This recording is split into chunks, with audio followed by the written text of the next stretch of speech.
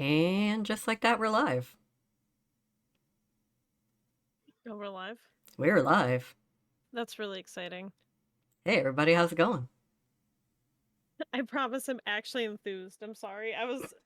I have a delay on your stream, so I was watching the opening on it, so I'm like, oh god, I forgot. I'm actually in this. I'm not just watching. Yeah, you're I'm a part of actually, this. Oh no. you are.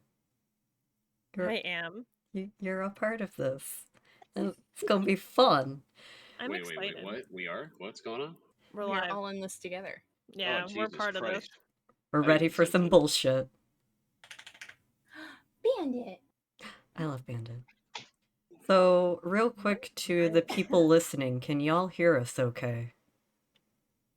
That's what I need to know first before I start off with the serious stuff. Of course, my son would just open my door. I love your son.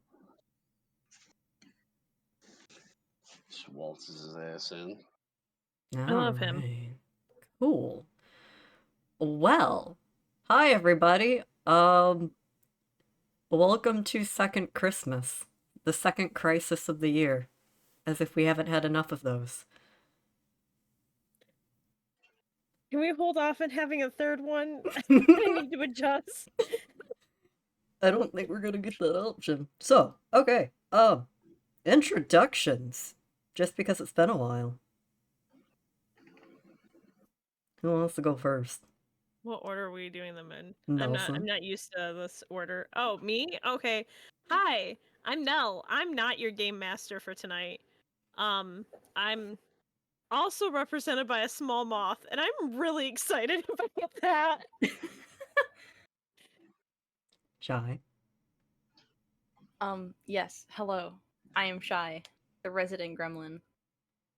I'm here, man.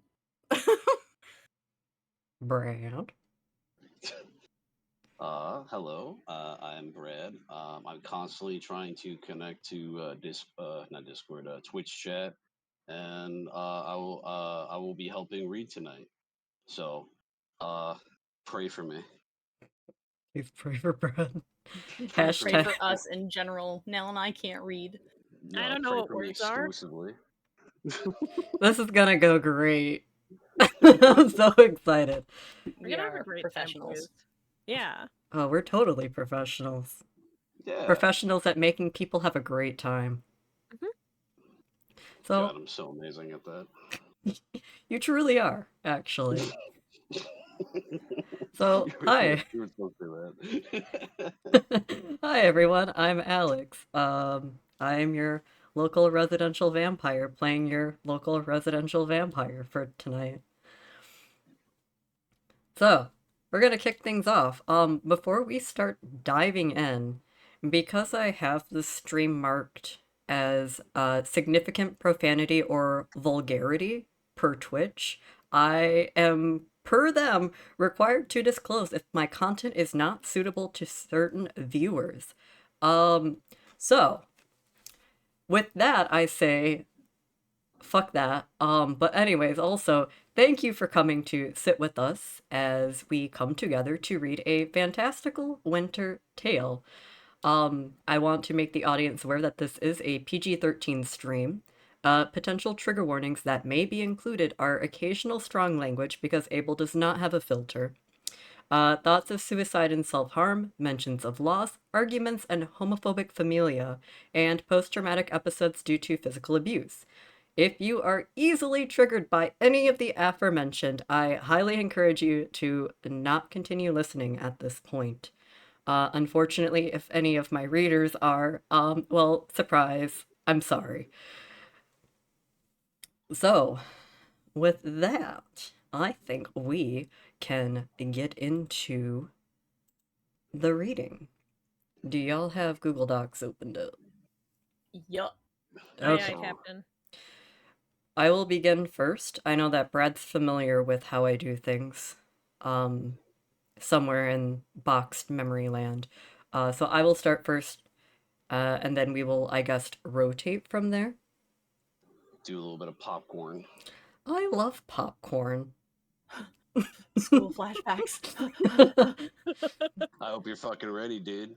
I hope you're fucking ready, Brad, because the shit I have you say. Jesus Christ, I'm already a conservative. I really like the fact that we just really quickly before we get started, I want to tell all of Alex's normal viewers just how this is right now. Alex has been sending us little snippets of this, which they're all phenomenal, well written. You all know he's a fantastic writer.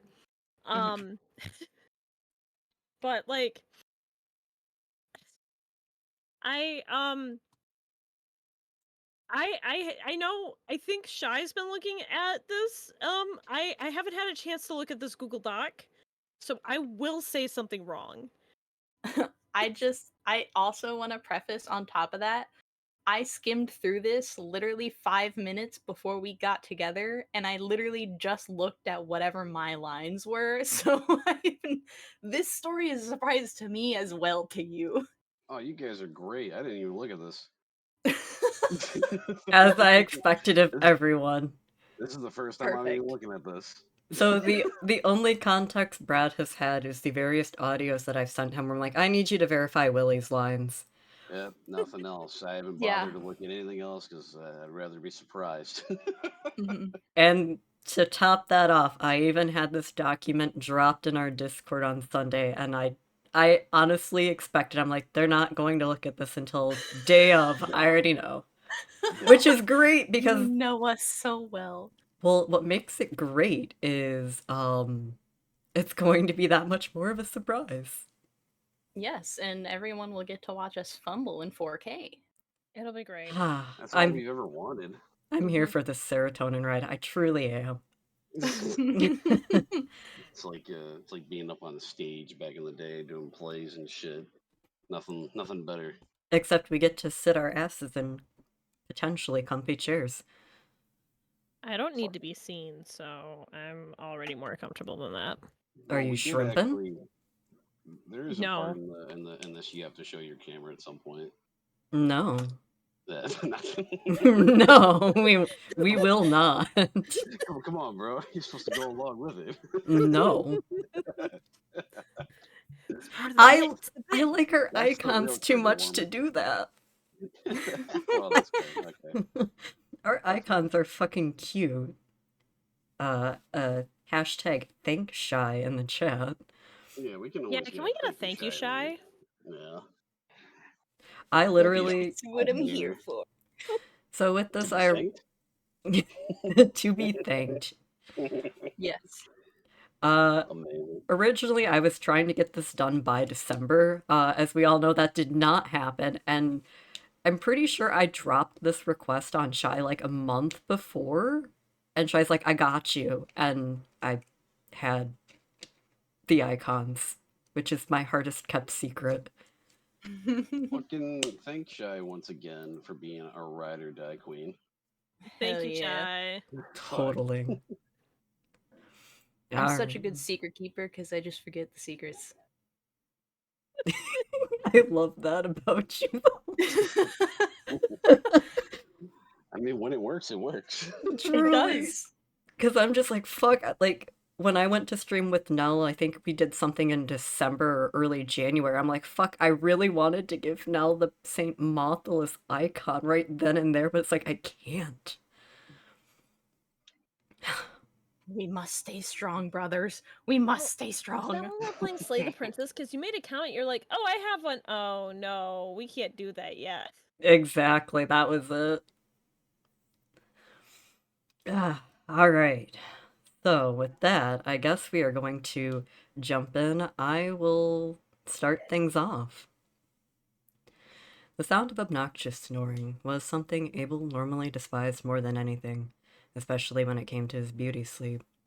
All of those past instances when he had those urges to suffocate his former roommate, well, who would have thought that same kind of snoring would become a part of his everyday life? He certainly hadn't. His weary eyes opened on that cold morning, gaze taking in the same old dorm ceiling, the same cracks spread across like faults on dry land, save for some glow-in-the-dark stars that had been stuck up there in the more recent months. Perhaps they were a nice addition after all, he thought, rolling over onto his side. Warm smile crept across his face as he took in the sight of Willie. His chest swelled as he drew a breath in, releasing it in one soft exhale. Funny how, after all he had been through in his life, this fluttering feeling was the last thing he ever expected to happen, especially to him. Hell, if he had to be honest with himself, some days it still felt like a dream he so desperately prayed to never wake from. He watched as the sleeping lad took a few extra seconds to smack his lips before rolling onto his side, facing him and forcing Abel's smile to grow. Gently, and with a bit of a playful curiosity of his own, he reached out to the man and tapped the tip of his nose with the nail while mouthing out, "Boop." Willie's eyes fluttered open in response, quick to panic in his own drowsiness before falling out of bed with a rather loud yelp and an equally loud thud.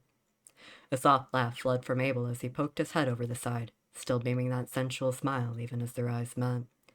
Never would he grow tired of mornings like these. Even he couldn't deny that sometimes it was fun to tease his partner. Now that he had the chance to process everything, Willie took a second to examine Abe. His ebony locks seemed to have a habit of coming undone lately when they slept, some stray bits spilling over the edge of the bed as though trying to hide the man's bare shoulders and collarbones. They failed in doing so. Mm, Morning, Abe. Drawing up a hand to cover his teething laughter, Abel soon followed up with, "Good morning, Willard." His orb slowly scanned up the man's St. Mothless Kigu before finally settling on his eyes. Aside from his hair having grown out some and his roots so desperately needing to be touched up, Willie looked the same as he did back then. I'm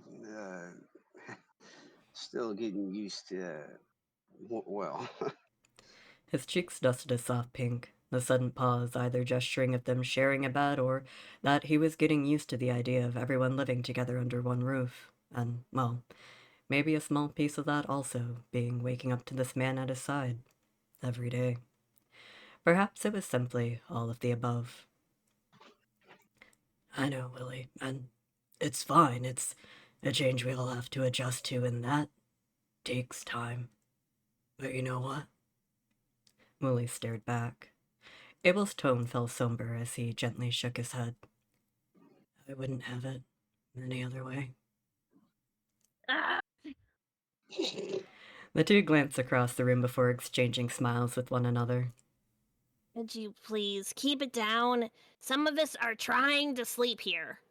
Sure, some things might still take some getting used to, like the occasional demon bellowing out now and again. But even still, Abel wouldn't change the found family he had been given, or that second chance at love. uh, uh, sorry about that, buddy. Willie called out to the real. You can, just go back to sleep, all right? We'll be quiet. Abel smirked, raising a brow suggestively as his emerald orbs fell onto Willie's lips. He released a soft hum. "Yeah, we'll be quiet, all right." The voice groaned again with disgust. If you get two are gonna be like this, like that, then just take me to another room. I'd do it myself, but somebody bound me to a locket, Willard. Willie sat up, letting out a chuckle of his own. The sheer patience the man exhibited always surprised Abel in the best way possible time and time again. Look, man, I'm sorry, okay? We talked about this. I know I promised you we'd have fun and stuff, and believe me, we will. I ain't about to break a promise. I'll take you to the living room for now, though, okay? How's that sound? Abel resumed his observation of Willie, watching as he pulled himself to his feet and doing as promised once he took hold of the locket. Only when the door shut had he finally convinced himself it was time to start the day. Though thoughts of lazing in bed with Willie didn't sound too bad either. Reluctantly, the dark-haired man peeled back the mountain of blankets and slipped out, already regretting his choice as the cold floor met his bare feet. He strolled over to the floor-to-ceiling window, pulling the curtains aside with little care that he wore only his black cotton boxer briefs, specifically the ones that gave only the best support and shape where it was needed most. He scanned over the horizon outside, noting the day was already gray and bleak. Aside from just plain frigid, it would seem that the threats of flurries loomed in the forecast. Ugh, V-neck it is, I suppose, he muttered to himself, pulling the curtain shut and pacing over to the mahogany dresser on the far side of the room. It was not long after that Willard returned, his gaze promptly snagging at the side of Abel pulling down his knitted attire. As luck would have it, he had just caught the tail end of his partner dressing for the day. There was a sense of relief. He had been. There was a sense of relief to be had in this, a soft sigh slipping out despite the flush that grazed his cheeks, the man unable to announce his presence even as the door shut behind. His eyes meekly combed upward, noting the ripped jeans he wore religiously no matter the season. Yet something about the sight of Abel's bare back alone made his throat tighten. He felt drawn to him, but not in that spellbound sense, rather compelled to assist with a final touch of his own that only he himself could offer. And before he realized what happened, his hands gently took hold of the luscious curls that spilled like moon-kissed waterfalls and pulled them up and out from the back of his maroon sweater, a notion that made Abel whip around, stumbling back into his dresser. Uh, uh, sorry, Dave. Did I overstep? No, I mean, not at all. Abel quickly spat, his face bright red. Just surprised me, was all. Didn't hear you come in. A few seconds of silence slipped in. One little space remained between the two of them when Abel finally spoke back up. I, liked it. Truthfully. You helping me, that is. Blood rushed back to Willie's face, this time matching Abel's in redness. Yeah? He nodded, allowing the tension from the situation to wash them over like a crashing tide. He hungered for more the longer he gazed upon the man's lips, his own quivering ever so slightly as the seconds slowly ticked by. No longer could he restrain himself. Abel gave in to that burning temptation, reaching out to tug at Willie's collar, yanking him forward and meeting him with a kiss, the one he so direly had been yearning for since having woke. Their hot breaths grazed the other's skin once Abel pulled away, just far enough for him to ask, "Was Rose awake?" Um, maybe? Most likely. "Good," he replied, a curious hum to follow. "I have some things I need to run by her today." Abel peered up into Willie's eyes, taking a moment to become lost in the pools of honey and the sound of their hearts beating wildly from the lack of distance their bodies shared. Willie had practically pinned him against the dresser in a frantic attempt to catch himself, a miscalculation on Abel's part from when he had succumbed to his own desires. In that shared gaze, the disbelief that this man occupied his apartment was something he found himself struggling to wrap his head around now and again. Summer camp had practically been nothing short of a fever dream towards the end, and now here stood the present, that thing Abel never thought he would one day see. Since then, days had flown by like pages turned in a book, and yet somehow this mortal bestowed with the name of Willard Nakamura III, first of his name, held on to this remarkable power that could easily dispel one's own darkness, those what-ifs and the mountain of past mistakes and regrets which once ate away at him. All he needed do was merely look his way and smile. That Abel was very much convinced of. Other days it was nothing short of those domestic interactions, a warm homemade meal like breakfast or dinner awkwardly being offered. Even just hearing him mumble out his uncertainty of if dogmen could eat whatever had been prepared was enough to make him so very weak. And yes, even those scoldings of when he only drank his expired Capri Suns got the better of him, the lingering lectures becoming nothing short of a guilty pleasure, one capable of pulling a smile out, no matter how thick the darkness. He couldn't lie to himself, though, as while he had fallen so deeply for this man he endearingly dubbed Hero Boy, on the opposite side of that shiny golden coin, Willie had also become his greatest weakness. Though if Abel were to be honest with himself, he would have also killed anyone who dare lay harm onto his dearest Rosebud. This was a mutual feeling shared between the three that had now found themselves living beneath one roof, together, making each day just a little bit brighter than the last. Leave you to get changed then. The dark-haired man had suddenly piped up. All right. Willie stammered out. Smirk returned to Abel's lips as he playfully flicked at the zipper around his partner's neck. I mean, unless you want me to help you take off your kigu. Willie flinched, his face burning a heated red. No, that's I got it. Hey, I, I can do it myself. Abel responded with a gentle laugh, his tone shifting from playful to sincere. I know you can, hero boy, he admitted. Just wanted to tease you a little. He then reached up and, with a gentle pat, and gently patted the man on the cheek before slipping out with his collar in hand and shutting the door behind. All right, who's up next? Uh-oh. I can do it if you guys want. I was gonna say I can if you want. I Alright. finally got my mic situated. Oh, Jesus. Rock, paper, scissors. Oh no. I don't know how to do. You can do it. If it comes Yeah. to this, you're good. No, come on, man. Say what you got. Okay. Alright, On three. ready? On 3? Yep. Yeah. Alright. 1, 2, 3. Paper. Scissors. Scissors. There you go, buddy. All right.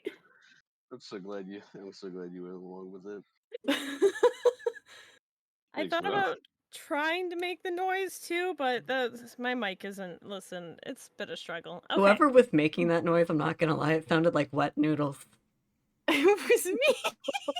Is that what that was? It was me doing the fist thing. It sounded like wet noodles.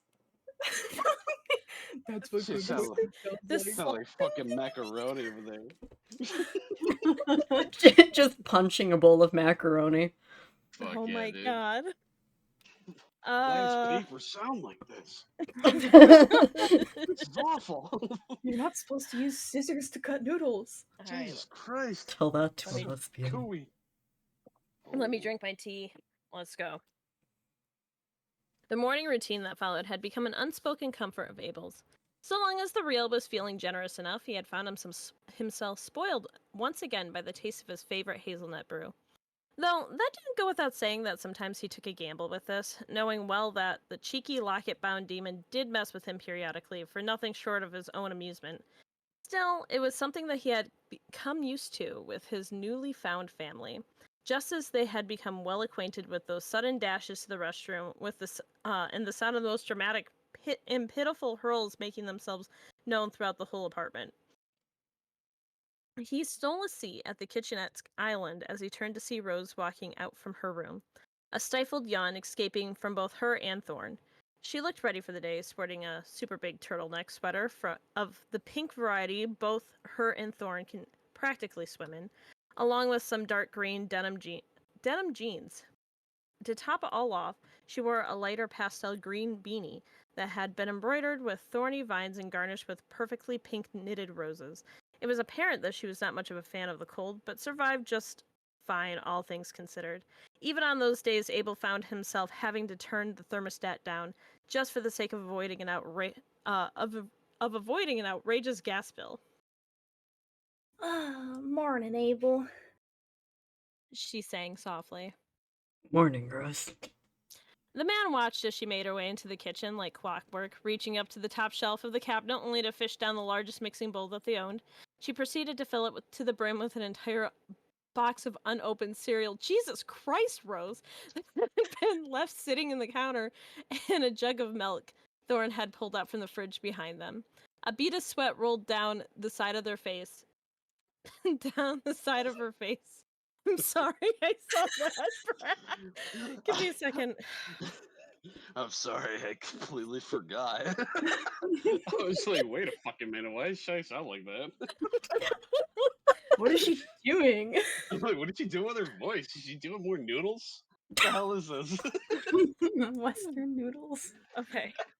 A bead of sweat rolled down the side of his face as she sat down across from him, ready to dig in. It would seem like they would be needing a few extra boxes that Count Quispula. Oh boy. It's gonna be a Count long read, Quispula boys. added it to the day's groceries list. Did you, have fun yesterday? Abel awkwardly added on. Rose, who had already wolfed down a few spoonfuls of the chocolatey cereal, stopped momentarily to think before replying back with a nod. Oh yeah, it was really beautiful out there despite the cold. Knowing his rosebud here, Abel can only hazard a guess that the entire selling point of yesterday's activity was most likely in regards to the nature aspect, something that didn't surprise him in the slightest. It was Rose, after all. Be it bone-chilling weather or climates much harsher than whatever the fuck Ohio's got, that wouldn't stop her from finding a way to get out of the wilderness and out into the wilderness to enjoy herself. I see. Uh, Abel's gaze drifted towards Thorn, who at one point or another morphed their hand into spoons of their own and had begun to chip away at the towering breakfast feast before them. He furrowed his brows to this, but then shook away his bewilderment, directing his attention back to his friend and the conversation at present. what, exactly did that place have to offer again? Seem to recall it. I seem to recall something about it being some kind of outdoorsy thing. She paused mid-spoonful, just long enough for Thorn to quickly help themselves to the idle mound of tasty O's the second she looked away. Let's see.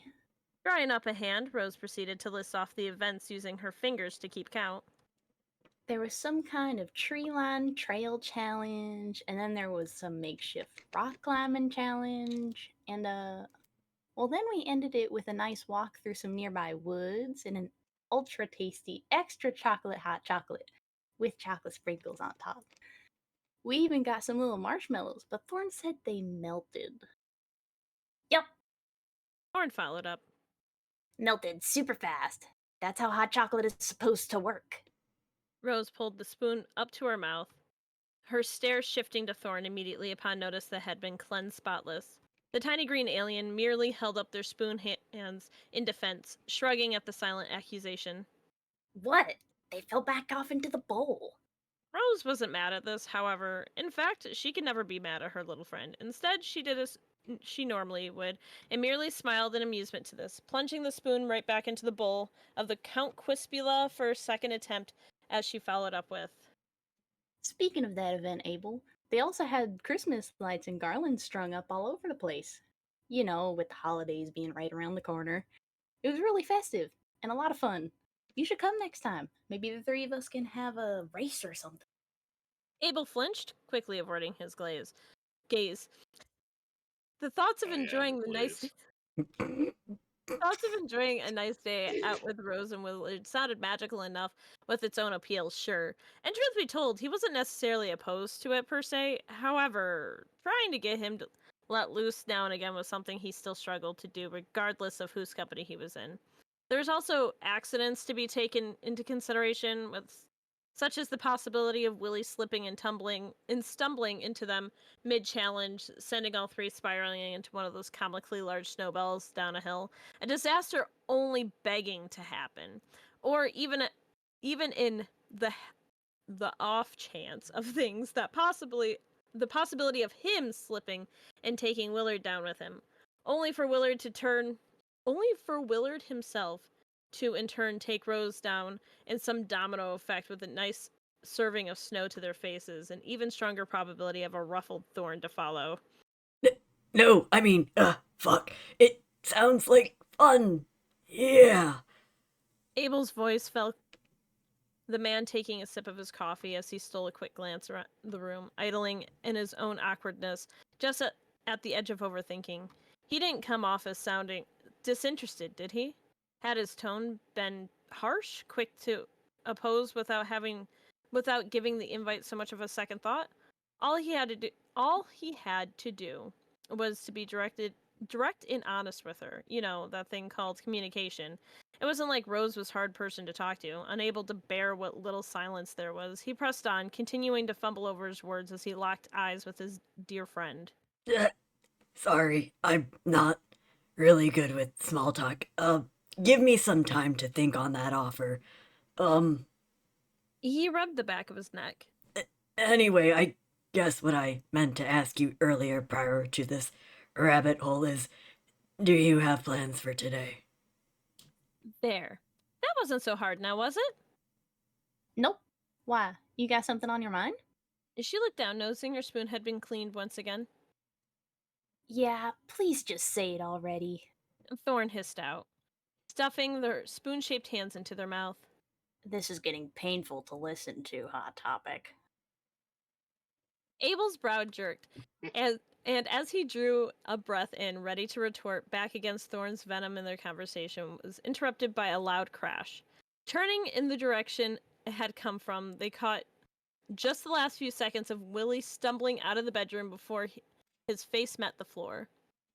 The two of them slowly turned their attention back to Thorn, who had been shoveling the cereal into their mouth at a ravenous pace. It hadn't taken long for the alien to realize all eyes had shifted to them, as soon as they slowed down before finally coming to a complete stop. Collectively, the three then directed their attention back to Willard, ready to gauge the situation. As it seemed to normally go, his shirt was backwards inside out, head through one of the holes of the well-worn attire, while his pants hung just a hair below his waistline. The kigu he had slept in somehow at his ankles, no doubt because of the... Give me a second. I'm so sorry. No doubt because of his 10-point faceplant. Abel stared at him in amusement, wondering just how Willie had managed to get his pants over his kigu to where something like this could even happen, or to a lesser extent, how the kigu had ended up around his ankles well after he had put on his pants. The thought only lasted briefly, however. You, alright there, Willie? Rose finally asked, trying her best to contain her own laughter. I'm so sorry. Unlike their host, Thorn was trying to drink tea. I'm so sorry. You're doing good, dude. You're doing good. Don't worry about it. Yeah, you're doing just fine. Unlike their host, Thor was unopposed to refraining from this, laughing, that is. They even took it a step further to point Please. at the man while doing it. Jesus Christ. Don't you laugh at me. Willie quickly pulled himself back to his feet, brushing the dust off from him. But as he went to take a step forward, he tripped once more. Ah, jeez. A soft snort escaped from Abel, the man drawing up his coffee to hide his curling lips and the soft flush that had dusted his cheeks. He peered at Willie through his bangs, watching carefully as the man rose yet again. There! I did it! The blonde placed his hands on his hips, puffing his chest out in a prideful notion. He looked to Abel, seeing the smile beaming from those now gentle emerald eyes. See? Told you I could do it myself. Abel gestured at Willie's pants with a nod, noting silently that they had fallen down again. Ah, crap. Hold on. Now just give me a minute here. It's an improvement. He began, stealing a whiff of his coffee as he watched the man who had somehow captivated him fight a losing battle with his trousers. Of some degree. Better than the last few times, I'd say. Abel stole a glance down to the shiny green rhinoceros beetle that at some point had also found himself watching the struggle unfold. You gave him some pointers, didn't you, Winston? The beetle scurried around in a circle to look up at Abel, making a soft sound that otherwise went unheard to normal human ears, and one that pulled a grin out from him. I thought as much. He replied. His technique has definitely improved a little. You, sure you don't need help, Willie? Rose called out, another snicker escaping. Almost got it. Willie shouted back, his head now somehow through one of the legs of his pants. The smile on Abel's face, I'm trying to drink tea, I'm sorry. The smile on Abel's No, face you're slowly fine. receded as the ongoing event began to blend in with the background. He had known the turn of the day. Had he known the turn the day would take, he would have much rather spent it bearing witness to how the ending to the Battle of St. Willard at Fort Pantropolis unfolded. Fate was fickle, though. He knew this was thanks to past experiences. An alert on his phone pulled his undivided attention. The man setting down his cup as he took a hold of the device and swiped it unlocked. Though it had been half a second at least, he swore that he caught sight of Steve's name popping up on the screen. He read over the message, brows wrinkling in his own irritation before standing abruptly.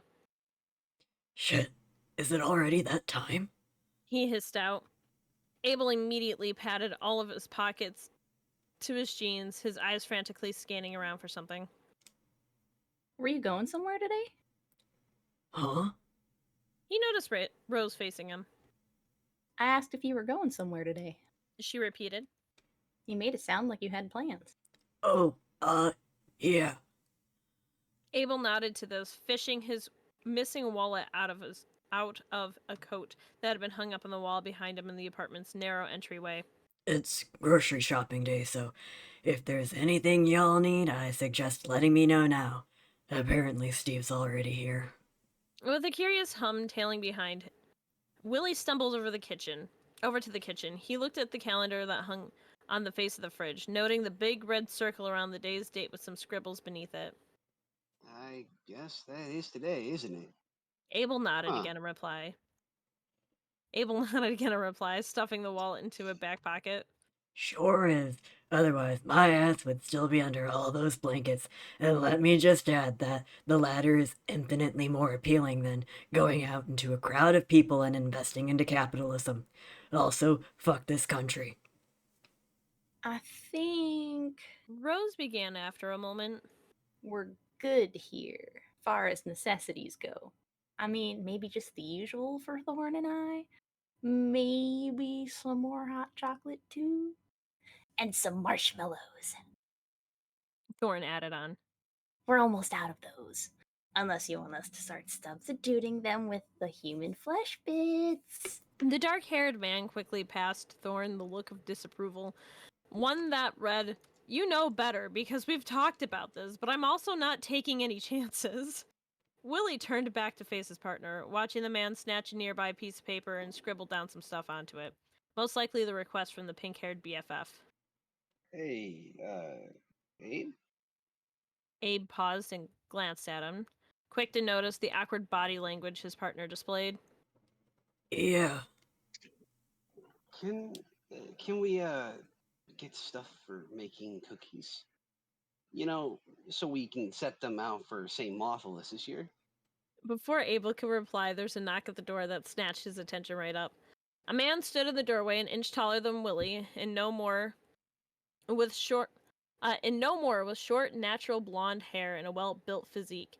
He wore some dark denim jeans accompanied by a pair of sorrel winter boots and a black turtleneck. Despite how loose the sweater was around his chest, you could still spot traces of well-defined muscles in his arms. Said person was none other than Steve, the man having let himself in.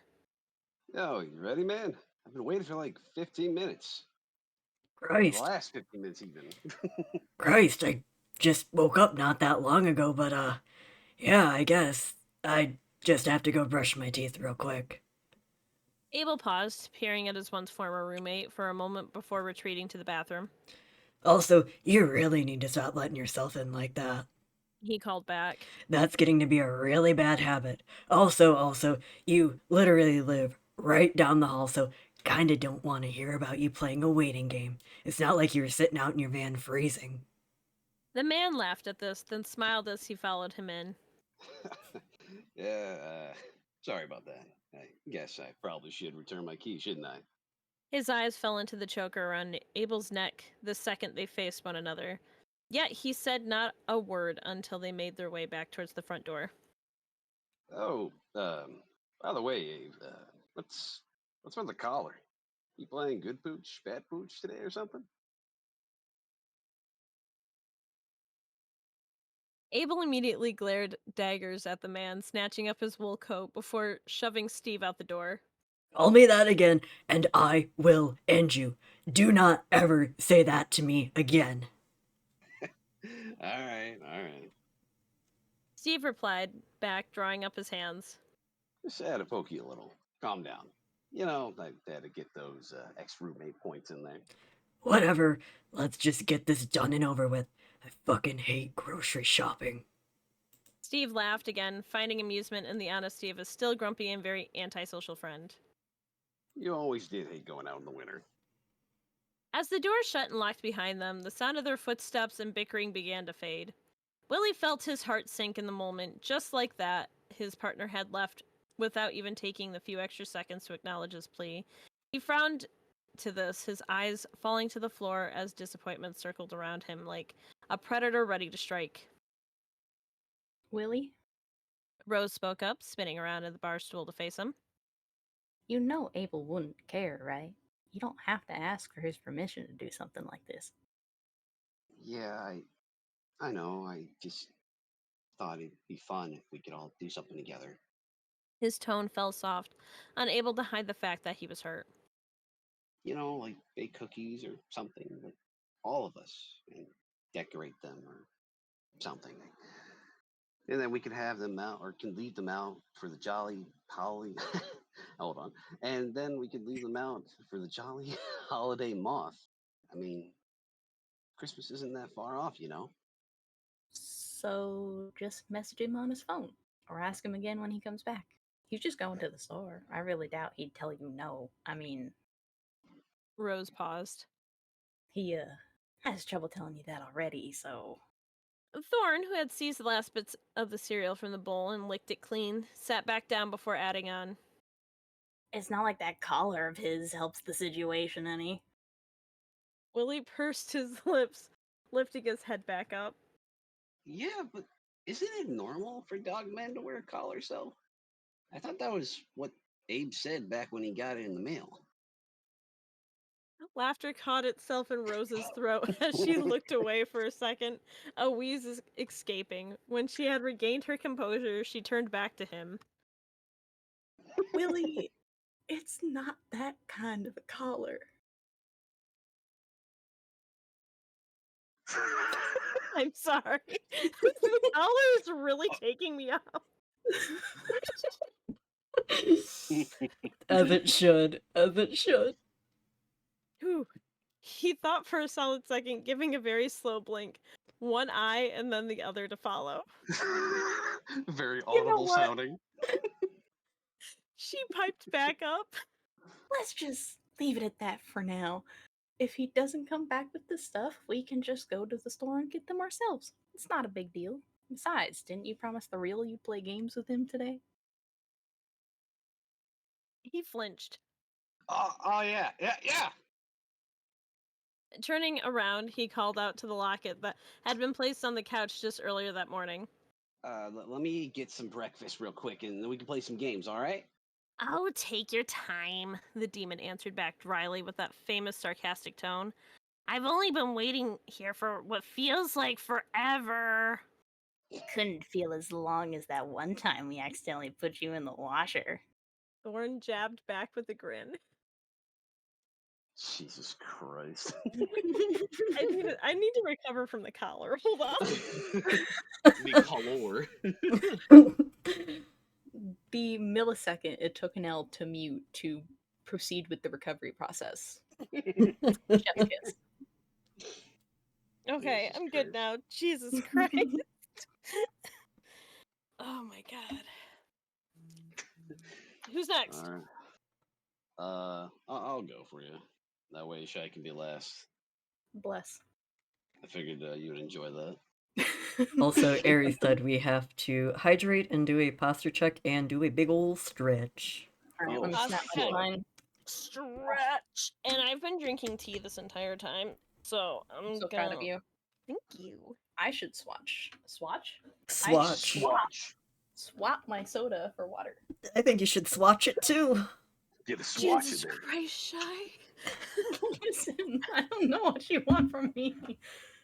We stand the self-care fairy in this chat. Oh my god, my spine. Self-care So fairy. brace in there.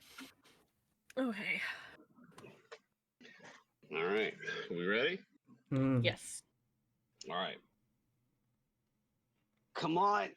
Give me a 5, please. Yes. Well, look at that. Way to be the video game boy, Willie. Congrats! You're really close to that gold star now. Not if I use this whistle I've been saving. The real snickered out, rubbing his claws together. Man, come on. Willie forced out a sigh, turning to face the locket. I thought we partied enough for this game. You can't just go and use that on me when we're a team. That's not how teamwork works. The demon shrugged carelessly, sassing back. Serves you right for trusting a demon in the first place, Blondie. Can I even call you that anymore? You're like 50% fake blonde at this point. This fucking He guy. makes a valid point about both of those. Thorn noted, reaching for a marshmallow. But not just any old one, no. Their eyes were on the prize this time around, going for that gold star of a marshmallow. Specifically, the last of the biggest ones that was to be had, with deep, creamy chocolate swirls all throughout it. As they drew it towards their mouth, opened wide when they then stopped, perplexed. Did you guys hear something? They asked, looking around. The others turned to them, falling silent as they listened carefully to their surroundings.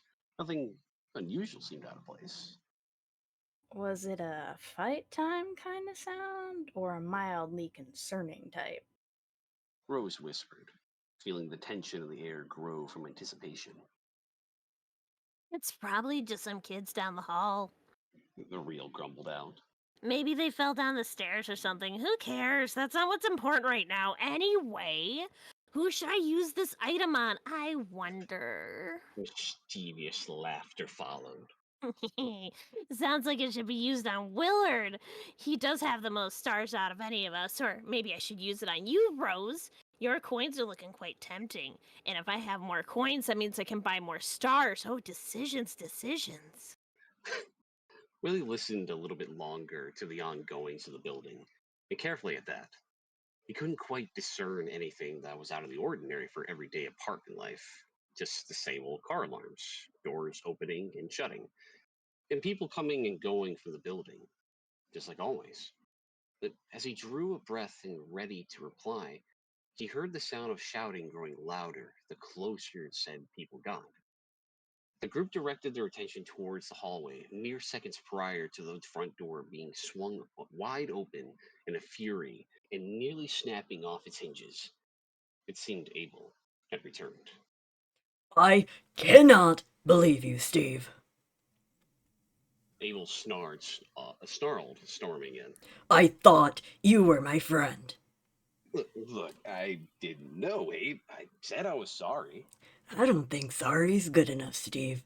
The call itself was bad enough, but on top of that, you had the fucking audacity to answer for me? Really? Why the fuck didn't you let it go to voicemail?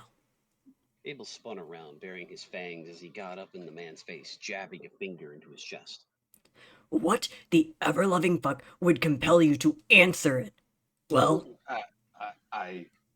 I said I would be right back. You could have just, I don't know, declined the call, or maybe do what any other person would have done, aka ignore it. Treat it like some spam call, because it's not your phone and it wasn't your call to accept in the first fucking place. Willie and Rose slowly drew up their matching roommate cups to their faces, taking a long, slow sip from their toasty hot cocos, all while Thorn munched on the marshmallow from earlier.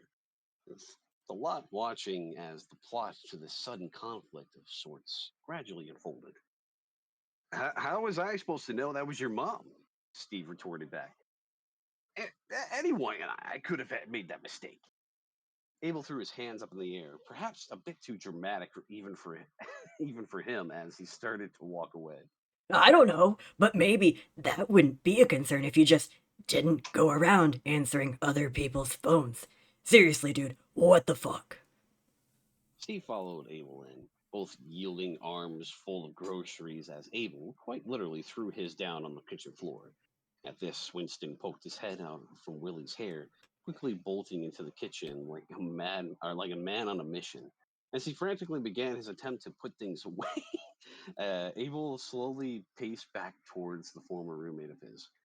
Why not just block the number then? If you don't want her calling, wouldn't that be just the easiest solution for you?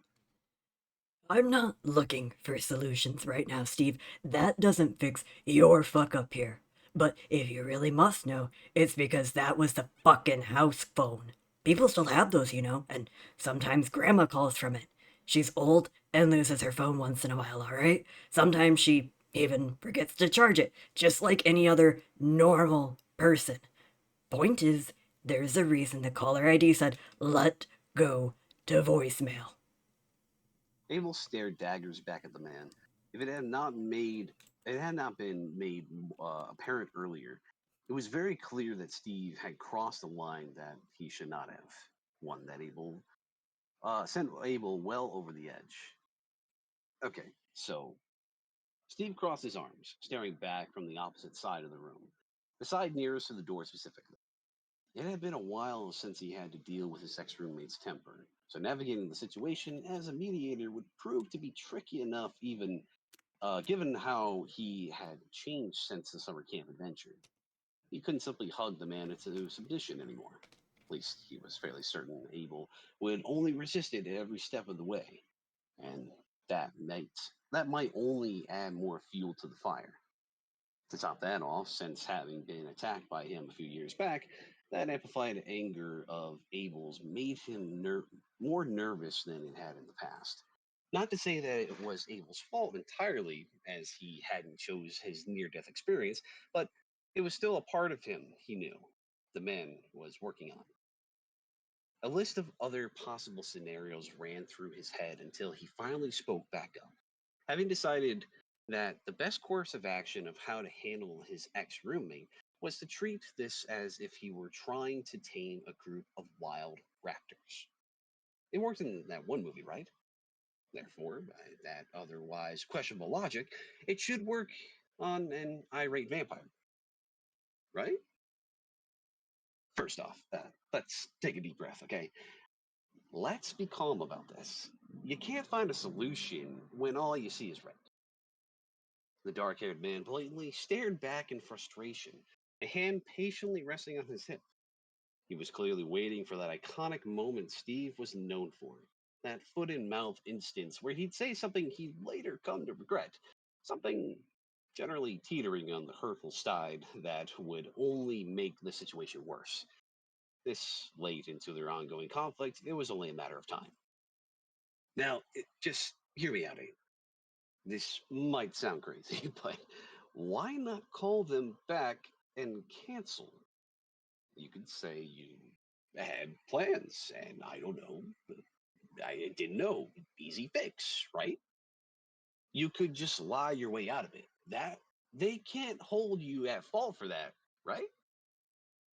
No, Steve. Abel replied flat, shaking his head. Unfortunately, it's not that easy of a fix as you think it is, and it's not something I can simply make up an excuse for. I don't understand. Why not? Because it's too late for that. In the time since the call ended and how long it took for us to get back up here, she's done told Grandma by now. Knowing my luck, she was right beside her when that call was placed. If there's one rule to the household, you don't go breaking. It's going back on plans you make with Grandma Rose. Yeah, but this wasn't plans made with her directly. Well, all right, yeah, she did use your grandma's leverage in her call. Ah, crap. Steve looked away for a second, rubbing the back of his head as he came to slowly understand the situation. He meekly peered back to his friend's sharp emerald stare, one that remained unmoved no matter how much he apologized. Um, look, man, I didn't know. Again, I'm sorry. I know you never went home for the holidays before, but I guess I just didn't know what the full reasoning was specifically? Because of your mom. Um, I thought it was just because you didn't like the holidays in general or something. I mean, you always turn into a bit of a Scrooge around this time of year, and he quickly smacked his lips shut. There was a moment, there was that moment Abel knew would come. Drawing a hand toward his mouth, Steve mentally cursed to himself. All right, maybe that last bit there was uncalled for, he admitted, nervously pushing himself to look back at Abel as he stole a step back. Maybe it won't be so bad. People can change, you know? I mean, look at you. You changed over the course of a few months. Maybe she's changed for the better too. 2 points. Plus a home run for comparing him to his mother. Look, Steve. The dark haired man pinched the bridge of his nose, taking a moment to draw a breath in. He then faced him once again, releasing the weight of the storm in one exasperated sigh. I admit, people can change. I know this, and I acknowledge it in full. I hear what you're trying to say. However, I need you to know that kind of person is absolutely not my mother. As though it held the intensity of thunder breaking through the dead of night, Abel then slammed his hands down on the kitchenette countertop, striking fear and seizing complete control. He leaned forward, hissing out. I ought to make your ass go with me so you can experience the complete joy she is for yourself, especially after you compared me to the likes of her just now. To my fucking face. Yeah, you know what? Maybe I should. Yeah, I should drag you all the way across this shithole of a state right to her doorstep. Maybe then you'll take the holidays in a different light, mister. I have a perfectly functional family. Well, Steve stole another step back, drawing his hands up. Should we say something? Rose whispered slowly, turning to Willie. Ava looks like he's ready to strangle this guy. I say we let him. Thorne replied with a wide, chaotic grin, reaching for another marshmallow. That'd be hilarious to see. My money's on Hot Topic. Rose immediately furrowed her brows, shifting her attention to the little green companion resting on her shoulder. Thorn, we don't have money. We don't? Since when? Wait, Shouted another voice. would someone take their turn already? Italian Bros Party isn't gonna play itself. I mean, it could. I could easily make that happen, but it's not really all that fun now, is it? Willie pursed his lips. He looked from one man to the other, doing his best to gauge the whole catastrophe. Abel, who stood in the kitchen, held a death grip on the granite countertop to their little island, while Steve stood opposite of him and had somehow backed his way into a corner, both physically and verbally. He thought to himself briefly what the best course of action should be. A soft hum fleeing before finally speaking back up, turning to the pink-haired comrade at his side. Hey, Rose, did I have anything for breakfast? I couldn't really see anything earlier because of, well, you know. He had coffee. She then paused for a second. Why? Ah, okay, I got it then. Willie smiled to himself and nodded. That's what this was about. The solution much more simple than it appeared to be, or so he had concluded to himself. He sat the controller down and headed towards the kitchen, the man practically invisible in the ongoing war. Rose took hold of her cup once more, drawing the chocolatey beverage up to her lips as both her and Thorn muttered out. Oh boy. Hearing that Abel's roommates were home, Steve hastily gestured their way, trying to divert the smaller man's temper away from him. However, he failed in then remembering one very specific detail when it came to his former roommate. That being, Abel oftentimes got tunnel vision when it came to conflicts, and would not just simply drop it until either a resolution had been achieved or he had made his point crystal clear. Steve began to sweat nervously. You see, Abe, as much as I would love to experience what your family is like firsthand, I can no longer do that. I can no longer do so due to the fact that you have two perfectly good candidates right over there. 5, technically. Thorn hissed, narrowing their gaze. I say we let Abel kill him. Yeah? Abel sassed back at the cowering man. What about them, Steve? Don't try to change the topic. You've crossed that line. In good faith, I legally can no longer play the role of your fake boyfriend anymore because uh, The man suddenly pointed directly at Willie, who had since walked over to them and now stood beside Abel. you got a real one now. So, like, why not ask Willie to go? Abel's face fell flat again. No way. He protested, outright refusing. I can't do that to him. I can't subject any of them to my mom. Plus, it's your fuck up. They shouldn't have to fix the shit you did. You're a man, ain't you, Steve? Why not own up to your little mistake here, buddy? It's really not that big of a screw up as you're making it out to be. And they're not fixing anything. Besides, it's about time you had Willie meet your family anyway. Maybe I Right? don't want Willie to meet them, Steve. Did you ever consider that? My partner, my choice, my family. Nothing about that has to do with you telling my family that, and I quote here, yeah, no problem. He'll be home for Christmas for sure. The fuck, dude. Now, Abe, Willie began. Abel slowly turned his head to Willie, only to see a Capri Sun directly in his face. We talked before about you skipping breakfast. It's one of the most important meals of the day. Just because the reel was nice today and let you have your coffee doesn't mean you can only have that for breakfast. Having a balanced and nutritious meal is very important.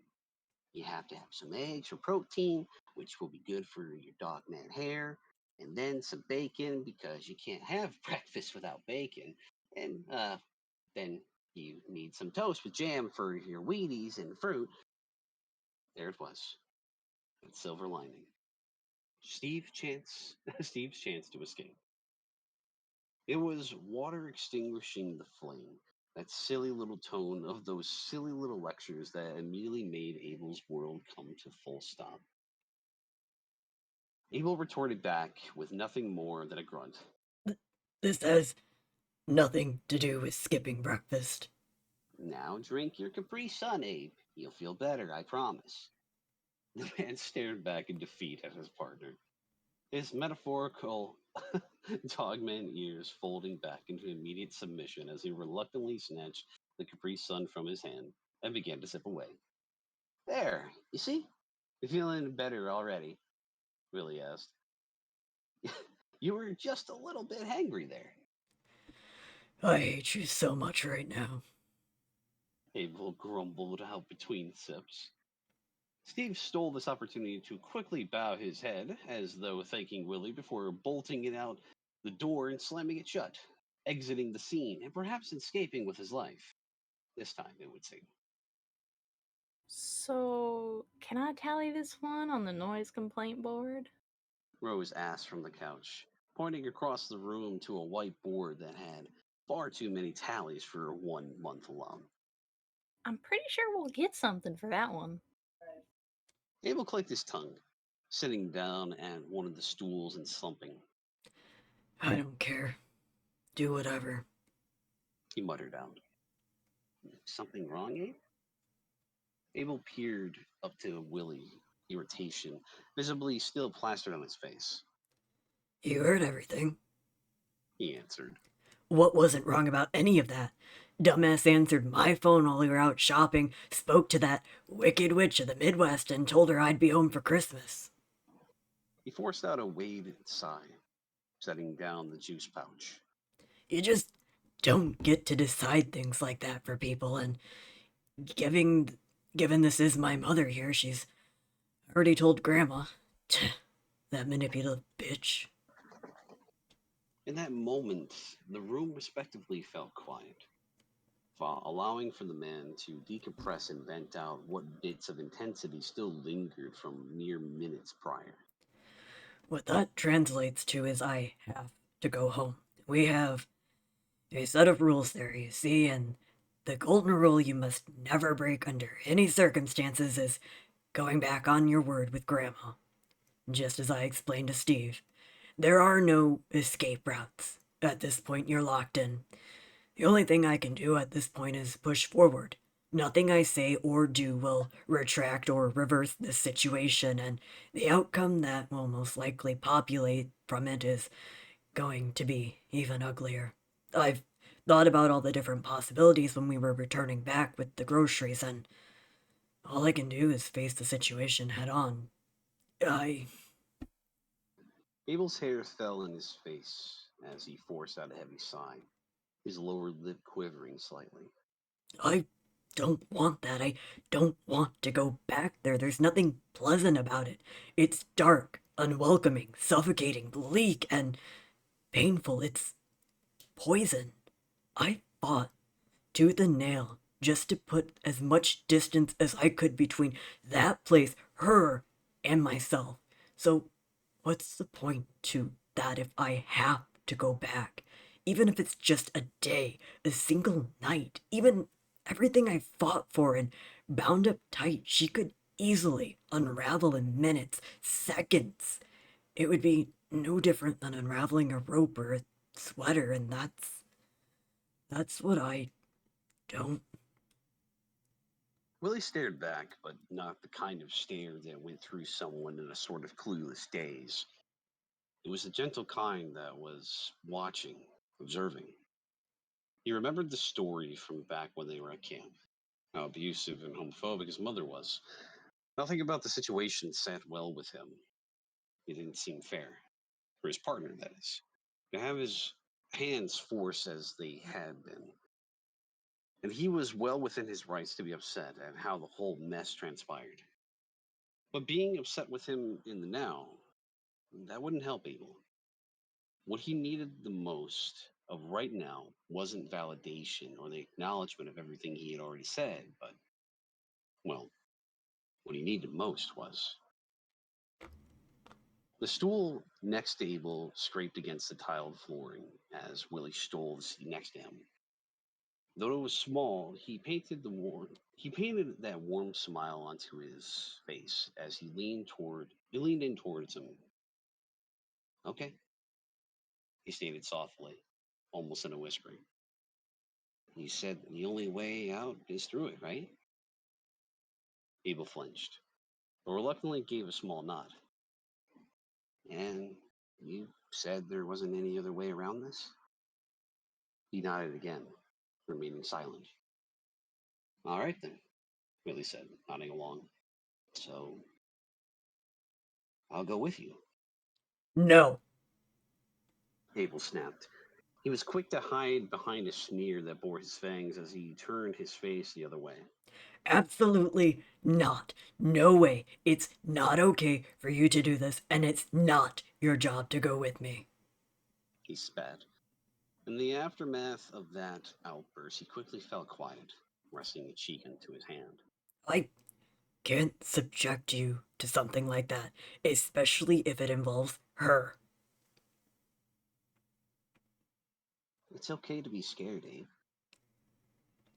Something about Willie's deliverance of that line specifically had pierced him, taking him by surprise. In the mess of barbed thoughts churning in his head, he could no longer discern if it was the tone of his voice or the feeling of his hand resting tenderly on his thigh. But he felt himself become so vulnerable in that moment. It was as though the man had torn down all the barriers he had thrown up in the hurricane he arrived in mere minutes prior with so little effort. Abel slowly turned back to meet that honey gaze. I get it. And I'm not saying that I'm the best person to go with you. I mean, you're like a bunch of rich dogmen, and I'm just really pulled at his shirt, letting out that little nervous laugh of his. I'm me. I'm sure your family would probably take one look at me and I don't know. Maybe they say things, but if me going with you will take away some of the punches, then I'll do it. I'll go with you and take all of whatever she tries to throw at you, just so you don't have to be scared or either by yourself. You're not going alone because I'll be there with you. Abel snorted at this. The longer he tried to hide behind his own front, the harder he failed at it. Willie was far from being the dominant or assertive type, at least in the ways he thought of it, but the man was very much persistent and genuine in his own way to where Abel could never tell him no. And no matter how hard he tried to push him away or how often he flashed him his fangs, the man just kept coming back to him with open arms and nothing short of kindness. And something like that in a situation where he felt conflicted, vulnerable, and even terrified. It was welcome more than he dared to let on. I'll protect you, Abe. Trying to play a hero again? Willie smiled back at this, taking hold of Abel's hand before shaking his head. No, not this time, Abe. Finally, a small smile escaped. The dark haired man no longer able to fight back against whatever spell or tactic Hero Boy had used on him. Be it charm or rolling straight up charisma, Willard's advance was super effective, and just what he needed. He playfully rolled his eyes, gripping back at his hand. Well, whatever then. If you want to go that badly, don't say I didn't warn you. Just make sure you have your overnight bag packed. I'm only going to give them 1 day, less than 24 hours. And I'm not packing your bag for you, big boy. Real quick, I just want to say thanks so much for that follow. I'm going to reveal Abel's artwork when we get back from a break, so. Ayo. Let's go.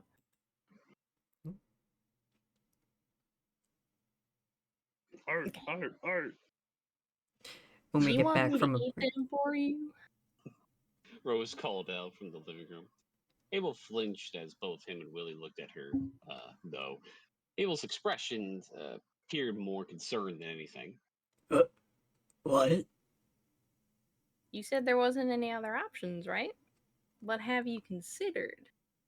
She pointed at Thorn. We can make them disappear. Abel frowned with immediate disapproval, his stare turning slightly judgmental. No, you can't eat Steve. What about your mom, though? She sounds like fair game.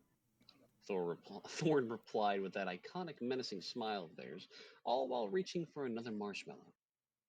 He actually took the moment to think on this, but sighed reluctantly and shook his head. No. No cannibalism. We've talked about this numerous times, completely off limits. But I won't lie, that it is quite tempting. Rose gave a quick finger gun his way. Alright then, suit yourself. But offers there if you change your mind, Rosebud. Besides, I'm sure she probably wouldn't taste all that great anyway. Can someone please take their turn already? The real shouted out. Willie, I'm about to take your turn if you don't do something. Wait, what? Willie stood abruptly, racing over to the sofa. No way, man. I work hard for those stars. You can't just steal other people's stars like that. The demon chuckled back. That's where you're wrong, Boy Wonder, because I absolutely can. Just watch me.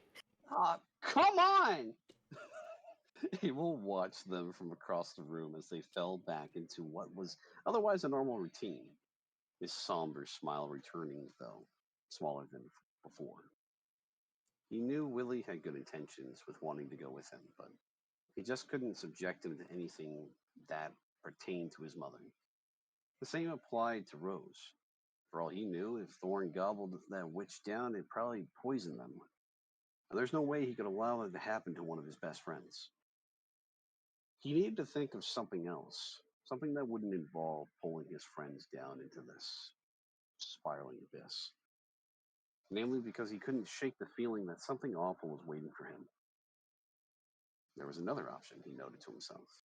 Albeit slightly underdeveloped at the moment, but it was still viable if he were careful how to pull it off.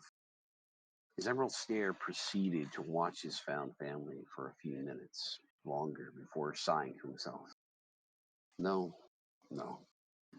He would think on that later.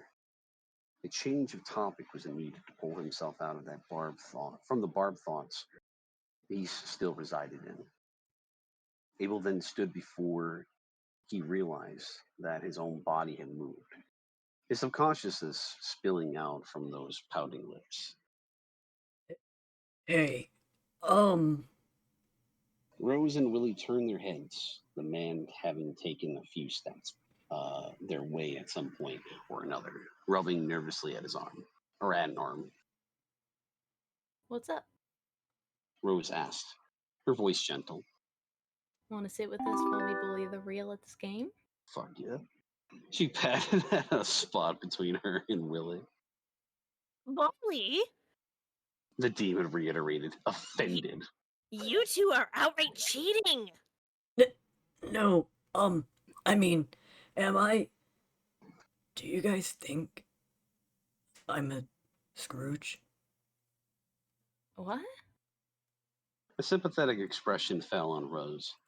Not at all, Abel. Why would you think that? Yeah, they don't think you're anything like that, Willie added on. Abel smiled at their reassurance, though remained reluctant to meet their gaze. I mean, it's not like you hate the holidays, hate your family, sneer at people who are out singing Christmas carols, hate holiday movies, or like go out of your way to avoid decorating for the holidays. Willie paused, looking to see his partner now staring back at him in disbelief.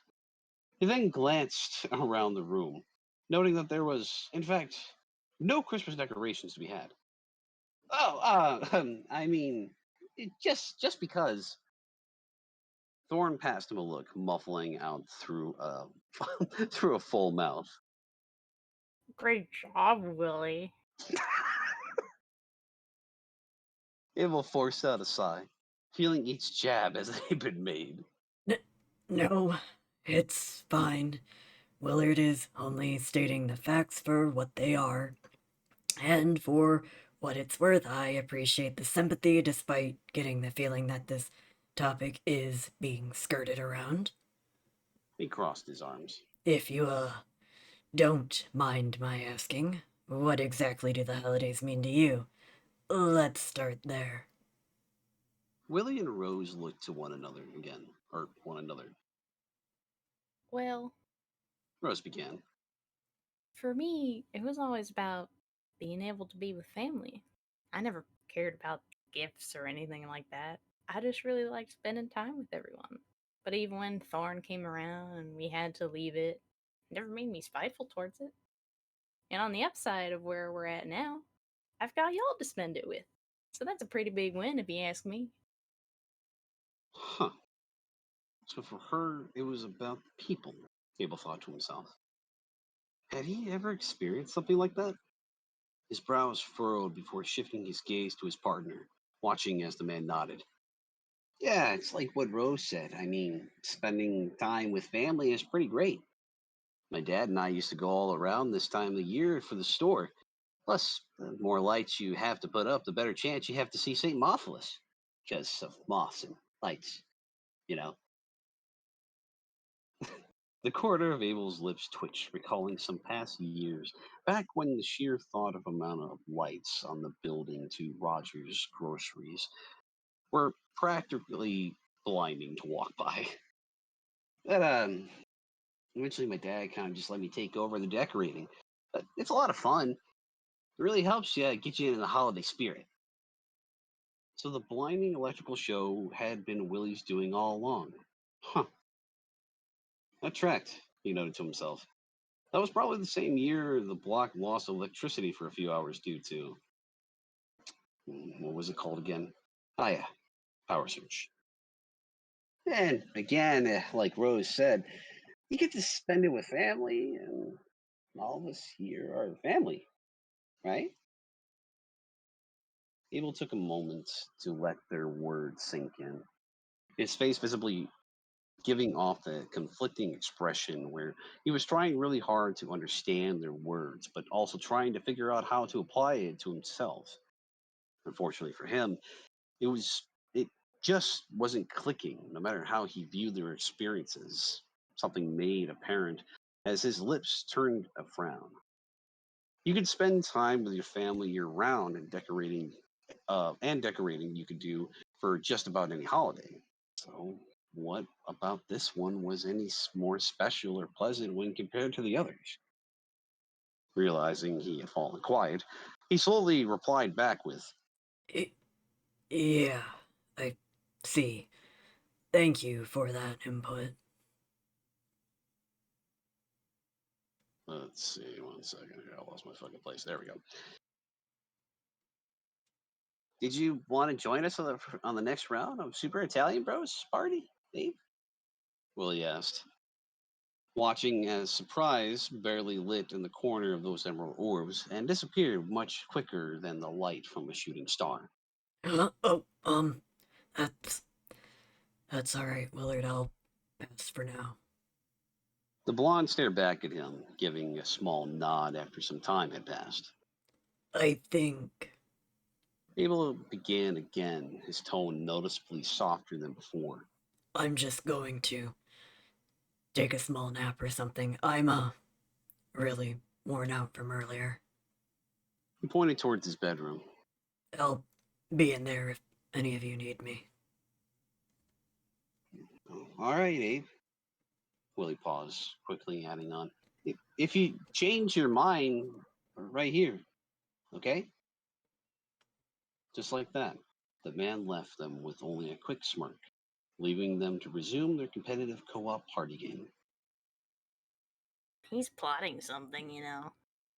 Thorne muttered out, but only after they were certain Abel was no longer present. Who?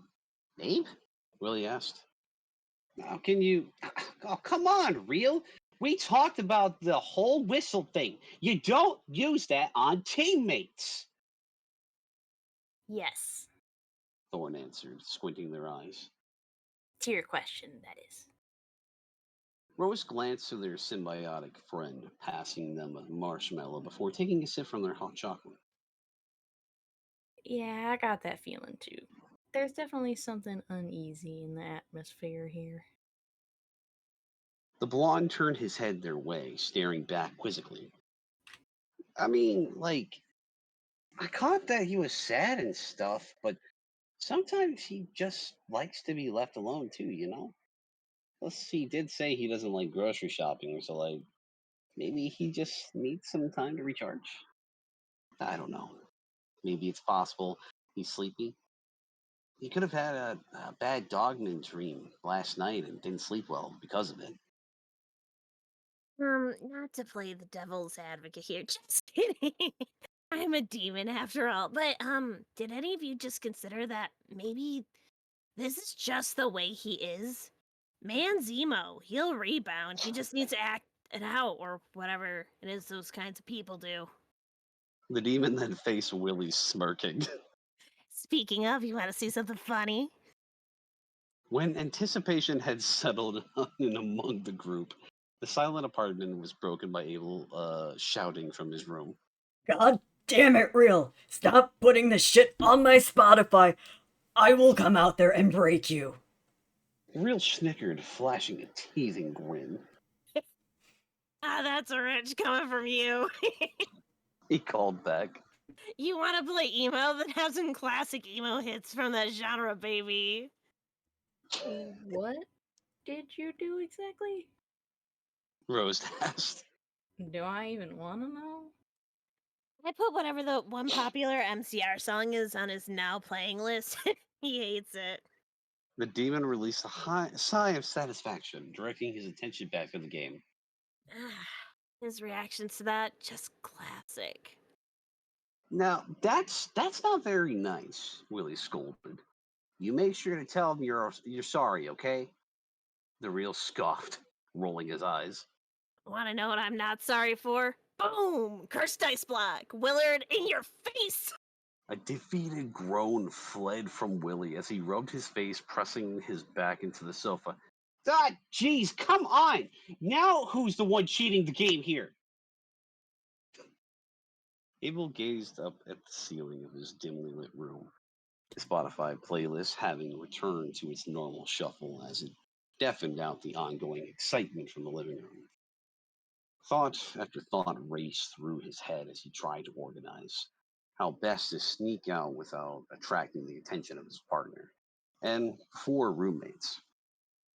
So far, the only thing he had, which wasn't very concrete, was that he would leave early enough one morning without telling a soul. But there had to be other alternatives should he require a backup plan, such as what day worked better than others, or what he would tell them if he was caught in the act. At some point or another, during the barrage of what ifs, a knock at the door pulled him awake. He rolled over lazily to see Willie standing there in the doorway. Hey, you awake? Abel parted his chapped lips, peeling back the mountain of blankets as the heat that had been trapped beneath them quickly fled. What's up, Willard?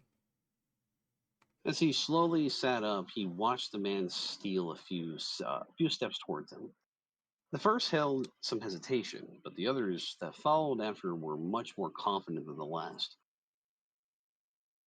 Willie scratched at the back of his head as he normally did when searching for the right words to say, his eyes averting some mere seconds before returning to those glossy green gems of his boyfriend's. I wanted to I wanted to check in on you because of, well, all that stuff earlier. Are you how are you feeling? Though it was forced out, Abel smiled at this, his head tilting ever so slightly. Admittedly, he wanted to lay out how he truly felt in this moment. The corner of his eyes tender and swollen from the aftermath of emotions, but seeing his partner before him now, his throat tightened. It's debatable, but I suppose I should say I'm fine in the moment. His hushed voice exhaled.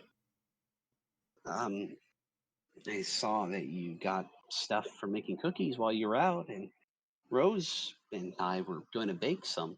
Cookies, huh? He breathed out with little effort. You didn't need to wake me up just to tell me that, Willard, but I'm glad you found them well enough. Sorry I didn't answer you about them earlier. The blonde vigorously shook his head. No, Abe, we wanted you to make them with us. It has to be all of us doing this. Abel released a sigh, forcing another smile as he extended a hand out to the man. It was hard enough telling him no as it was, but when he got like this, it was twice the losing battle. Fair, I won't fight you on it, but you'll have to help me up out of bed if that's what you want. Willie beamed a smile, taking hold of his hand and yanking him up in one go. Abel, on the other hand, held other motives, using the momentum from his partner's strength to throw himself into the man and steal a hug so tight. The kind that hid a meaning much deeper than just simple love and affection. It was the kind that hungered for warmth when lost, but also felt bittersweet, as though it were intended to be one meant for partings. He buried his face into his chest, digging his talons into the back of his shirt, as if it clung onto dear life. Abe? The man stole in a steep breath, taking in the comfort of his boyfriend's scent. Yes, Willard. As it would so happen, Willie took notice to the weak tremble the shorter man's body gave. Where Are you crying? He smiled against the man's chest, remaining silent for all but a second, until he finally let go. Hey, let's go bake those cookies.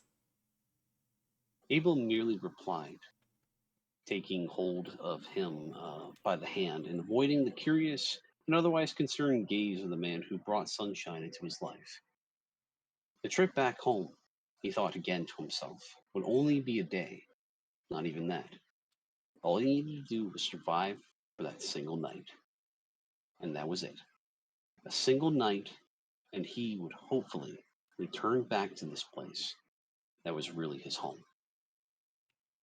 All right. So, Clap, clap, clap, clap, clap, clap, clap, clap. we have reached our first break point. When we return back, we will be starting with shy reading. And when we get back, I will also reveal the sneak peek of the Able artwork like I have been promising for the longest time. I'm So, excited. Yep. how long do we think we're gonna need? 5 minutes, 10 minutes? How's Buddy doing? Yeah, probably. Yeah, he's passed out right now. Probably like 5 minutes. I just need to uh uh bleed the lizard, as they say. Oh I'm my sorry, leave the God. lizard? Bleed the lizard. Oh my god, that's horrible.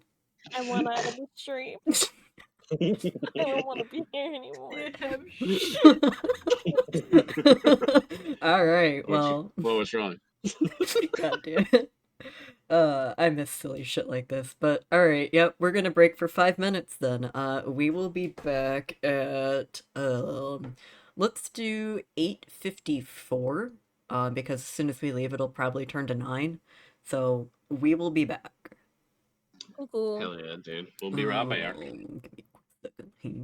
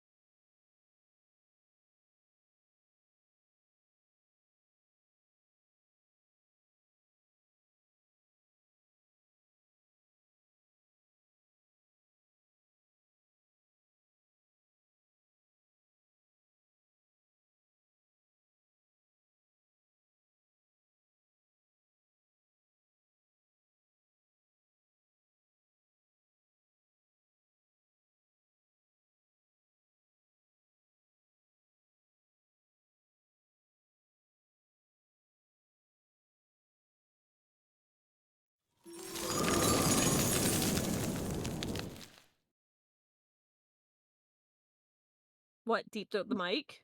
Yeah. Hi, we're back. Wait a I'm minute. I'm Wait a sorry. minute. I'm glad you all Wait, got Brad talking about deep throating mics right off the bat. I'm so sorry. That's really You- good. You know, That's very you, on you, brand. you know what it was for, though. We know, Yeah. but the audience does. No, they know. They know. It's a secret. All right, so In Brad's defense, he wasn't the only one talking about it. So It's true. It's true. Actually, it We lo- reminded me of my dark What? past. we love deep throating mics. All right, so as promised, I'm gonna reveal the Able sneak peek that I've promised. I keep forgetting this isn't going through my OBS, so you couldn't hear me hitting my desk at like a drum roll. Amazing. It was for you Boy! only. It's at the him! boy. There Love he him. is. Concept Thank- art for Abel's Youth Tale project. This is him at 17. He's fucking ripped at 17. Well, yeah, when you have to That's what I fucking move fucking said, stage right? equipment, you're not gonna be a fucking twig. Bro is fucking snapping dudes in between his biceps and shit. I'm like, my god. Why did I think you were gonna who say needs thighs? fangs when you've got arms like that? Well, because the reason why I didn't say thighs is because this is an unfortunate angle. It doesn't show the thickness of his cheeks Yeah, that is and true. everything else. Well, So it's hidden behind his guitar case. that's the Yeah. problem. Listen, we got Honestly, great tits in the photo, so I mean that's great. It'll It's do. always Wait, is great. this from the meme that you accidentally sent me? Hold No, on. that's coming later. That was really funny though. I'll talk. Really good. That's one that's coming up in the next scene, or not this next scene, but the scene that follows after. That makes sense. But I am revealing that one today. Oh, But that's really Who's exciting. messaging me? Oh, it's you. real quick though, before oh my god, hold on. Hold on. Oh, amazing. Sorry. Thank you. There was a spider on my wall. Oh, damn. I had I'm a sorry null for your moment. loss. It's fine, it's just added to the casualties. One day I'll wipe them all down. I just have like all these splats on my wall that I'm too lazy to wipe down. Amazing. Your kill wall. Yeah. It's like you have spikes in the ground in front of your castle with like heads on it, so people know not to come fuck with you. It's that, but with spider bodies.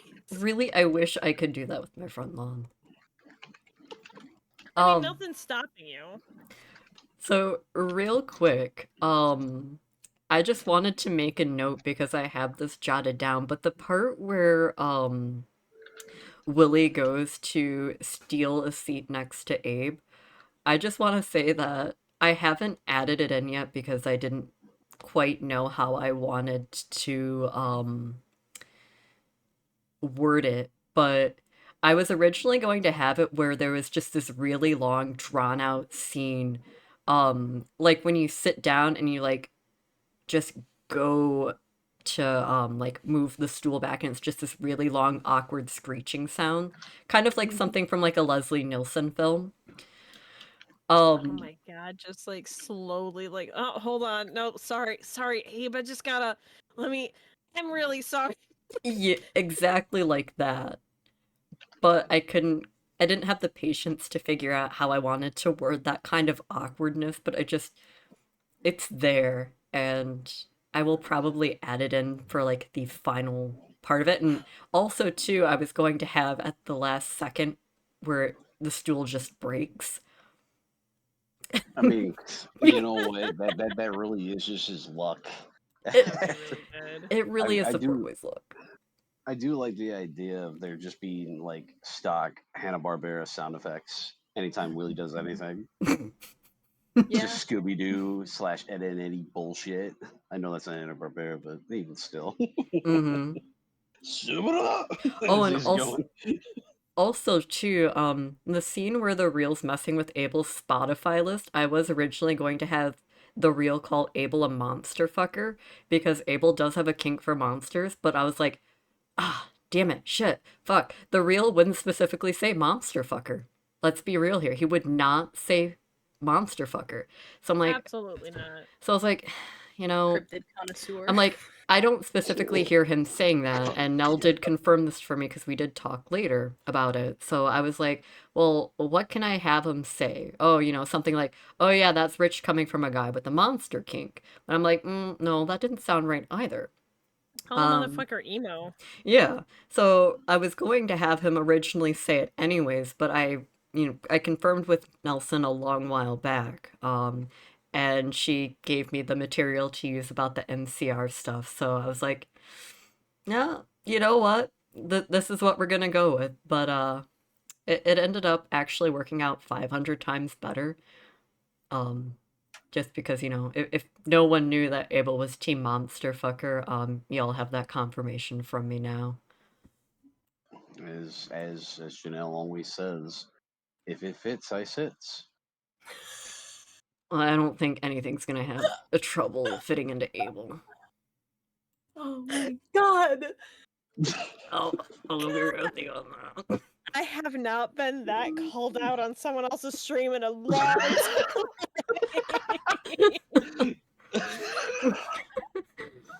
Congratulations. My God. I gotta have Fresh my own call fun, out man. for the new year. Hell yeah. Me new call out, baby. I mean, it is your iconic catchphrase. I'm just relaying to the audience what you say. That's all. Yeah, that's exactly what I'm known to say constantly. Let's be honestly, real here. it's gonna be. I'm gonna be honest, guys. It's actually starting to affect our friendship. How many times she says it? It's just becoming like really like aggressive. Well, it Anytime doesn't we're out. affect my friendship because my heart screams the same thing, so I'm with you now. Shy understands me. It's not. I mean, it's not a problem. It's just that you say it at always like the weirdest times. Remember the other day we were at a funeral and you said it and it didn't make any sense. It's just really strange. If it makes y'all Me feel any pushing better. the body over. If I finish my suits. Yeah, you kept saying it's super aggressive. Every time I hear believe, my brain just translates it to believe, and I'm like, believe. It's a sickness. It is. It is. Also, Nell, did Amazing. you catch that Fallout Boy reference I had? I did. Did you see it in the chat? Well, there was two of them. Oh, I caught the one with the actual stars on the ceiling. Is that so much for Stardust reference? Where Willie says the only way out is through. You know, I think the reason why I didn't catch it is because it was from Willie, but yeah, that is a good one. Like every time when I was going over that, I'm like singing the song in my head. I'm like, oh great, now this song's stuck in my head too. I'm so sorry. Once again, it is a sickness, but it is a disease that we promote here. Hell yeah. So, with that, June, I don't know if you saw the artwork, so I'm gonna share that again for you real quick. Also, I'm going to update you too that Abel has a collar. But there you go. There's baby Abel. Baby boy. Abel tits. Evil tits. Abel's tits. Now everyone knows why that's been my name for a while. Alright. So. This just makes me want Thorn to give Abel a Christmas gift, and it's just a shirt that says sugar tits. That just... Thorns just like lay down and then they just set like a bowl of cereal on it. Oh, Jesus Christ. That shit's Sorry. a table. This is my new table. My new underplate for my bowl. Oh, Jesus fuck. Who would have thought? That's fine because y'all are about if you like the first half, let me just tell you it only gets better.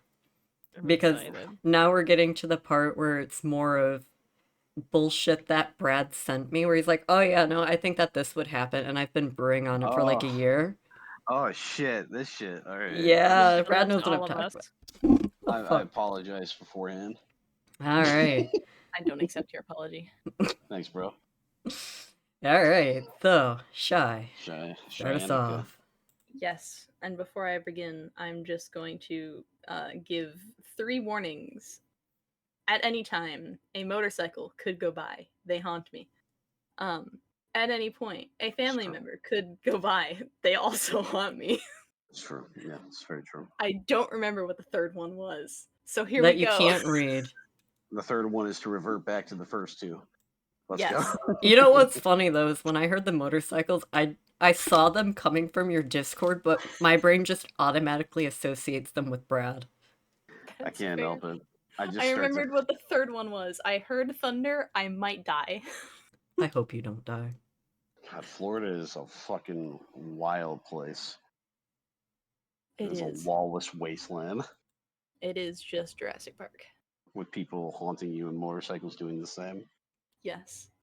Anyway, okay. No more than a single week had flown by, and just like that, the date Abel had settled on arrived before he could even prepare, and there's the motorcycle. Yeah. It was Christmas Eve, and that particular morning had been like all the others up until now, cold and silent. The taxi came into view as he approached the lower level doors of the apartments. A sigh of relief escaped him from him as he hurried towards it. A trail of hot puffs faded behind as the heavy snow fell all around them, covering up the tracks he had only recently left. Just a little bit longer, he thought, and he'd be in the clear. Well, on that one way trip with no return. The kind that held not even a glimmer of light into the tomorrow that had yet to be written. Opening up the trunk, he threw his suitcase in, allowing his otherwise well thought out plan to loop in his mind. But as he walked to the side and opened up the door, he heard someone calling out his name. The man immediately froze, slowly turning around as he visibly became annoyed. Of course, it was Willard. The sun had yet to rise, but Abel could make out he wore his black bubble jacket over top of everything else. That everything else being whatever he had decided to throw on in the dark. He could only hazard a guess. You've got to be fucking kidding me. Abel exhaled beneath his breath.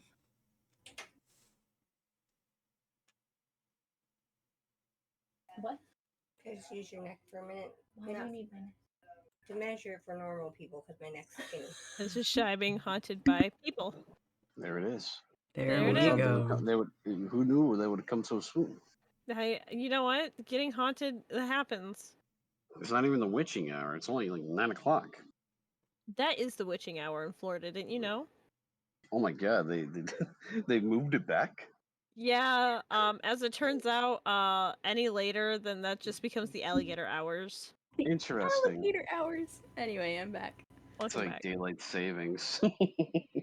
You've got to be fucking kidding me. Abel exhaled beneath his breath. He glanced at the taxi and then back to his partner. It took a second to register, but he soon noticed that the man was running his way at full speed, unable to slow down. He drove his hands, bracing himself for inevitable impact. Wait, He shouted. don't run, there's... His words of warning were of too little too late. That partner of his hit the stretch of ice at such a velocity that it sent him flying into Abel and shoving the both of them into the back seat of the yellow checkered vehicle. A groan escaped from the shorter of the two men as he tried to sit up, staggering briefly and holding that tender spot on the back of his head. He was fairly certain he nailed it on the interior of the rear driver's side door, though the pain only lasted for a few seconds. Willie? He hissed out in warning, slowly glancing down. Sorry, Abe. The blonde muffled out. He peeled his face back from Abel's chest, gasping for air as he fought to catch his breath. Looks like I just made it in just in time. Hand. Willie flinched, his eyes slowly combing down the wrought iron V-neck. He stared for a solid second, then two. Two then turned into five. Only when his clammy digits gripped did the realization dawn on him, though not as fast as the flustered man beneath him would have liked. In his grasp rested something rather firm yet soft. It was one of Abel's pectorals. There His it face grew a is. heated red as he froze. Willard? Abel hissed again. The man's hand began to tremble, twitching again, though this time bestowing a kind of comical karma that both him and his partner had otherwise become well acquainted with. Honk! Oh wait. There was. Yes. Shy, can you still read it though? No, you don't have to read it. That's why I have that uploaded. Amazing. The taxi's horn broke through the tension, startling Willie so badly that as he snatched back his hand, his head met with a loud smack against the vehicle's roof. Abel, who had been equally frightened, had cut himself off with a yelp, jerking forward right as Willie came back down, the two butting heads. A hot hiss fled from the dark-haired man, who once again nailed the back of his head on the taxi's door, no thanks to the earlier impact. Sorry about that. The driver called back to them, rolling his window down. Didn't mean to spook y'all. Oi! Move your asses, kids! Don't just stand there in the middle of the street gawking. You can't block traffic like that. Both men gripped at their heads in the moment as they fought to collect themselves, the sound of the cab driver yelling fading into the background. Willie's tear-stung eyes stole another glance down to his partner. His chest pulled a breath in, ready to vomit out yet another apology.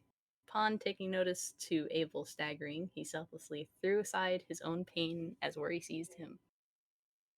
He snatched the man by his face, drawing him up close to examine every angle as if he were inspecting gems. A sigh of relief soon followed as he released his hold, satisfied with the results.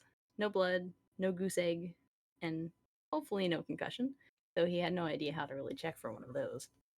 I'm sorry, Abe. I didn't think that He gestured towards Abel's chest. that they could do that. Do I mean, is this a thing with dogmen? No. Abel barked, his cheeks flushing. Oh, um, then is it? Also no. The man on top fell silent at this. I'm sorry, you almost missed the taxi, Abe. I didn't even hear the alarm go off. Let alone you get up. I had some trouble falling asleep last night because I was really excited for this, but also really nervous because, well, you hadn't really said when we would be leaving, and I didn't want us to be late. It's a good thing that I made sure to pack last night while you were taking your shower. You'd be proud of me, Abe. You didn't even have to help me. Oh, and running down 4 flights of stairs with a suitcase really takes a lot out of you. Abel grunted at this, his jaw clenched as he passed a cold stare. Before he could retort back, however, the man in the driver's seat piped up. So anyway, where are y'all heading to? His voice was gruff, but his image well groomed, looking to be late middle aged and sporting rather festive attire. Willie's attention shifted to the man, his eyes growing wide and shimmering with awe at the headband he wore, watching as the light bulbs on the antlers danced in different intervals. Oh, I like your non-deer antlers, sir. They're really cool. St. Mophilis would be proud. I would approve of them. Oh, I thank you. The driver replied back, smiling bashfully. Abel expelled a weighted sigh as he pushed Willie off. He yanked his coat back up onto his shoulders and swung his legs around off the dark leather interior. Ugh. Address is 5782 Harker Road, Charles Mill. It's a gated house on the west side of the state. He then turned back to his partner, noticing that in the brief span of a few seconds, he had somehow tossed his luggage in the trunk and had stolen the seat beside him upon return, shutting the taxi's door. There was a certain cheery holiday sparkle that glimmered in his brown eyes as he beamed a smile back, one that forced him to scowl. So much for having a plan, Abel mused. Now, don't forget to put your seatbelt on, Abe. You gotta make sure you do. It's the rules. Crossing one leg over the other, he merely watched as Willie fumbled to get his seatbelt on over his coat. In nothing short of a few minutes, he had practically lost count of how many times he had watched the buckle portion smack his partner clear across the face in what was arguably a losing battle. What's wrong? The man suddenly inquired, pausing briefly to face his boyfriend. I get it. You need help, don't you? No. Abel replied back with sarcasm, narrowing his gaze. I'm riding on that faint bit of hope that I get projected right out the windshield, actually. That would be the greatest gift I could ask for this holiday season.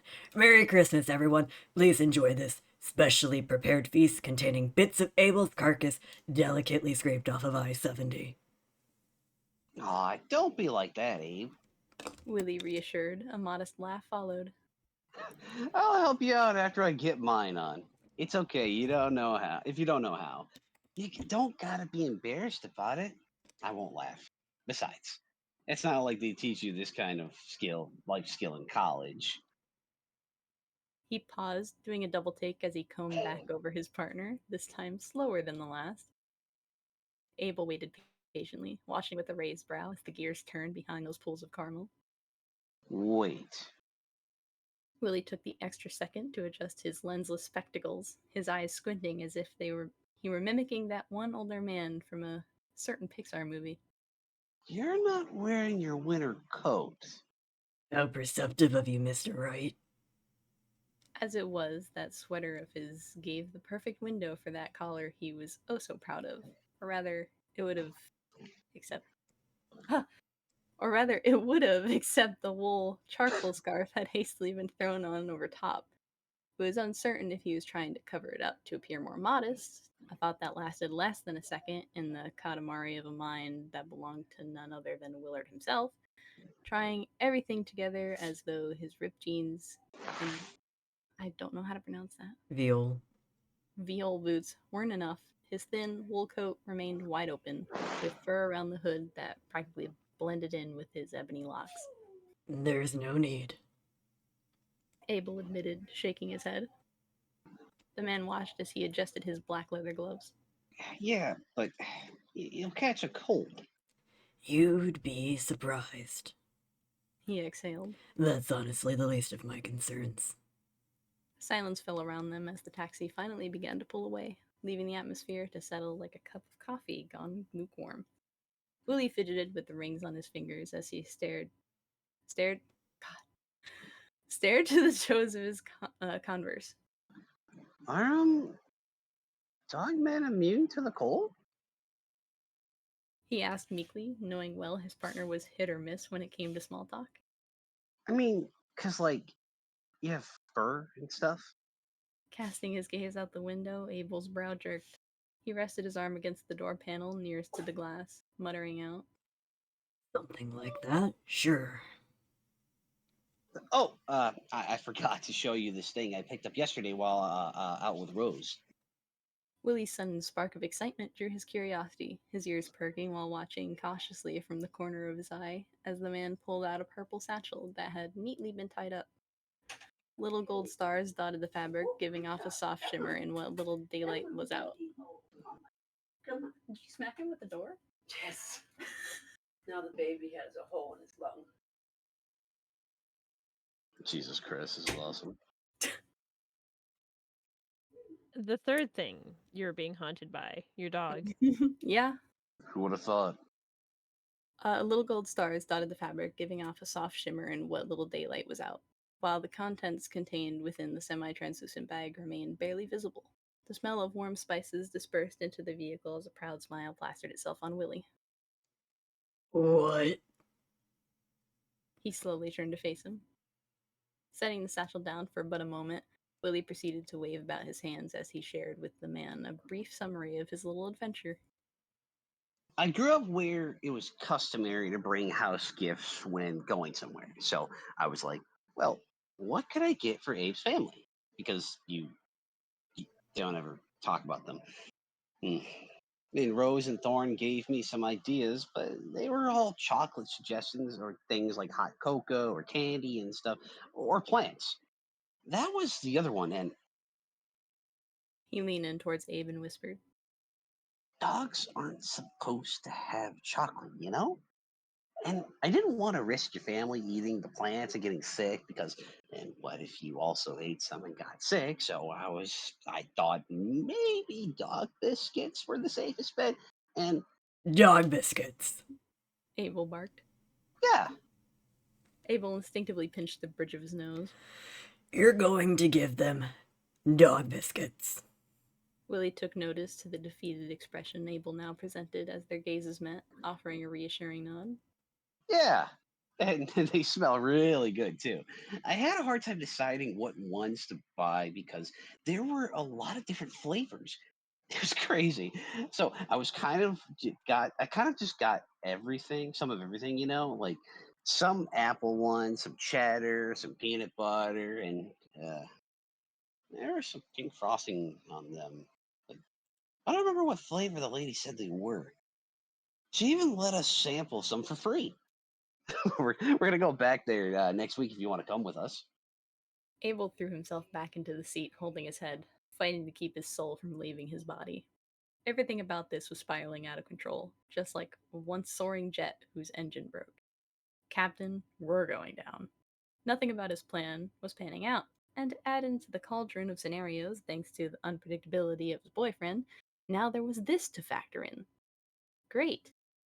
His fair complexion went a shade paler as dread took hold of his overactive mind. Good fucking lord. He exhaled. I'm in disbelief right now. Smiling down to the parcel, Willie then laughed to himself. Yeah, I think your mom will like them too. At least, I hope it'll leave a good impression. Actually, I don't ever see you eat them at home.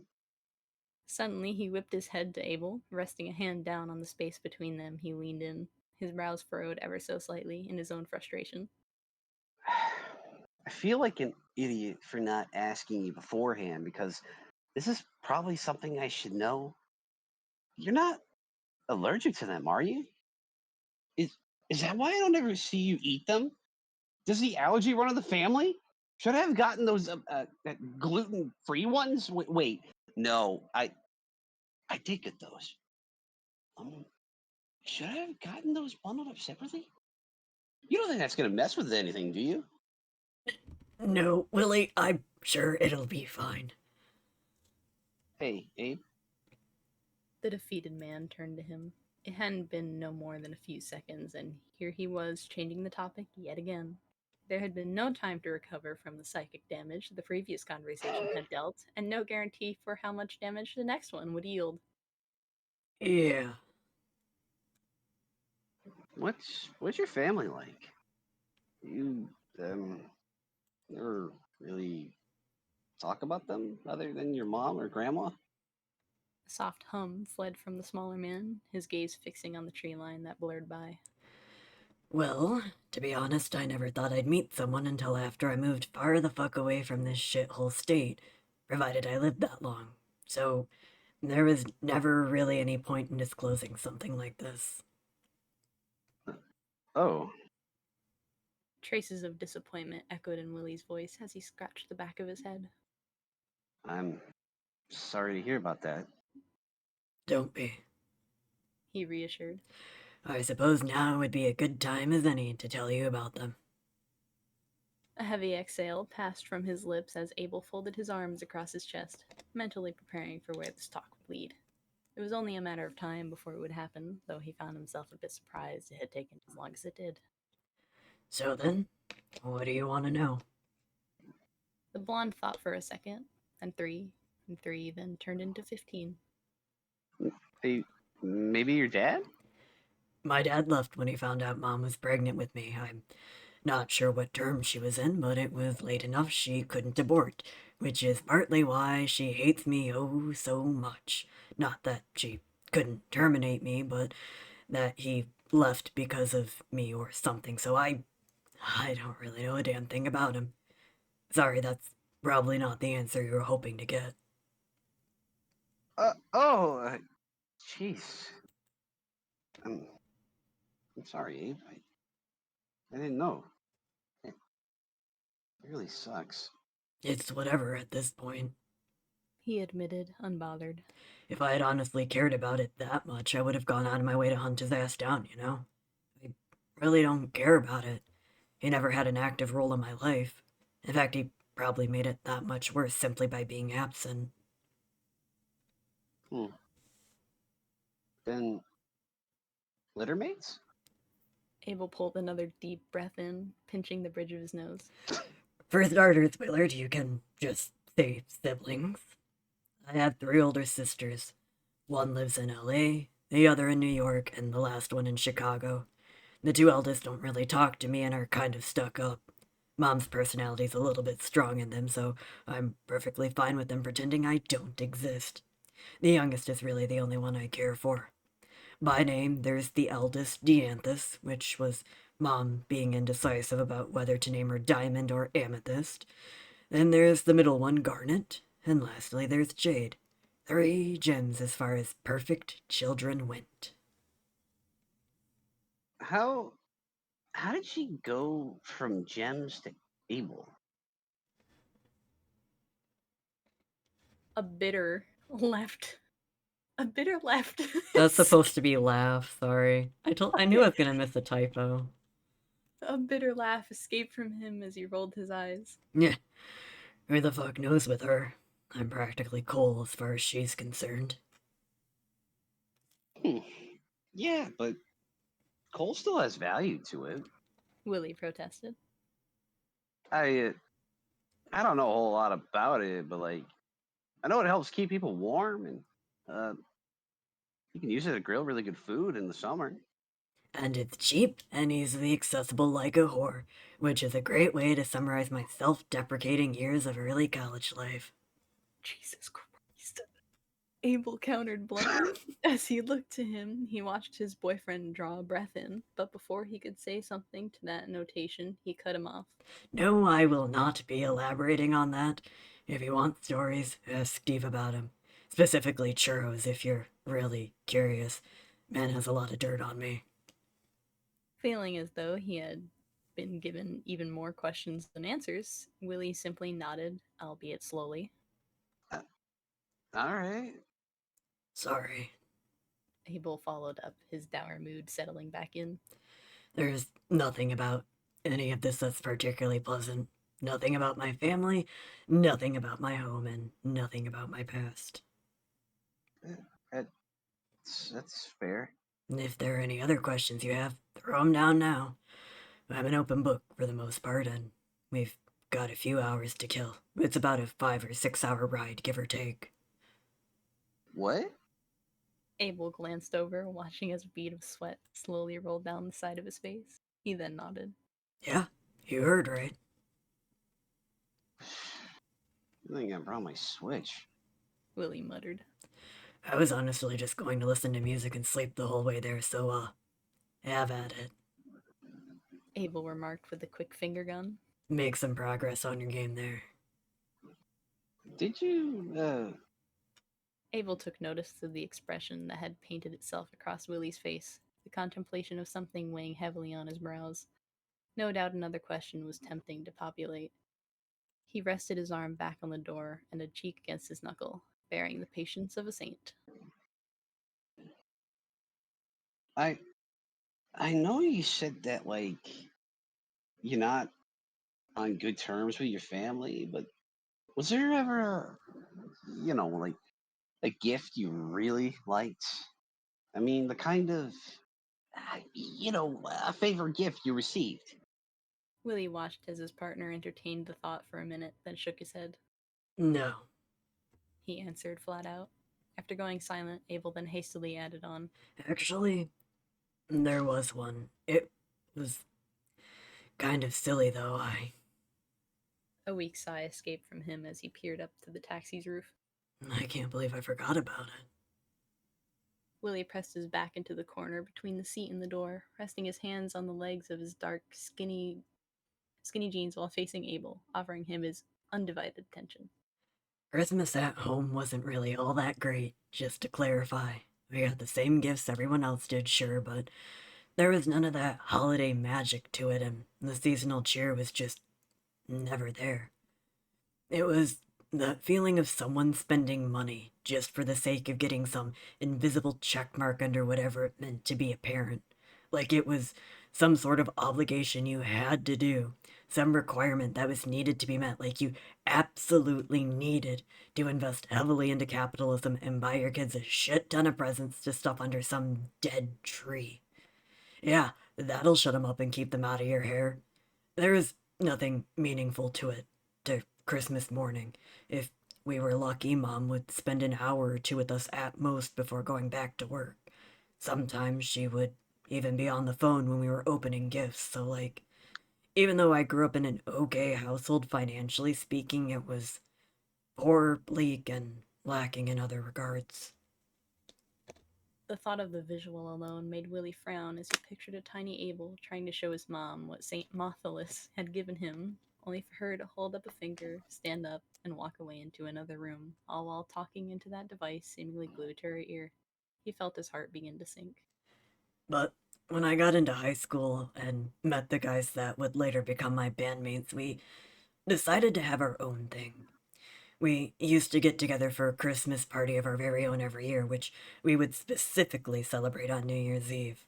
That way we could go into the new year together. It was kind of a tradition we had established for ourselves that we looked forward to. Just the four of us. So, with this tradition, we had one set rule in place. That being, we were not allowed to buy serious gifts, only gag gifts. The most useless and dumbest shit you could find. The more obscure and bewildering, the better. We wanted to have fun, you know? Thinking back on it, that probably was the most fun I ever had. I could care less about Christmas with the family, but with my friends, there was never anything better. You couldn't compare the two. It was the only time I didn't feel alone, and it just felt organic. Abel passed Willie a brief look to see if he were still listening, and much to his surprise, he was. His fingers fidgeted with the silver bands he wore, spinning them around now and again, but the man was absorbing everything he had to say, just like when they had their confession booth cabin edition back during summer camp. He merely flashed a small smile before looking back ahead at nothing in particular, falling back into the memory. I mean, when you think about it, we were just kids back then, you know? Just these dumb high schoolers, so of course we weren't going to take any of this shit seriously. It was all about the fun. Sergio, our drummer, had got us each a joint of our own, which we would smoke together once midnight hit. There wasn't really anything out of line with this gift other than none of us knew exactly how he got them. He was the last person we expected to get a hold of something like that because, well, of the four of us, he was the most straight-laced, for lack of better words. Dominic, who was our singer and frontman, fucking cheeky-ass bastard, he thought it would be funny to get us all a box of condoms because of course he would, and, well, unbeknownst to everyone that year, he didn't know that he had just set Eric up for his gift. Abel's voice trailed off for a second as he smiled to himself. That fucking dumbass Eric. Our bassist, that was the year he got me a silky black banana hammock, and everyone except for me laughed their asses off. He paused, only to laugh to himself before continuing. I just kind of froze up and stared at it for a second because I had never seen one before, so I couldn't understand what was so funny. And so I just, ever so slowly, turned to look at him and asked, "What the fuck?" And that fucker replied back, "It's a special kind of underwear for men. I was hoping you'd wear it for me sometime." Abel laughed again, though it held some bitterness to it as he fought to keep his eyes from dampening. I tried to strangle his ass with it. Sergio, he probably has a good couple inches on you. He had to hold me back. And that was that was the last Christmas we all had together because that was the last Christmas Eric was alive. He passed a quick look to Willie. I never wore them, just so you know, but he always did these silly things where he'd gift me the most useless shit like crop tops or thongs or shit like that. He knew how I'd react to them, which is why he'd continue to get them for me. He liked watching the way I'd react to things, and he knew I'd always make a hard pass at them, yet he still found joy in doing so, and wasting his money on these kind of things. I don't know why. Maybe he held on to a bit of hope I'd finally give in one day. Anyway, later we'd laugh about all this shit while we played our strings or got high in his garage or something, but that was... Abel's voice trailed off as though he were searching for words, his throat tightening. All these years, and he still remembered that day so fondly. Maybe it was because that was the last time he had actually enjoyed celebrating the holiday. Or maybe because it was the last time he had so much fun. Since then, he never had any real reason to celebrate, not since his group of friends went their separate ways. He had just written it off altogether because there wasn't anyone left for him to celebrate with. I can't call it a favorite gift, but it was probably a favorite moment. He shifted his attention to Willie, noticing the man now twiddling his thumbs. All right, enough about my ramblings of memories from my youth. What about you, Williard? What was your favorite gift?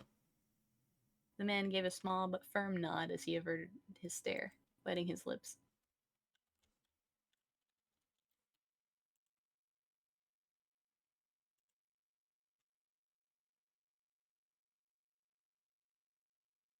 Oh no, What's wrong? Brad is muted. Brad. Okay, I'm back. Sorry, You're okay. I'm here. Let's see. When I was in middle school, my dad gifted me the locket that was in my mom's photo in it. You know, the one that's now the real's home. Color me surprised. I thought for sure you'd have said some video game or console or something. Though it was barely audible, a soft laugh escaped from Willie. He shook his head. Nah, not this time, Abe. It was my mother's locket. I remember back at camp you said you got it as a gift, but I guess I didn't know you specifically received it on Christmas. I suppose that explains quite a bit more about your fondness for it. The blonde nodded. Yeah, and I got some old photos when my dad and my mom were together in Japan. I'll show you if you want. The corner of Abel's lips curled slightly as he gently rested a hand on Willie's. Of course I'd want to see them, Willard. If anything, you should be lucky I'm not mad at you for holding them out on me. Sorry. You should be. He jabbed back playfully, the subtle hint of sass lacing his tone. Besides, we still need to go to Japan for ourselves. Who knows, maybe we can visit the spots in those photos and take some ourselves. You know, almost like we're walking in the footstep of others, but creating our own memories in the process or something. Like, we can even take a bunch of pictures of our own, and then you can put them in that album in your chained wallet. Willie's eyes grew damp at this as he nodded vigorously. The thought of that alone made him swell with happiness as he gripped back at Abel's hand. I I really like that, Abe. And then it's settled. Hey, Abe, Yes, Williard. will I will I meet those friends of yours one day? Surgeon Dom. Yeah. Abel laughed at this, but it wasn't the kind that was filled with humor, amusement, or even bitterness. It felt empty. Fuck, I hope not. Why is that? I mean, He turned back to face him. Sergio is fine, but Dom? That bastard is shady as fuck. If anything, it'd be a true blessing you don't get to meet him while out visiting. And if you do, turn your ass around and go the other way. I mean it. Willie drew a finger up to his lower lip. He could tell by Abel's tone that he was dead serious. Why? He asked, his voice hushed. Did you have a falling out? The smaller of the two men fell quiet for a moment, as if he were searching for the right words to say. Finally, he gave a small nod, muttering out through a pained smile. Something like that. Sure. The tone alone implied that there was much more to the story, but also that the subject was still a bit of an unhealed wound, better left untouched for the time being. He knew when Abel was ready to share that he would. Willie watched as the man took out his AirPods, withdrawing into himself, and ended the round of Q&A. Rather than press his boyfriend on, he decided that maybe it was better to leave him to his own devices and start up the latest file on his Switch. After a few stops, the taxi eventually pulled up out front of a tall gated home. It had a stone facing that was carefully mixed in hues of cool grays and blues, and a short sidewalk that looked as though it had never been touched by the winter snow. Abel stepped out, passing the man some money and thanking him before pacing towards the trunk. Willie followed soon after, his gaze falling on the building before them as his mouth fell agape. Whoa! Is this where you grew up, Abe? Abel slammed the trunk down and looked to him, watching as he fished around in his pocket for some cash, which he then held out to the taxi driver. A bead of sweat rolled down the middle-aged man's face as he politely declined, but it seemed Willie wasn't going to take no for an answer. When their eyes finally met, Abel replied back, "Yeah, believe me, once you leave here, it'll lose its shine real quick." He walked over to his partner, tossing his suitcase at him, a notion that caught the blonde off guard as he struggled to prevent it from hitting the well-paved street. "Did you really need to pack so much?" Huh? "We're just staying here for a night," Abel replied, placing a hand on his hip. "Nothing more. I'm not giving her any more of my time than is necessary.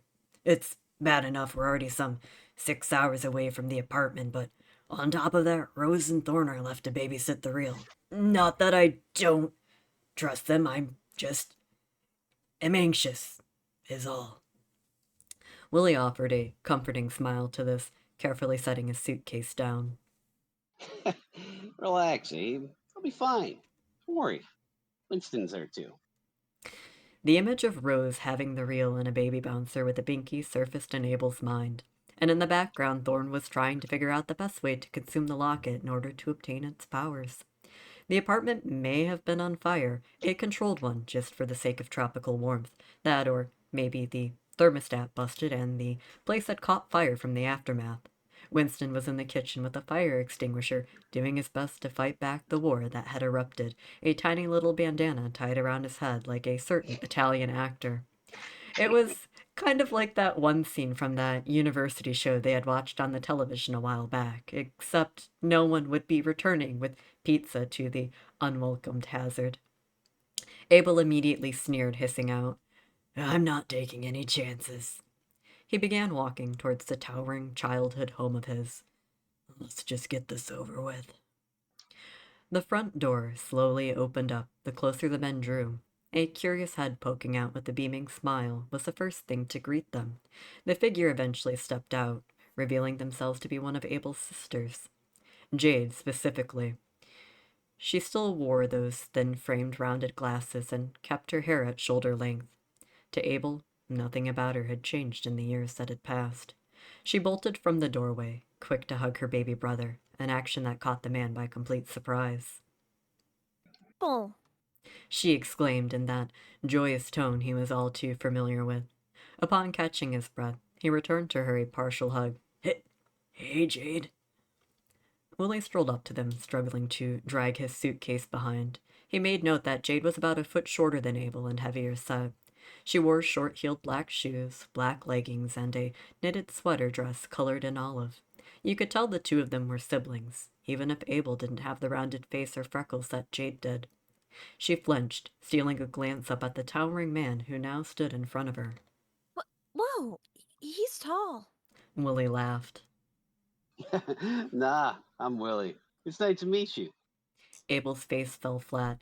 "And I hate it here already," he exhaled with exasperation.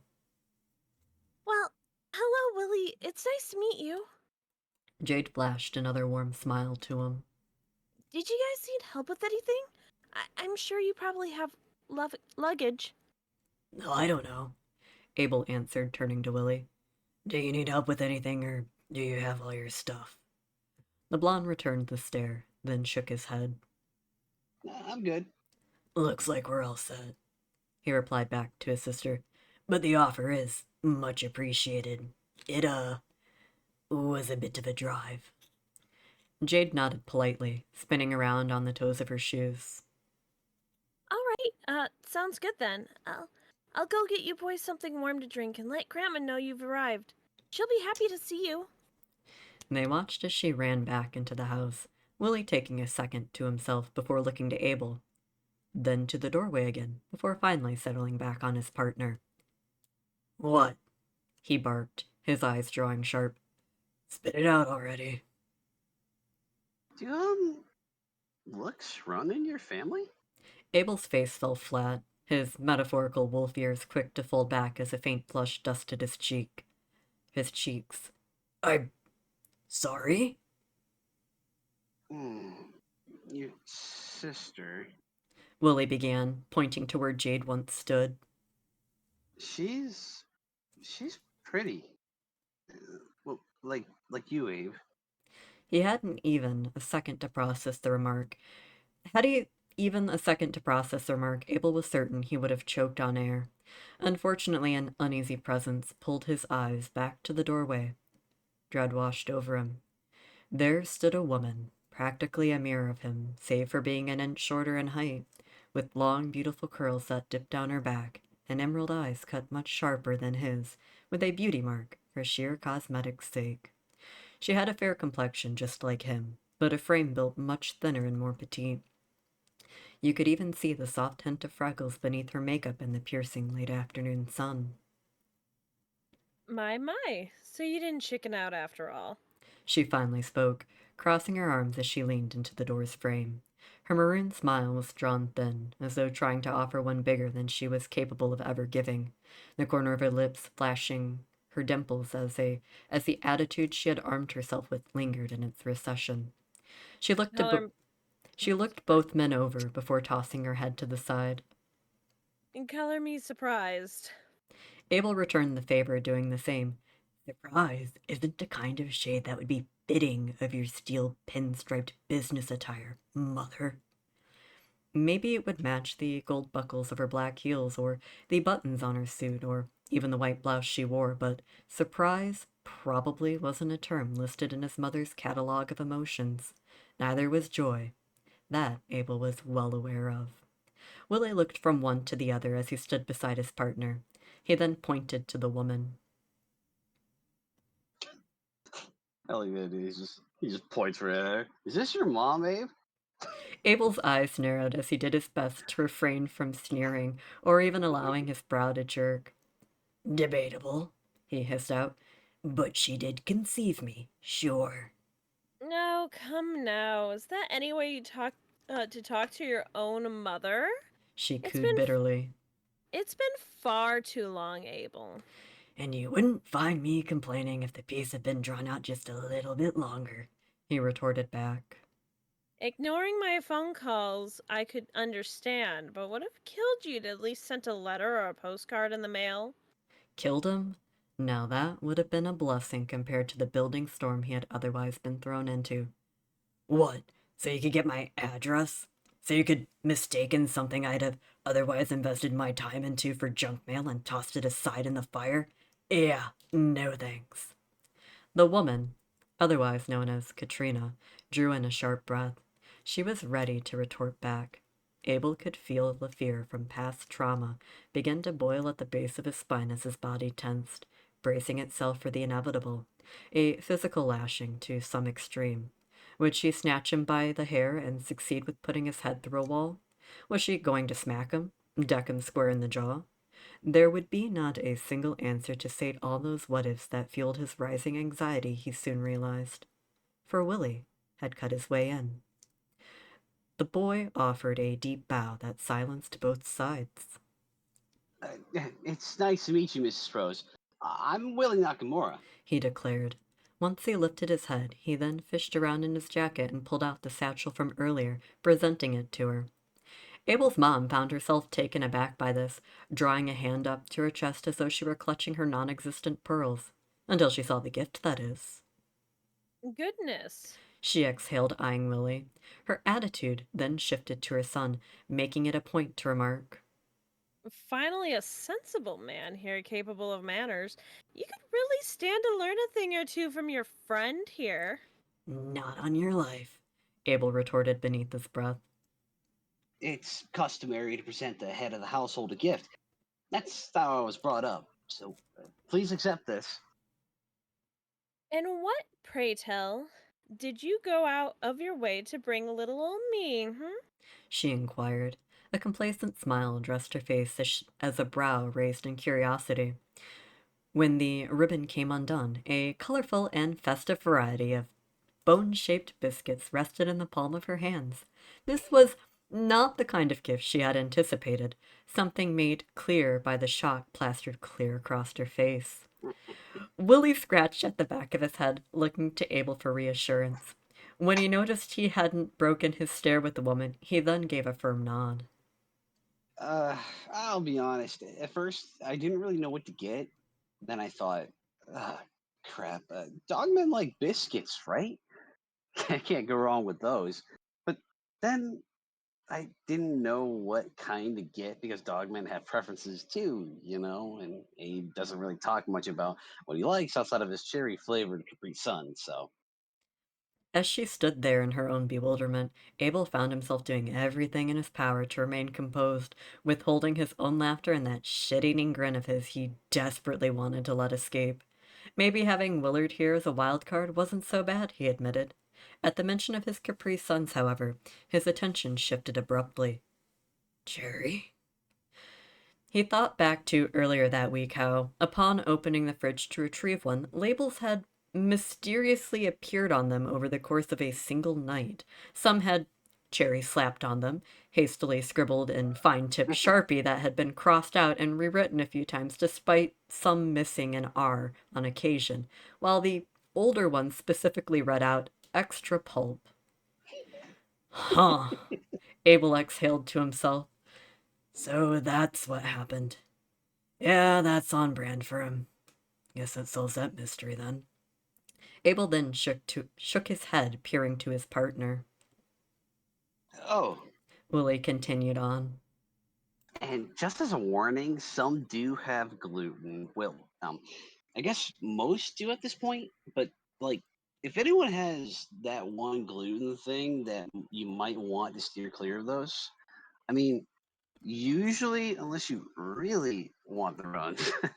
But if that's what you choose to do, then that's okay too. Because, like, I don't know if this is all pertains to all dog men, but like some people who can't have milk and still choose to have things like ice cream and cheese and Abel snatched Willie by his shirt, seizing the opportunity to push past his mother and into the well-warm home. That's, just his thing, he called back. Don't worry about it. Just accept it and go with it. It'll make him happy. He, went through a lot to pick those out. As he was dragged through the congested corridor, Willie took in the sight of family portraits that framed either side of the warm walls. Many showcased the evolution of Abel's sisters into that of well-established women, but what stuck out the most were of how few there were of Abel himself. Some showcased a very small, socially awkward child who could barely hold a violin. It was practically half his torso in length. Those then jumped to a slightly taller child who sat before the captivating beauty of a grand piano, his eyes reflecting not even a glimmer of happiness most children that age held. Towards the end, only a single photo remained, one of a slightly older Abel who appeared to be late teens at this point. Give me a quick second here. He stood on stage beneath the limelight, sporting a guitar that had been tailored to suit his otherwise edgy taste, his eyes now kindling a fierce flame that remained to this present day. It went without saying that music was a huge part of his childhood, yet nothing appearance-wise really changed, save for some minor details that came with puberty. All right, Abel grunted, turning to Willie. Enough gawking. Tour time, I guess. We're here and queer, however that saying goes. The blonde's eyes lit up the moment the words tour time registered, watching eagerly as the man pointed to the left and then to the right. So, to the left is the kitchen, which connects around to the family room like a rounded square or some shit, and to the right of us is the living room where the TV is. Not sure why you'd need to know that, because we're only going to be here for the night and probably won't watch TV. But, it's a thing, I guess. Grandma likes to sit in there and crochet, so if you want to hang with her and watch Family Feud reruns, then that's probably the best thing you can do. If you opt for the family room, that's where the fireplace is, and Probably my sister's, and the Christmas tree, and the presents, or some made-up holiday cheer or some shit. I might be slightly judgmental if you opt for the second of the two. Willie scanned the walls over again, then suddenly made note of the hardwood floor beneath them. Hey, Abe, What? do you guys have house slippers or something? Like what we have back at the apartment? Should we, you know, take our shoes off so we don't track in snow?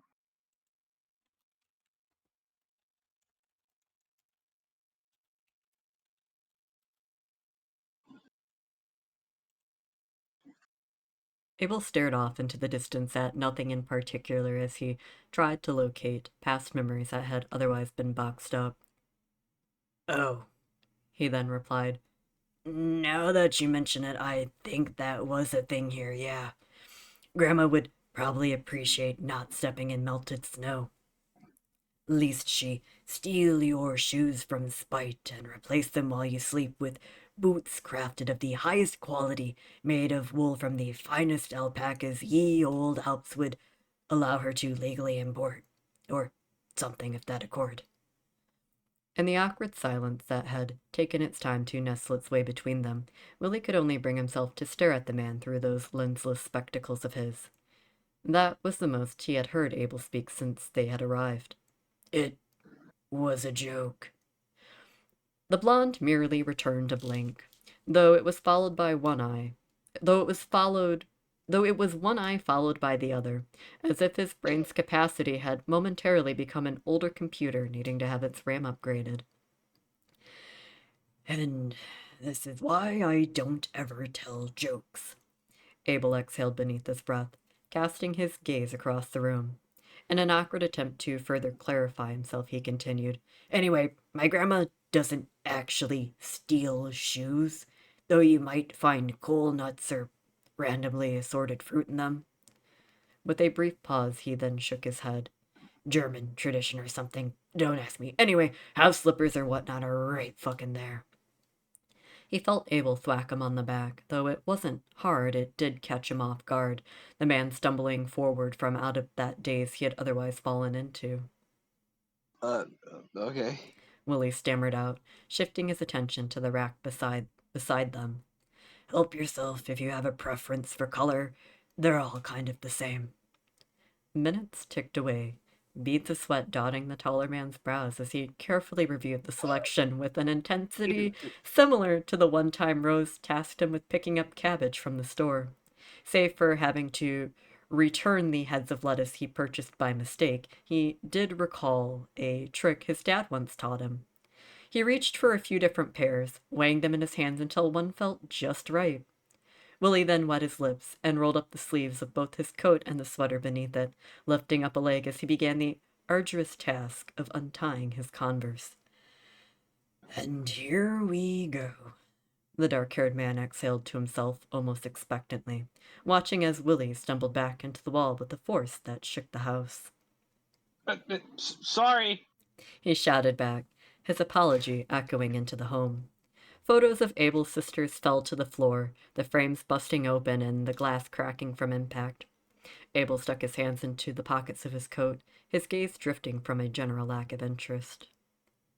Willie, he began, forcing a sigh. I got this, Abe. Don't worry. I'm sure you do, but, there's a bench, right beside you. He approached the man, noting the struggle as he remained hunched over. You don't have to stand while taking off your shoes. You're allowed to sit. That's what it's there for. Those pools of honey drifted to the toes of Abel's boots, his cheeks dusting a soft pink as he slowly combed up the man. Right. uh, sorry, Abe. He felt a hand gently pat against the back of his head, the sensation of fingers running up through his thick hair following soon after. There was reassurance behind the silence Abel offered. Even if there wasn't a smile, Willie could still see one in the corner of those cautious gems.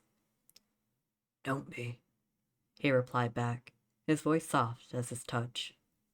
They're just photos.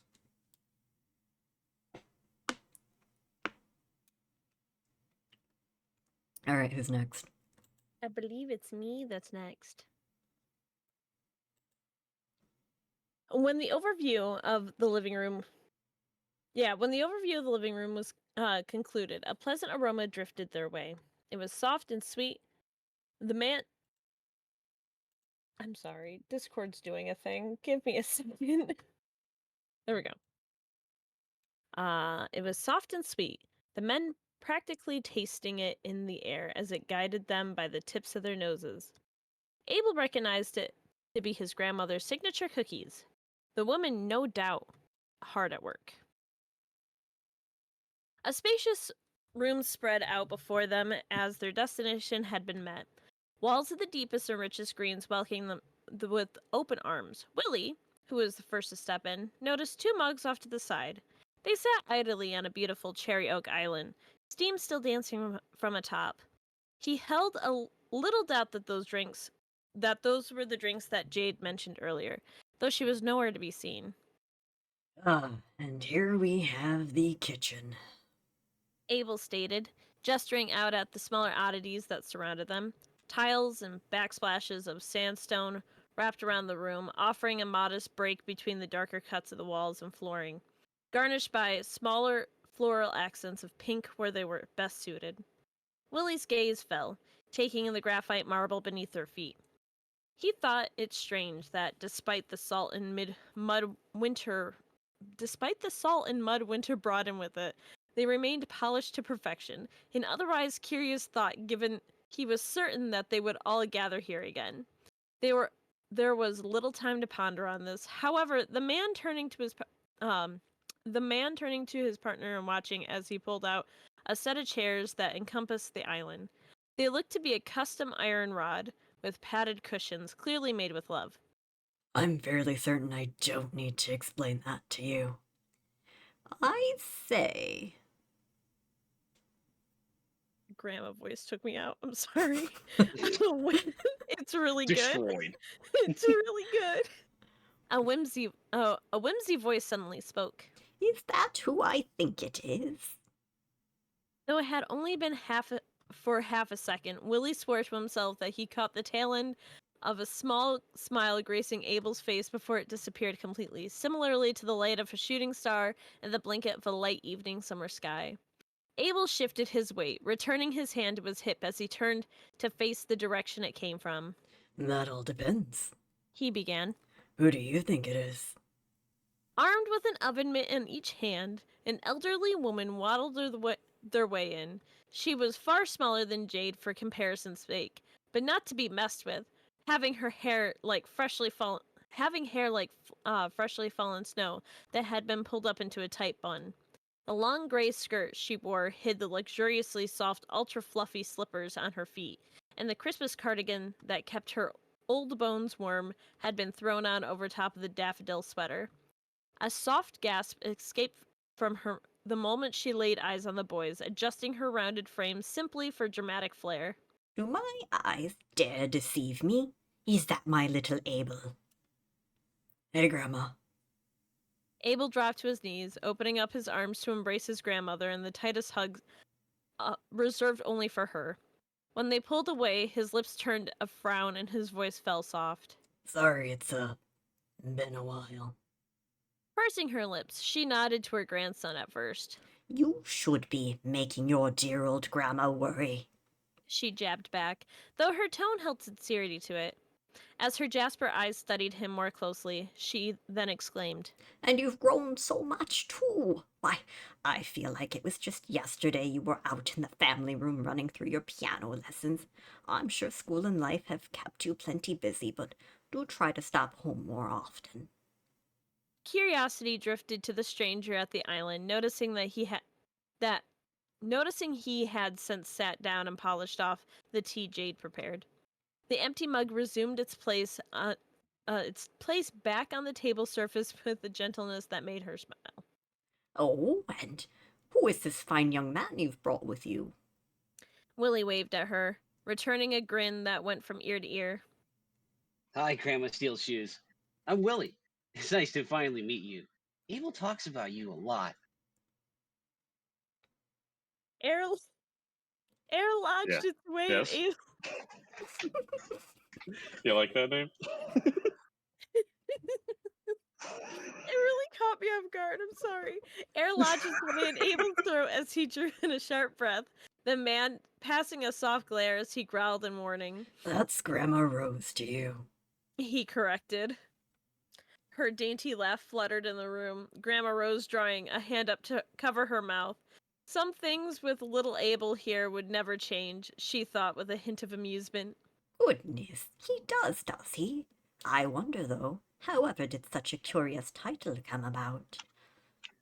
Abel's cheeks flushed immediately as he averted his gaze, his shoulders slumping forward. Even though it was all harmless fun, he couldn't shake the feeling, like a child who had been called up to the stand in front of the class. I, might have told him a joke about you stealing shoes. He grumbled out. Well, Willie, do you want to know why it is I steal shoes? She asked, playing into this little joke as she approached him. It was as though this daring old woman reached into the disorganized chaos of Willard's mind and plucked out a simple question from the millions more he hadn't quite figured out how to address. To this, the man exhaled a sigh of relief, placing a hand on his chest as words of gratuity followed. Thank you. He replied. Yes, I mean, if that's something you're allowed to share. It's so fine young men like you can never leave. A hearty cackle escaped the elderly woman, spinning around and returning to the oven to rotate the freshly baked batches of cookie with the ones that had yet to be thrown in. As Abel pulled himself back up, Willie leaned in. I'll be honest, that's not what I thought she was gonna say. I thought stealing shoes might have been a Dogman thing, that she just really liked them, you know? Kind of like how they take tennis balls and socks and stuff, but that's not the case. And does that mean your grandma's a witch? He asked, doing his best to be discreet. His voice, however, was perhaps too loud for a mere whisper. I mean, not like the ones in fairy tales that eat people, but I guess maybe like. No. Abel's answer was quick to cut him off, a small sneer fighting its way out. Oh, then does she maybe work part time for a home at a home for for a home for a match? Also, no. I forgot about that part. The two men stared at each other, seconds passing as Abel mentally braced himself for what was next. That feeling of something unpredictable, much more obscure than what he was used to, could be seen building behind those amber eyes, fighting to emerge from the depths of his haphazard thoughts. Those metaphorical wolf ears of Abel's folded back as concern slowly painted itself across Willard's face, the beacon in his brain flickering. She is your grandma, right? Exasperation fell onto Abel as his brows weighed down. You guys don't have her working in a sweatshop for shoes, do you? There it was. Abel, my dear, is it safe to assume you are giving Willie here a tour of the house?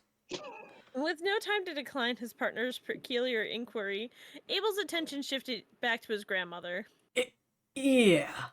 He replied back. Sorry, I was, just about to show him the family room, actually.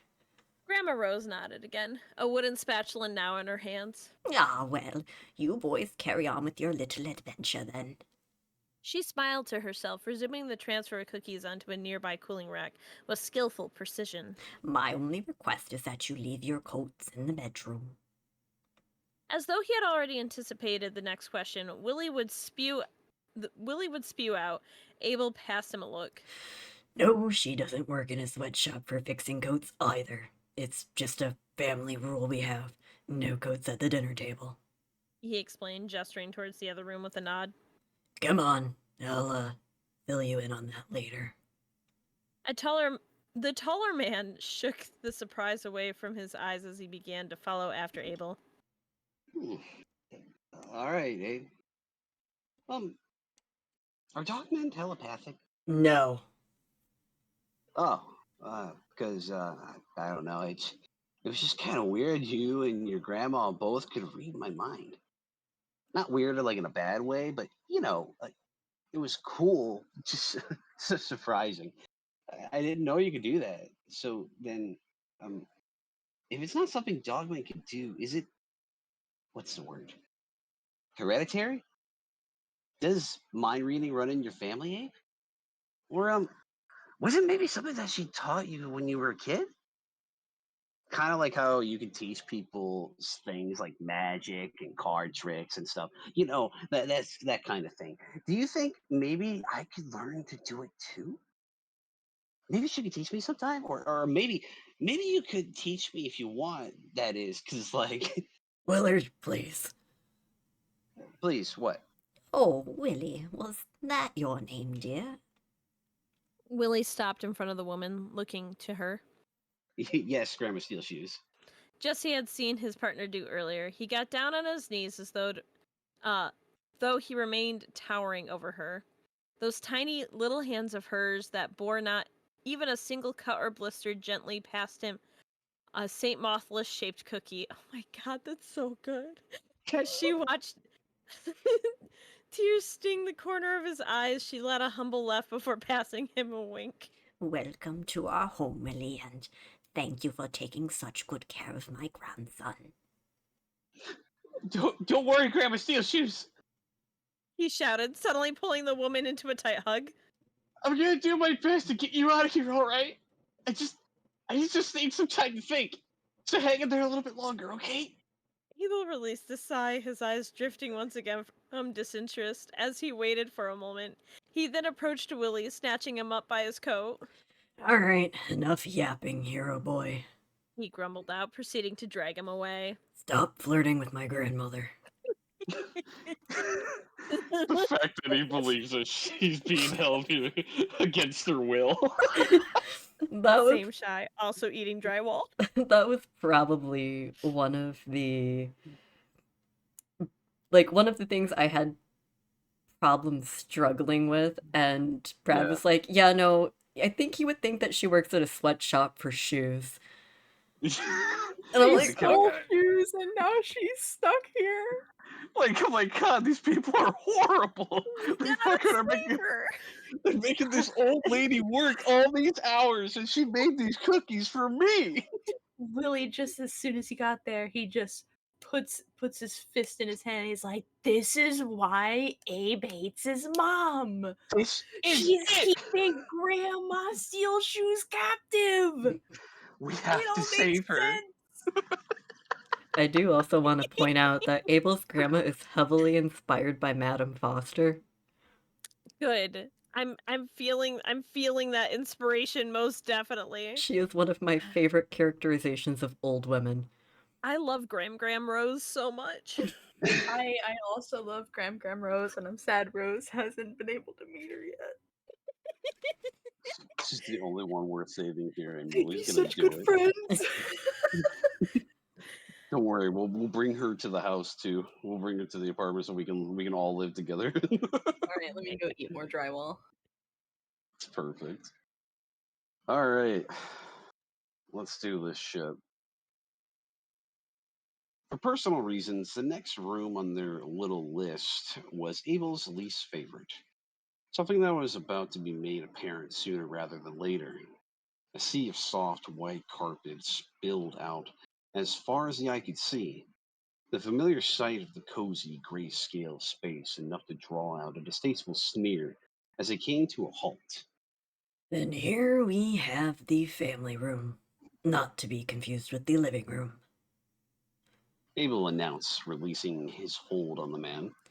Because one of the rooms doesn't actually suck the life out of you for simply existing in it. Willie replied with a small nod as he got back to his feet, taking in the sight of the room just as he had done prior to with the kitchen. He noted to himself that something about it felt different compared to the other parts of the home they had passed through. His brows wrinkled, unable to place his finger on what that may have been. The grand piano across from them held not even a speck of dust on it to it. And the fireplace just off to the side with its monochrome stone facing showed no sign of needing fuel added to it anytime soon. He turned to the Christmas tree that had somehow been hidden around the corner on the left. It was the only thing present that offered any sort of color to the room, despite its otherwise dreary commercial appearance, as though depressing Christmas carols from the early 1900s would start playing from it at any given moment. Hey, Abe? The man turned his attention back to Willie, watching as he stole a glance down at their slippers. Is it really okay for us to be walking through here? Yes? Abel replied back in question, meeting his boyfriend's gaze with a raised brow. Why wouldn't it be? Well, If I say it's fine, it's fine. It's a room, meant for existing in, meant for passing through. Willie merely frowned, drawing up a hand to rub at the back of his neck. Yeah, but I don't know. It feels like one of those picture perfect rooms you'd see in magazines, Like we shouldn't be in here. It wasn't the first time someone said that to him.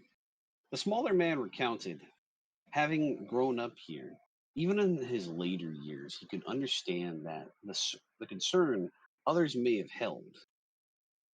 Jesus Christ, it just kept seeing the flashing on the screen to my right, and I just saw Abel's tits flash for only a moment, and then they were gone. The Anyway, flashing of the tits. after all, when it came to this room specifically, it had always been, "Don't run in here, Abel," or Why don't you go play somewhere else, dear?"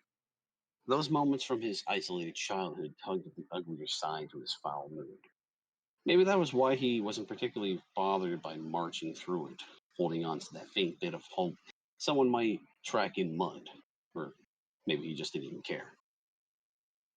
Those watchful orbs of Abel's noted the discomfort in his boyfriend's body language the longer they remained. The dark haired man crossing arms as a soft hum escaped. There was no doubt he felt out of place here, like he missed the memo for an office party and had shown up to a five-star restaurant dressed in a well-worn attire.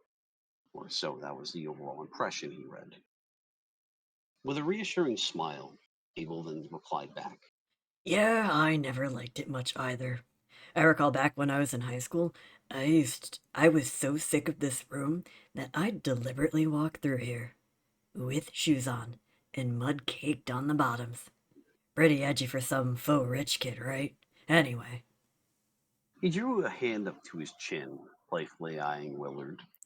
I seem to recall earlier this month there was a certain hero boy who was so persistent on venturing out this way with me that he gave off this valiant, shining aura in his declaration to protect me, or something to that effect. Willie's posture straightened up at the mention of this. His face suddenly painted serious. Is that right? Let's He paused briefly, wetting his lips. What's this guy's name? Or like, what does he look like? Do you maybe have his number or something? What? I need to take some notes on this. Being a hero is a serious career, Abe. It's dangerous and a full-time job. And I mean, it sounds super cool. You know, like a really nice guy. I can't have him showing me up and trying to sweep you off your feet. Willie, Abel exhaled, pinching the bridge of his nose. I'm talking about you. Oh, a bashful smile painted itself on Willie's face, the man releasing a soft laugh soon after. You know, He continued on. if you were to say, accidentally knock over the tree, literally no one would care. Well, I take that back. Maybe Katrina would, but honestly, you could count that as a bliss. Abel suddenly cut himself off, staring long and hard at the lone tree not far from them. Now, there was a solid idea. Well, what do we have here? I can't tell if this is a Christmas miracle or a joke. Another chimed in. Dread washed over Abel as he felt the unwelcoming energy of the room amplified. A chill crawled up his spine, his head slowly turning, only to see his two older sisters across from him. Dianthus, Garnet, fancy seeing you two. He stammered out. It's, been a while. To the far right of the room, on a comfortable sofa, sat two women, their legs crossed and a glass of wine already secured in their hands.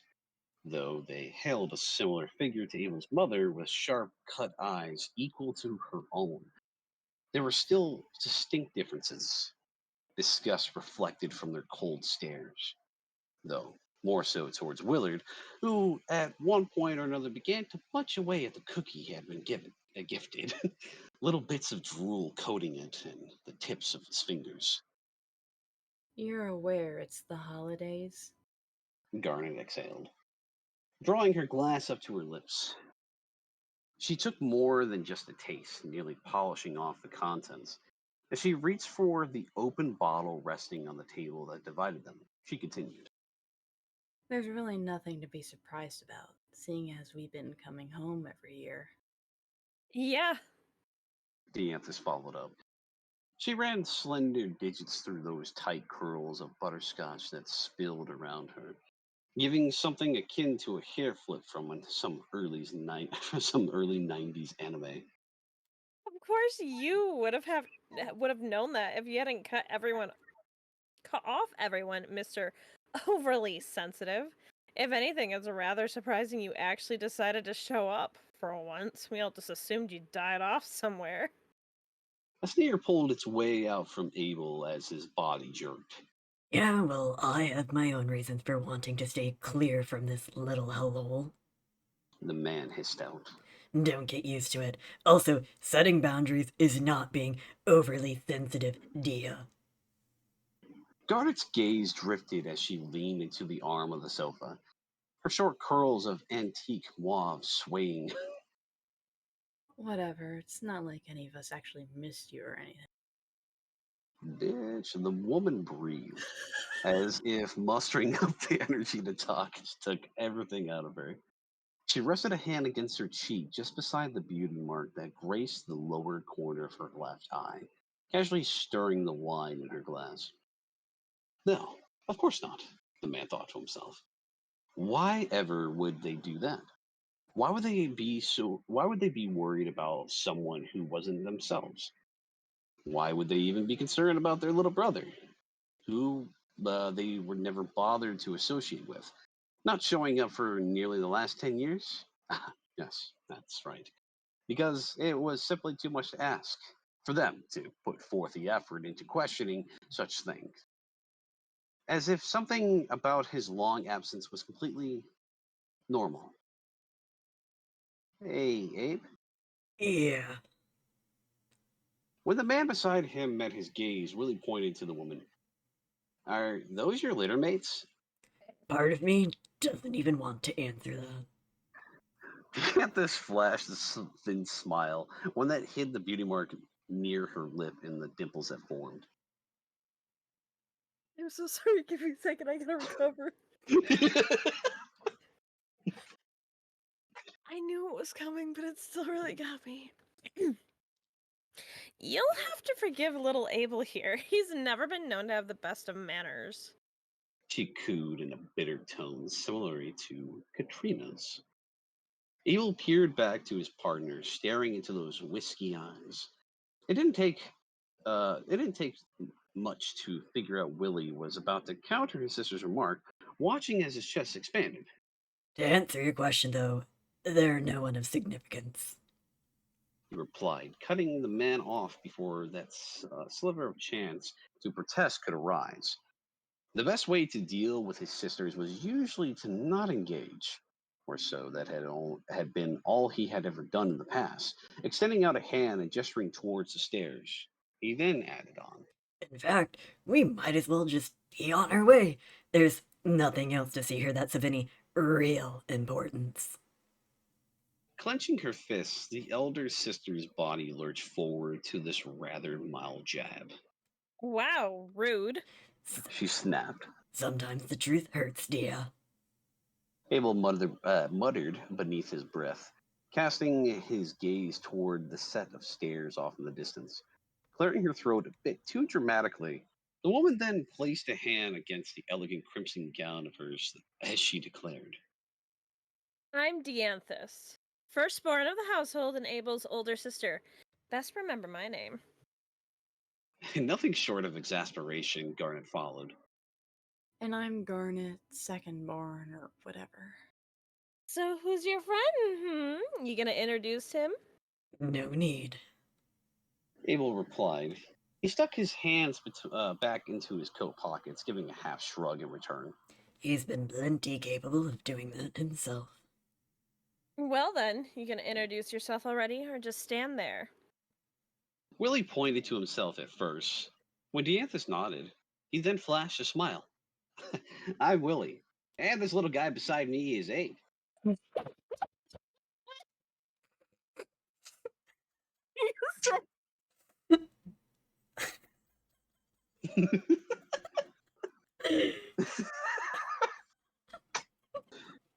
Yeah. Well, let me know when you're good. I'm sorry. I knew it was Uh, coming up, but just how you said it was really funny. it's how it's written, dude. Abel exchanged looks with him briefly, exhaling out. You don't have to introduce me. So, if you two are his sisters, then that means you're the older ones, right? Old? Dianthus reiterated. Annoyance weighed down on the woman's brow, like they were steel beams ready to break from pressure. She released a hum at this, or huff rather. Throwing her back against the sofa and averting her sharp glare, she clicked her tongue before adding on. Yeah, I guess you always did have a thing for blonde guys, huh? Still the same as ever, as it seems. Nothing changed there. Willie beamed another smile, his ears perking up. Yeah, you see, you understand. He stole a few steps toward them as he continued. I also thought it was really cool. It was kind of something dramatic, and I'll be honest, I didn't know if I was going to be able to pull it off, but then after it was done, it looked fine. He took hold of some of his hair, giving a gentle pull at it. I like it a lot, honestly, and I think Abe does too. He doesn't really say much about it, but I can just tell. I need to get my roots touched up again, though. It's been a while, and I know Abe has been saying something about it. And that's another reason I know he likes it. Dianthus passed a sly smile Abel's way. Sounds on brand for him. Shut it, dear. Abel barked, narrowing his cold stare. You can keep those snide remarks to yourself. I don't want to hear it. Plus, Willie continued, being blonde is just really cool. You would know, you would know because you're blonde too. He gestured to Dianthus. I mean, I don't know if yours is real or fake or not, because like I'm not sure dogmen can have all have different kinds of colored hair and fur and stuff. But like as a human, mine is definitely fake. But I mean that's still okay because it's the best of both worlds. Both women stared at Willie, a sort of perplexity dawning on their faces as they tried to process his words. Why exactly was there an emphasis needed to be put on some things, but also, What? Dianthus stammered. Exactly our dogman. Garnet followed up, following her sister's question. What? Your dogman? The taller man repeated. Turning to the man at his side, he returned a quizzical stare, as though silently asking how they couldn't possibly know what it is they were. They were dogmen, right? They had to be, because Ava was one. It didn't make sense for them not to be, but if they were, then that meant, well, That can only translate to one thing in his mind. With a hand that didn't hold the half-eaten cookie, Willie drew it up to scratch at the back of his head, just as he always did when uncertainty rose. Hey, Abe, are you adopted? Without missing a beat, Abel muttered beneath his breath, Fuck, I wish. shaking his head. He then began to subtly shove the man past them. All right, Willie, that's enough talking. We've wasted too much time here. Beads of sweat dotted his brows as a nervous laugh escaped. Let's get doing what Grandma Rose said to do and go put her coats away, shall we? Off we go. Oh, all right then. Willie waved back at the women as he was pushed back past them. Also, I'm sorry about your cold. My min. Diana? Having sinus drainage during this time of year really sucks, especially when it comes to getting starts getting in the back of your throat, and you kind of like got kind of like this snot like phlegm that just takes forever to go away. I'll check my suitcase later and see if I got any cough drops or something. I'm pretty sure Dogman can have those. Stuffing the rest of the festive cookie into his mouth, he muffled out, "It was nice talking to you." The last thing Abel saw were bits of cookies spraying out onto Garnet's otherwise high dollar sapphire dress and into her glass of wine, something that made him hasten in putting the distance between all parties. And here we are going to have our second break so that we can compress, because Willie is a lot in the best way possible. Between the writing and the execution of Willie introducing himself and then Abel to Abel's sisters was one of the funniest fucking things that's ever happened. I'm sorry, I don't know what to tell you. That's just Willie. It really got me. That's so good. I'm pretty sure that was. I don't know if I sent you audio of that, Brad, or not, but I was just like, oh Oh yeah. yeah, no. I'm like, Willie would absolutely be like, oh yeah, I'm Willie, and this is Abe. Oh yeah, oh yeah. He's talking. I remember you sent it to him. I'm like, oh yeah, no, this makes sense. It was exactly like when Willie said earlier that like someone was like, "Oh, you're tall." He's like, "Nah, I'm Willie." Whoa, you're tall. Nah, I'm Willie. Nah, man, I'm Willie. What's up? Willie is such a fun character to write because he's just such a little shit in the best way possible. And Dianthus is just like, best to remember my name, and here he's like, Diamond Amethyst Diona? Sure. He's not gonna remember her name. That's a lot of vowels and other syllables I can't get down. I'm just gonna call you Mrs. D. I'm just gonna call you Diona. Close. Yeah. But yeah, we're going to take a 5 minute break. Probably shoot for 5 minutes. It may be a little bit longer, but we will be back. Yes, So yes. we need to get water and tend to our throats because reading is a lot.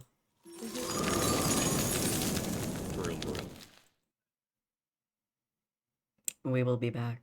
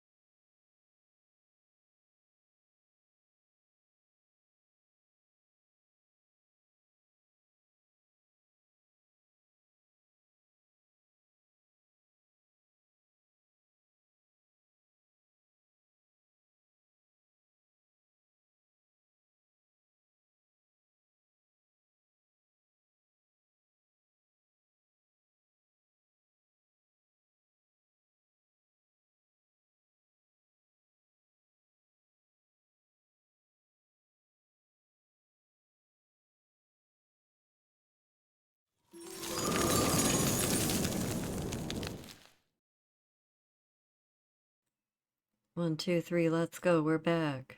Holy shit. Oh no, we're back. Run. Yeah, run. Run. This is the part of the stream where Alex traps you here. No, I'm joking. By the way, I'm not even the main streamer for this channel, but like, I just need you all to know that if you're following Alex here, you're fucking missing out, and I don't understand why you wouldn't be following Alex. Oh my gosh, my son. This is a threat. It is. From Nelly K. From Nelly K. This is a threat. And Minecraft. not only, and also to follow up that thread, if you want to see Minecraft. Nell, yeah, to follow up that in Minecraft as well, you need to follow Nell's stream too, because she does say her iconic catchphrase many times while streaming. If I fits, I sits. That's what she says. I thought it was is- let's be real. It's that's her second one. She has that. She hasn't patented that one yet. Soon. She's got to get that TM right next to it, but eventually. She's got a lot of core battles to go through, though. Unfortunately. Unfortunately, it turns out it's just as hard to copyright a catchphrase as it is to copyright a color. So Yep. my Disney lawyers should be able to help me out with that. Yeah, they're pretty cool. It was crazy that if I fits I sits was actually available at the time. I can't believe you actually stole that when you had the chance, but I mean, it's pretty nuts. When you gotta jump on it, you know. I mean, you're that's what I one like to call thing- a. Oh yeah, go ahead. Sorry. I was gonna say if that's one thing I learned from Jeff Bezos' daddy capitalism, that you just gotta jump on it. Yeah, no, I mean, like that's one thing I'd like to pretty much call you at this point. You're like what I call a gamer. You know, you like to make games out of things and gamify it. Hashtag gamer. Yeah. Derogatory. Derogatory. That is the last part of it. Yeah, it's kind of crazy. Real quick before we jump back into the reading, I wanted to touch on something now that we're back with everyone. So, one of the scenes, because there were a few things I went through with editing this piece where I wanted something, but my brain was too frazzled to figure out how I wanted to write it. But the scene where Willie is running at Abel as he's about to enter the taxi. I told Brad about this, but that part specifically, I was thinking about the part from Monty Python and the Holy Grail where Sir Lancelot is running, and it's the whole scene in loop, and the two guards are just kind of watching. And I wanted to do something similar to this, but he's really far away. And it's like just Willie running in loop, because let's be real, that would be what happened. But the poor man somehow gets caught in a fourth wall break. Abel's just staring at him, looking back at the taxi, and he's like, is he further away or is he? And then suddenly it's just right in front of him. Oh, I heard the fire. Oh my god. But yeah, Willie did get a mouthful of Abel tits, so that was something I didn't tell Brad about. Doesn't surprise me. We were all waiting for it. I did tell Nell about it though. Yeah, you did tell me about that one. When we were at the coffee shop, and I was like, yeah, so Willie kind of now just assumes that Abel's tits honk when you squeak them. It's true. It's actually very true. I mean, that's exactly what happened. That's what mine do. Honk honk. It's crazy. But anyways. They didn't used to do that.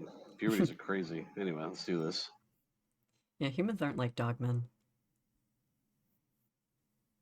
We're learning that all as we go along here. All right, Cheyenne, are you fucking ready? Let's fucking go, boys. Deliver us the God read. Yes, of course. The scripture of the gay. My son is being a little difficult though, so. I love your son. I also love my son. Can we get a I love Bandit in chat? My dog son. My dog son. My dog man. I would absolutely have a bandit icon. Fuck yeah. It would be the one that we did from the Draw My Thing one. That I still have saved on my computer. I love that image so much. It's really He's good. Nice, scrumbly little guy. He always looks so sad. Anyway, let us proceed. Heading up the stairs, the climb itself felt cramped, just wide enough for a single person to pass through, but it was significantly warmer as opposed to the other parts of the house. The same carpet from the family room seemingly crawled its way up with them, but the eggshell walls remained practically bare even as the space finally opened up, allowing the two men to comfortably stand shoulder to shoulder. This is the upstairs where we'll be at. Technically, everyone's bedroom is up here, except for Grandma's. Is that? No, she doesn't live in the basement, and no, she doesn't work in a sweatshop. Abel shot a quick glance at him. She's just old, and stairs fucking suck when you get older. Willie gave a slow nod, watching as he pointed to one of the doors nearby that had been left open. Though it was only a crack, he wondered if that was something they did as a courtesy or if there was something more to it. The one right there is the bathroom. It's right next to my room, so it's easy enough to find. You, shouldn't have trouble. Abel raised a brow to him, as if begging to not be woken up in the middle of the night should such bodily functions be necessary. At least, I would like to think you wouldn't. Curiosity took the reins as Willie poked his head in. It was a full bathroom, though nothing fancy really stuck out, save for the decor. Ivory tiles blanketed the room from ceiling to floor, with gold-trimmed accent and simple rugs to keep the feet warm. Though it matched with the rest of the home, it held much more modesty. In fact, it kind of resembled the bathroom back at the apartment, save for being a little bit wider and longer. He squinted his eyes at first, noticing something from the shadows quickly scurry across the room. Hey, Abe? I think you guys have. As he pulled his head back, he saw the man turn the knob to the bedroom door. Stepping in, snatching up his suitcase, he hastily followed after. And here we are at last, the final part of the tour. The smaller man exhaled with as much sarcasm as he could muster up. The room where for some 20-odd years of my miserable existence I locked myself up in to avoid any and all contact with the outside world as I played ballads of depression from a very specific era of pop-punk. Congrats. Abel began to remove his coat and scarf, tossing them to the bed as he watched Willie look around. You're the first person who has ever stepped foot in here, aside from my family and bandmates. Cherish that achievement well because it probably won't happen ever again. As the lights kicked on, the cool gray walls were the first thing Willie took notice of, followed by that same old carpet seemingly found throughout most parts of the house. There were some framed band posters now and again, but otherwise the walls were practically bare. It felt like a typical teenage boy's room that otherwise lacked excitement. That or perhaps something closer to a prison, given the dark-haired man's bursting enthusiasm. Off in the far corner of the room rested a dusty guitar, and propped next to it, a violin, the string on both rusted from time. There was a single window next to them with long drapes that met the floor, and in the far corner a closet door shut tight. Overall, it was a little more spacious than the bedroom back at the apartment, offering a moderate amount of room to walk around freely, even with a king-size bed practically in the middle, and the other oddities most bedrooms came with. Huh. I kind of feel sleepy. Willie suddenly spoke. As he removed his gloves, Abel peered back at him with a sharp gaze. What's that supposed to mean exactly? Nothing. The man quickly replied back, struggling to drag his suitcase behind. I didn't mean for it to sound like a jab. I just mean this room is kind of calm in a minimalist way. I suppose so. Abel fell quiet, taking the time to reminisce to himself as he combed over each of the posters, the struggles of his partner fading into the background. The boys falling out was a gift one year, and the total 14 one next to it had been purchased at a concert another year following. As for the, is it IFA or IFA? IFA. IFA? IFA. The IFA! It's As my for the favorite IFA sport. one, well, that was from a concert Dominic had specifically dragged everyone to. He crossed his arms as a soft hum escaped. Mere seconds later, he found himself brought back to reality by a sudden yelp and something spherical smacking him in the face. He snatched hold of it in reflex, those emerald gems falling onto the inflated object of various colors. Slowly, he then looked to the man, his brows knitted heavily as millions of questions flooded him. Willard, why, the hell did you pack a beach ball? Give me 1 second, my son is being unruly. My son, Haunted by your child. I love to be haunted by my children.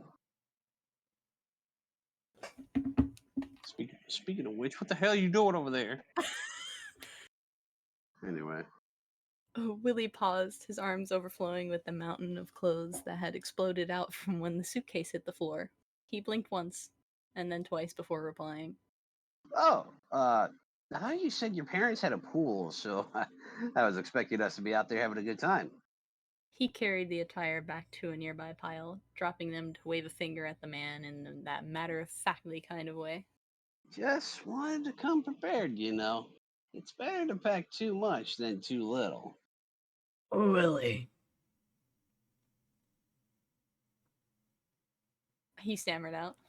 it's the middle of winter, and we're only going to be here overnight. So then, it's not heated? No. Willie's lips turned a small frown. Oh, sorry, Abe. I just wanted to come prepared was all. You never know. Tossing the ball back his partner's way, Abel snorted in amusement, tilting his head to the side. He eyed the man's overly festive, blazing emblem sweater of red, noting that he had removed his coat at one point or another. Some of the light bulbs that dotted the front had burnt out, but the vast majority still worked well.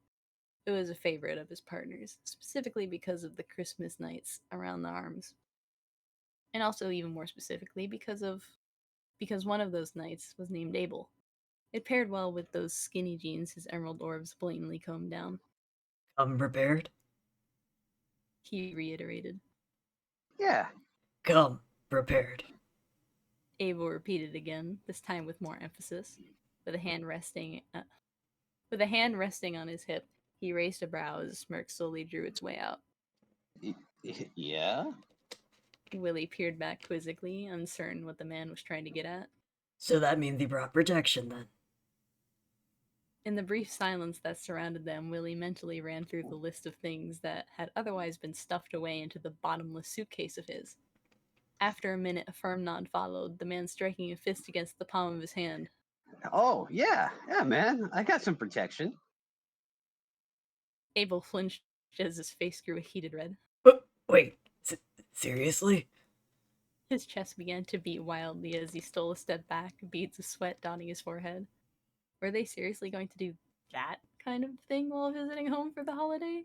Not that Abel himself would have any complaints, but he seriously doubted, with as vocal as he could be, that it might not sit well with the others in the household. Willie nodded again, turning to the suitcase to fish around for something.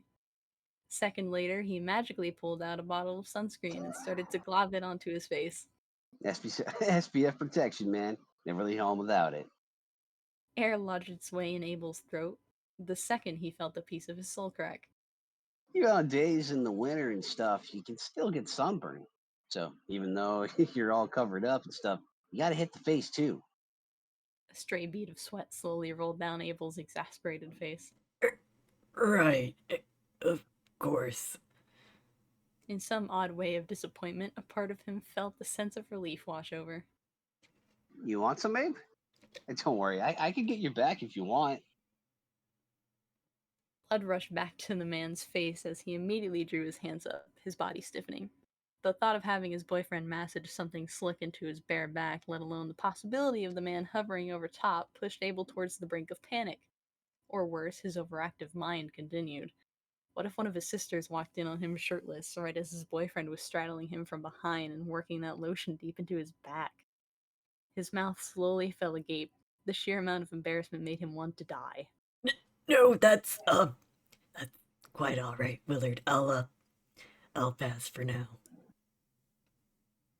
A soft laugh escaped, one barely loud enough to fill the room, yet held just as much joy as any other. Well, shoot yourself then. Just let me know if you change your mind, Abe. The man smiled to himself, rubbing the globs into his face as if it were part of his daily skin routine. Unbothered, moisturized, in his lane, and thriving, or however that modern day saying went. Sure thing. Abel exhaled, as he watched bits of sunscreen shoot out every which way like some sort of paint war on canvas. He couldn't help but feel like dread loomed in the distance. His stomach grew heavy, but only when someone knocked at his door did he feel it begin to sink. He swiftly spun around, barely cracking the door open as he poked his head out. It was Garnet, the woman still wearing her attitude from earlier, and for good reasons. Garnet, what do I owe the pleasure? Grandma said it's time for dinner. Dinner? Yeah, that's a thing families usually do during the holidays, though I guess no one should expect you to remember. Abel's brows furrowed as he stole a glance back to the clock.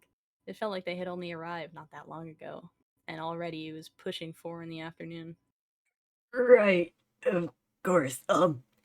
We'll be down shortly. The woman stared back at him for some time before shrugging her shoulders with little effort. Suit yourself. I don't really care. As he shut the door, a staggering sigh escaped from him. Abel leaned back into it, sliding down to the floor, his hands catching his head as his heart began to race and his breathing hastened. A fucking course people had Christmas dinners, he thought while kneading his forehead. God damn it, Brad. How had he forgotten something like this when planning? How did he forget to take this into consideration? Not only did he lack the real's gracious magic that allowed him to consume human food, but there was something else extremely vital about him being a vampire which he neglected to take into account. Something that came in a very special pouch which he normally always packed at least 2 of. And he had packed none. You okay, Abe? You look kind of pale. Like, I mean, I know you're normally always pale, but you're a dog man, and all dog men are always are dog men always pale and stuff. But you look more pale than what the usual is for you. I'm going to throw my son into the sun! The sun. Son. And that's the final boss, actually, is the son of the sun. The freak can't make up his mind. Why do I hear boss music?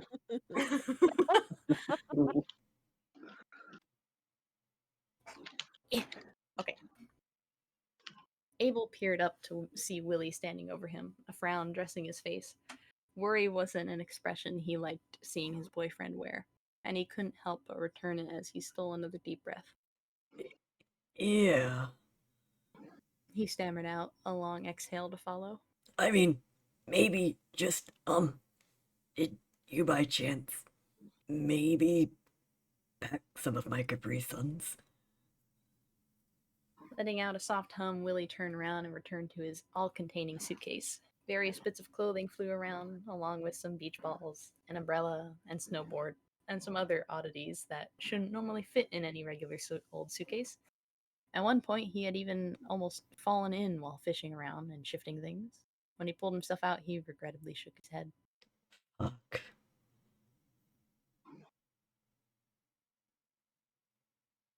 Abel exhaled, pinching the bridge of his nose. Sorry, Abe. It's alright, Willie. You don't have anything to apologize for. I didn't anticipate forgetting myself, so admittedly, while I was riding on a bit of hope that you might have at least one, I have no right to be upset at you. It was my fault for assuming and failing to communicate this.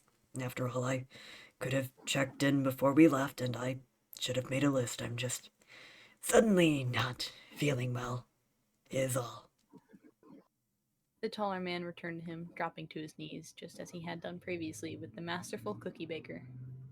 You want me to go ask Grandma Steel Shoes if she has any Pepto? I think Dogman can have that. He paused for a second, then nodded to himself with utmost certainty. Yeah, I'm pretty sure I've heard folks at the pet store around the corner saying they've given their dogs Pepto before. I think it's like a very specific amount though, and I don't really know if dog men go by weight or if you can have like a normal human amount because of the man part of dog men. No, no, Willie, just, maybe sit here with me for a bit, at least until I've calmed down. Oh, oh, sure thing, Abe. There was no complaints, even as his partner did as told. When his panic finally subsided enough, Abel turned the knob of his bedroom door, reluctantly allowing it to open. During that time, he came to the conclusion that it wasn't really his problem whether or not his family could piece together that he was a vampire. What with the pale skin thing, fangs, inability to eat their food. If he was lucky, maybe they'd just assume he hadn't changed much in almost the 10-year gap since having graduated high school. After all, he rarely saw them as it was. How would they know he hadn't developed a sudden allergy or what he could and couldn't eat? Had things gone his way, this little mishap of an adventure wouldn't have ever happened. Thanks, Steve. He turned around, stealing a step out into the hall. Even if he was upfront about everything that had happened in the landslide the last few years had been and confessed to them what he was, it's not likely they'd believe him, right? He shouldn't even care, he mused, glancing back over his shoulder. All right, come on, let's get going. Abel muttered. Best to get this over with now. You sure you're gonna be okay? Because I could go down there and tell them you just want to take a nap or something. He fell silent, entertaining the idea for some time while noting the concern weighing down on Willie's brow. Yeah, I'm sure. He replied back, his gaze reverting out into the hallway, fixing it in no particular spot on the carpet. The offer is appreciated, but I don't really have much a choice here. Willie stared back, his thoughts fondly recalling the beauty of one of the rooms they had previously passed through. He couldn't help but push his lips outward as he then asked, Are we eating in the kitchen? No, Abel answered. we're going to a different room. The room he spoke of was one he had otherwise neglected to show Willie earlier that afternoon during the brief tour. Not that it would have made much difference given where they stood now. After all, there wasn't really anything special to it. Not unless one had considered the much-anticipated conversation family gatherings often brought during this time of year. It was a cozy space just beside the stairs, on the north side of the house next to the living room. Outside of the holidays and gatherings of the past, it held a certain emptiness to it as it got used less and less, serving primarily as a connection between the sliding glass door out back and the rest of the house. But tonight was different. Both men entered the festive room, greeted promptly by a comfortable warmth and the savory aroma of a Christmas feast that had been prepared with love. Had it been any other family, or even some holiday Hallmark movie, surely everything about the situation and its atmosphere would have been perfect. But not at Das Castel Rosé. Those tender hugs from eager family attacking you mere seconds upon stepping in from the cold. There was nothing of that sort to be had here. Whoa, is this where we're gonna be eating at, Abe? A long table stretched before them, with oak benches on either side. Willie took in all the room had to offer, noting that Abel's two older sisters and mother sat to one side, leaving Grandma Rose and Jade to the other. His mouth fell agape as he scanned over the lush garlands strung up along the warm tangerine walls, and the chandelier above where the table was centered sparkled and shimmered just like the holiday cheer in his eyes. The man was far too caught up in the moment to have even taken notice that the chatter fell hushed upon their arrival, as though they had been a rather hot topic that could now no longer be discussed. Yeah, Huh. It kind of makes me think of that one bingo hall back at home. You know, the one with all the nice old ladies. discomfort found its way to Abel well before Willard's remark could even register. He was simply bursting with joy on the inside as he slowly took a seat beside Jade. He felt that uneasiness from moments earlier come back full swing. the kind that bordered at the edge of pure dread, as though a predator would strike without a moment's notice.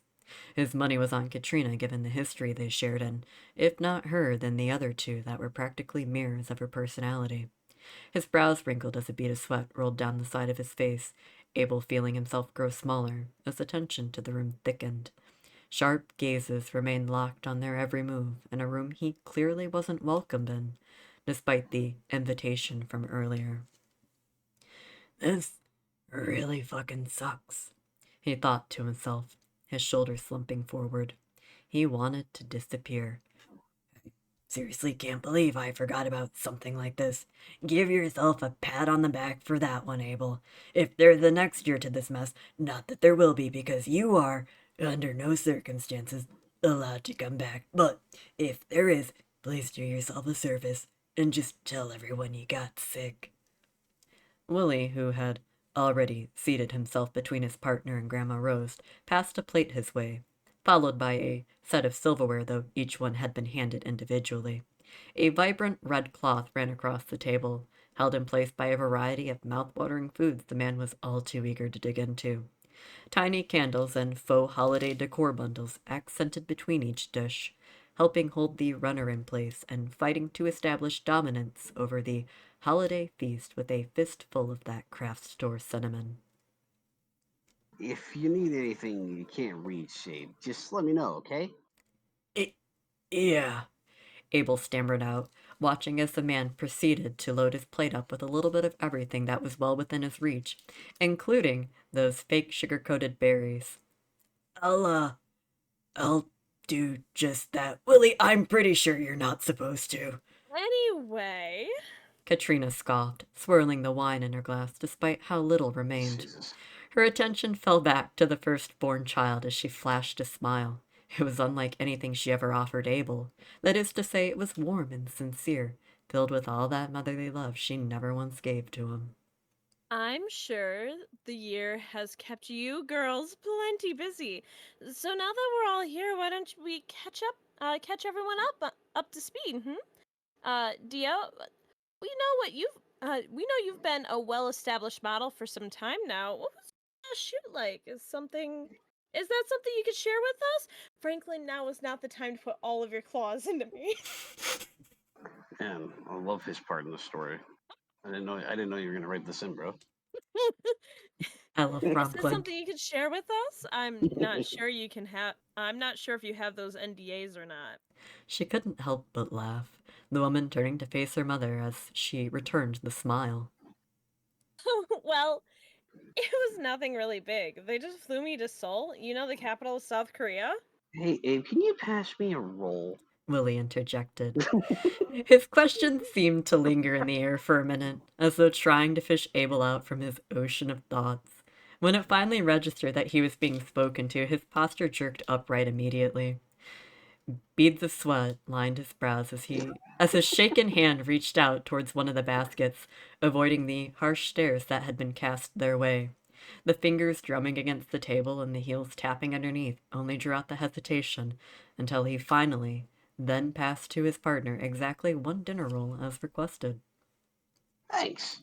Dianthus clicked her tongue before continuing, taking that extra second to flick the curls of her hair. Anyway, as I was saying, it was a collaboration with one of those K-pop bands there. They're actually really nice, Plus, a word in the industry is that they have great skincare products. With a hand pressed to her chest, Katrina released a soft yet dramatic gasp. Skincare? Skincare? Willie repeated, looking up, a buttered roll in one hand and a butter knife in the other. I know, right? It was like a gold mine. The next time I fly out there, I definitely plan on stocking up before coming back home. Hey, Abe, you like skincare stuff too, right? The man, with his eyes still fixed on the table before him, reluctantly returned a small nod. Goodness. Their mother exhaled, completely shoving Willard's remark aside. Well, if you happen to go back there,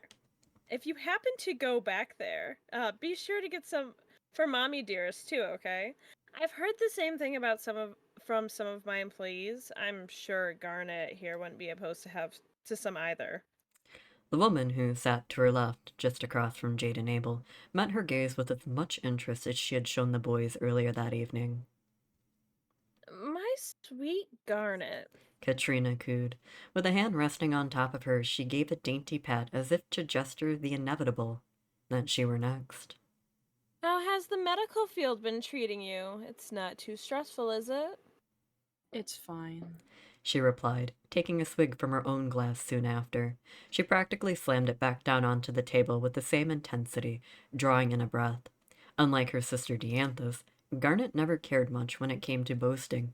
Far as she was concerned, it was all just wasted breath, and the energy it took for idle chatter was best invested into more important things, such as drinking.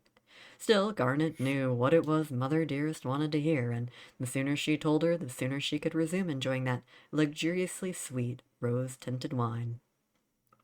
My hospital is taking big strides towards developing a cure for some child illness, and we're about to go head on with one of the big industry companies out there for being fraudulent.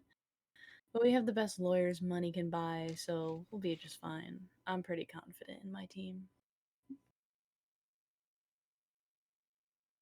I didn't realize I muted. That's my girl.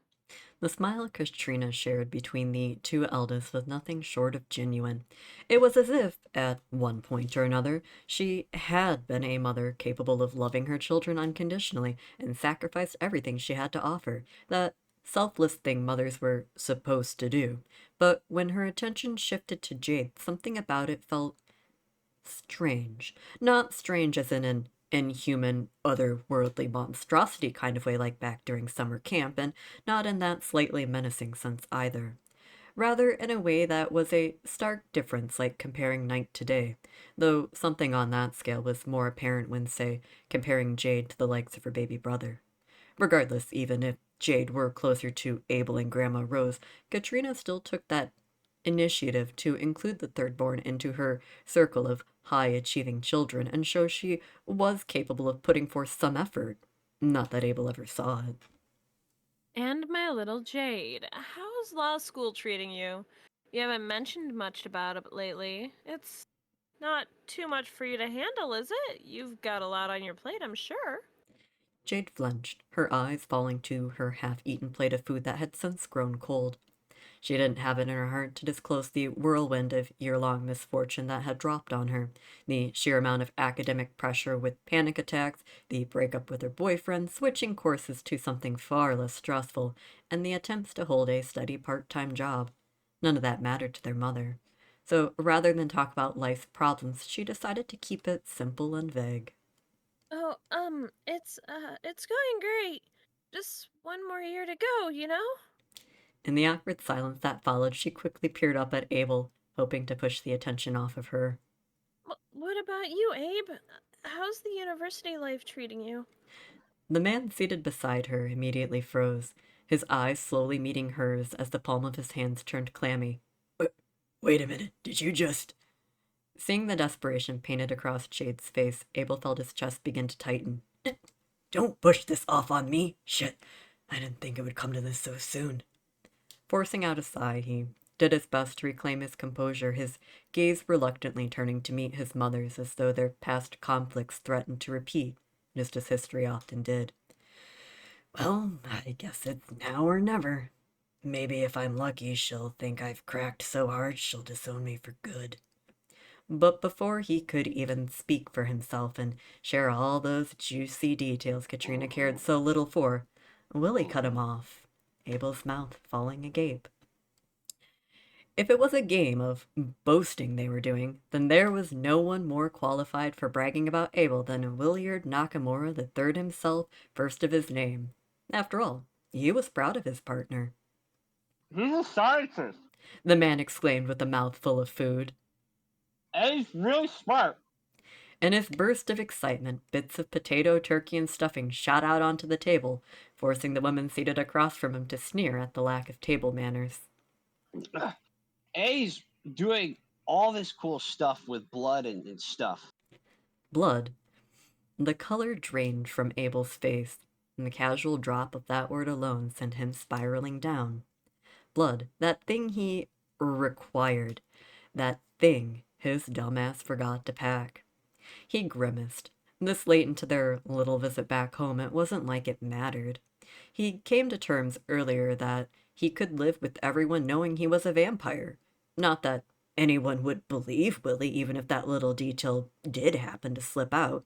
Not that it would, however. The man still convinced vampires weren't real. Abel peered back to his mother through his bangs. While he had that saving grace, the downside was that his partner still had a nice set of loose lips, but not in a bad way, just in that unpredictable way, that Willie sort of way. The last thing he needed was for his family to find out about the one time he got blackmailed into modeling underwear because they had somehow fallen behind on rent. Wait, did Willie even know about that? Regardless, even if he didn't, which he hoped that were the case, there was still that one time his partner found a pair of track shorts while doing laundry, their clothes seemingly somehow gotten mixed up. Normally that wouldn't have bothered Abel in the slightest, but the pair Willie had specifically found read, "Don't bully me, I'll come," clear across the ass. In the conflicting emotions rolling around inside of him, he slowly turned to the man, ready to cover his mouth should he happen to say just a little too much. Plus, he's like super strong, and he's been doing all these other things like that. Like Willie proceeded to twirl his fork, drawing up an elbow onto the table as he then leaned into his hand. like probably normal dogmen things. I'm not sure if all dogmen are the same or not, but sometimes he'll let us bareback him, like ride on his back and stuff. I think that's horseman terminology, but I don't really know if that's the same thing. Can be applied here, but yeah, he's actually doing really well for himself. He paused, but just long enough to take hold of the fancy glass nearby, bringing it to his lips with a pinky extended. Snorting Ooh. to the man's sudden tangent, Diantha slipped a sly smile Abel's way as she brought a hand up to her lips. Is that why it took you so long to get downstairs then?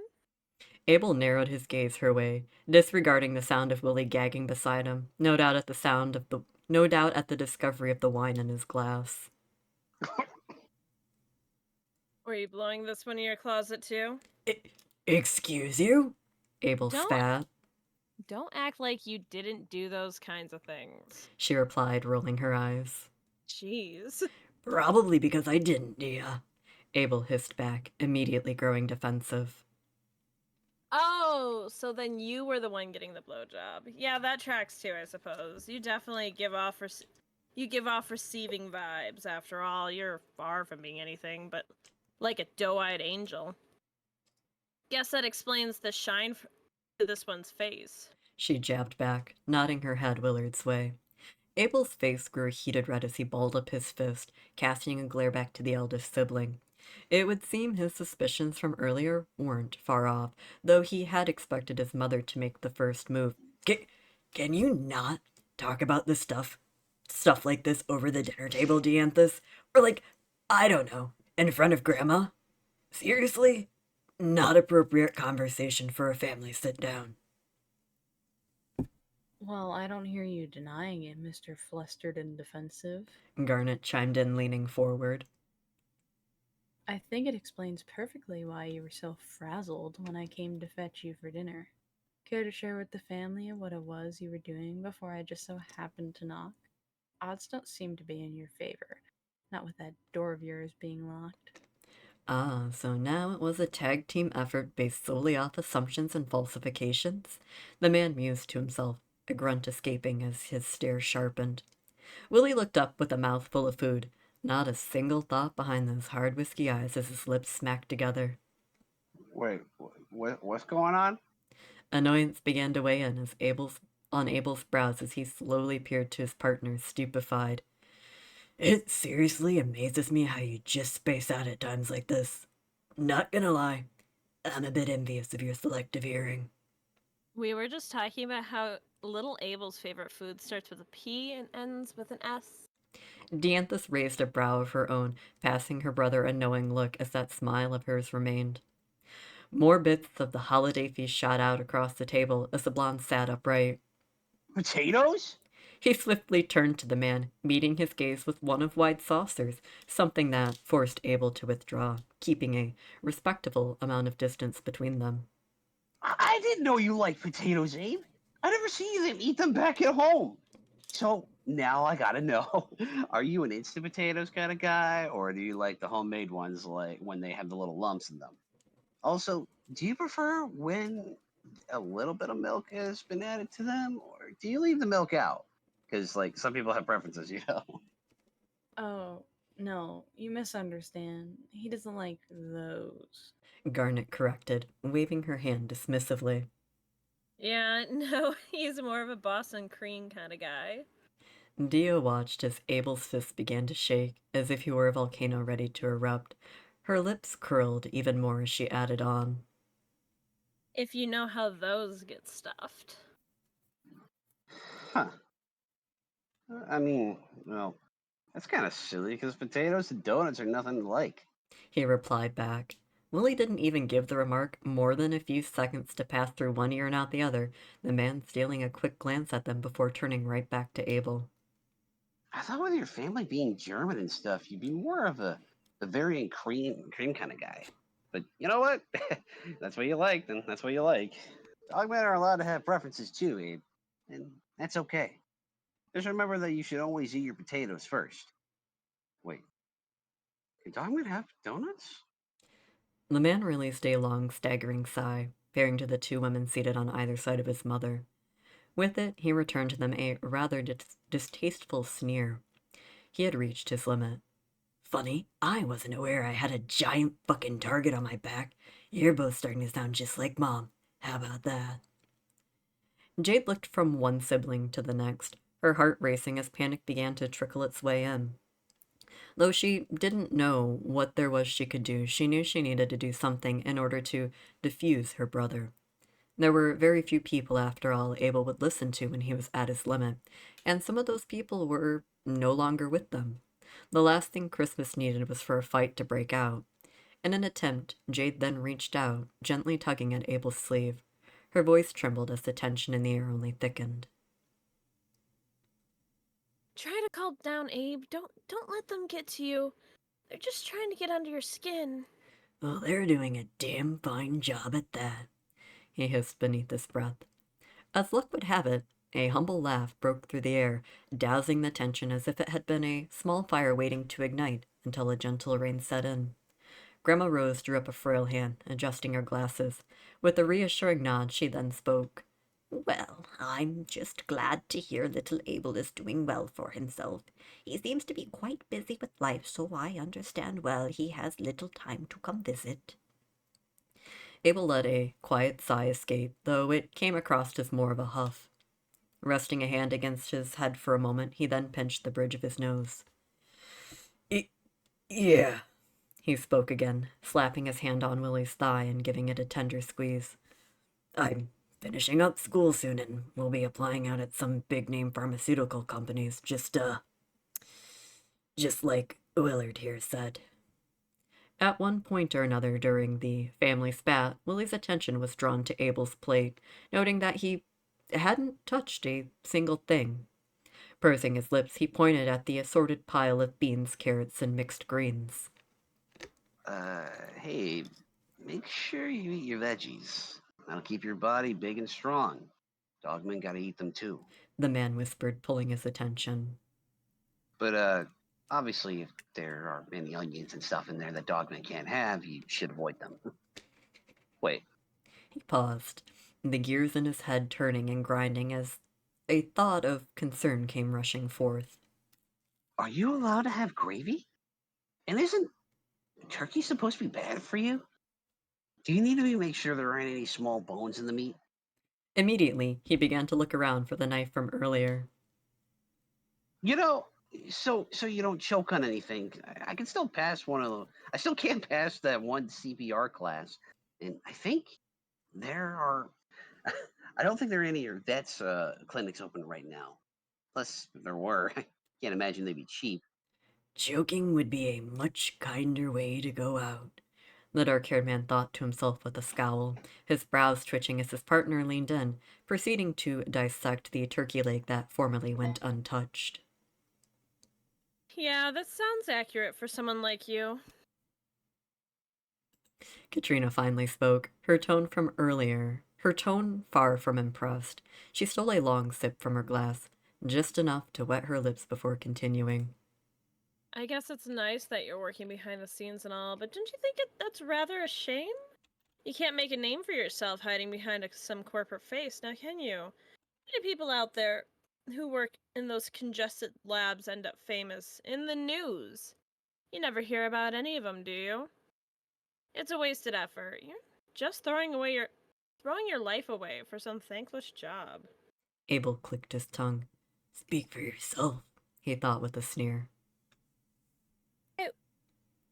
Why couldn't you cover? Yeah.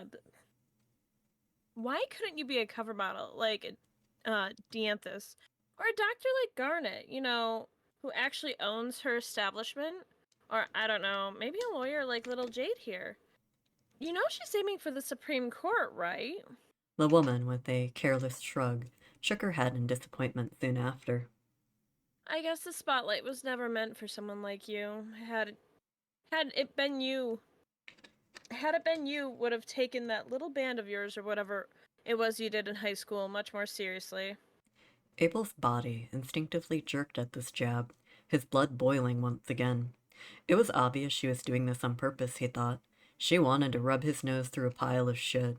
She wanted to shoot down every little thing he had fought to do for himself over the years, all those things he had accomplished with no one's help other than his own, all those things he did when the only person he could turn to was himself. His jaw clenched as he stared daggers back at her. She wasn't happy for him, and she certainly wasn't proud. She never was. She was mocking him, taunting him, baiting for him to bite back. You were always more of a behind the scenes kind of guy, doing all the work and carrying all those people around on your shoulders, but never taking any of that credit or recognition for yourself. And for what? So they could claim it all in their rise to fame. If you keep that up, you'll never amount to anything. You'll end up good as dead, a name to be forgotten, just like that little friend of yours. While Grandma Rose had been the gentle rain, Katrina was that entire canister of gasoline being chucked into the fire. He was ready to ignite. Now that's not true. Willie protested. He Before the man could say anything, Abel stood abruptly, slamming his hands down onto the table with a force that commanded silence. His eyes seethed anger, staining red as he met his mother's gaze. The table cried out a pitiful tune as he dug his claws deep into the wood, the leg swaying with an uncomfortable creak to follow as though it would bust at any second. I did not travel halfway across this god-forsaken shithole of a state to waste my time spending some capitalistic sham of a fucking holiday with you. You want to hide behind your mask and boast to the birth of your falsified god and proclamation of merriment and cheer. Fine. Have your fun. But do so without me. I will not allow myself to be the butt in everyone's joke over my choice in partners or what it is I have decided on as a long-term career. I will not be subjected to this bullshit. He looked to his partner, the fire still burning in the depths of his eyes. Let's go, Willie. It's obvious we're not welcome here.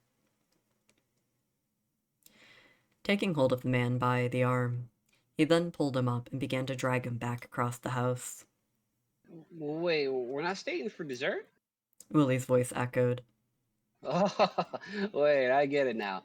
Dogman naps, take naps after dinner before they have dessert, right? I got you, Abe.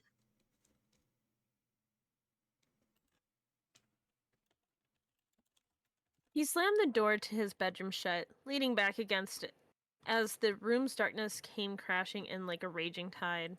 It had been the only thing that broke through the heaviness that enveloped them, though it too soon found itself suffocated, drowned out by the anticipation that caved in, pulling it well beneath the surface and into the murky depths. In the room lit by scarce rays of moonlight trickling in from beneath the window's curtain, Abel's damp orbs held a soft glow as he peered up at his partner. Uh, confliction filled. Oh my god, give me a second. Take your time. Confliction filled them to the brim, so much so that Abel could no longer hide just how hurt he truly was. Willie, look. He began, releasing a sigh in frustration as he fought to keep himself from unraveling. I appreciate that you came out all this way with me. I really do, and I really appreciate what it is you're trying to do, that endearing thing only you can do. But I need you to understand something. In the brief pause, Willie took notice of the tremble Abel's body gave, his fists tightening, and even the soft quiver of his lips. Though he had no idea what it was his partner wanted to say, he felt his chest begin to tighten. It reminded him of a lot of how he once felt back in high school. That time he tried to help that one kid, all he could do was bring himself to meet Abel's pained gaze. To the best of his knowledge, it was the first time he had ever seen his eyes glow as they had, a strange beauty captivated by the raging storm of his own emotions, lights dancing across the ocean's surface in the dead of night, like a lighthouse guiding an inexperienced and unsuspected towards the jagged cliffs jutting up from the shallows. No matter how much you fight back against my mother, no matter what it is you say to her, you need to understand that it's all wasted effort. You're just wasting your breath. Nothing you have to say to her will change who she is as a person. That's just how she's always been, and I'm sure you saw well enough. I have no intentions of ever trying to appease her. The silence that followed forced Abel to remember all those times he selfishly went on various tangents, and all those times Willie just sat there and listened. Whether it was them sitting on a log back during summer camp beneath the starry sky, or him coming back from the hospital ready to explode, it didn't matter what he was upset about, because Willie just listened to him. He just saw him and heard him. He felt his heart sink as his eyes hit the floor, a hand rubbing unconsciously at his arm. He felt selfish. Selfish in the sense that the words fleeing from him felt venomous, a bad aftertaste lingering worse than any modern day medicine.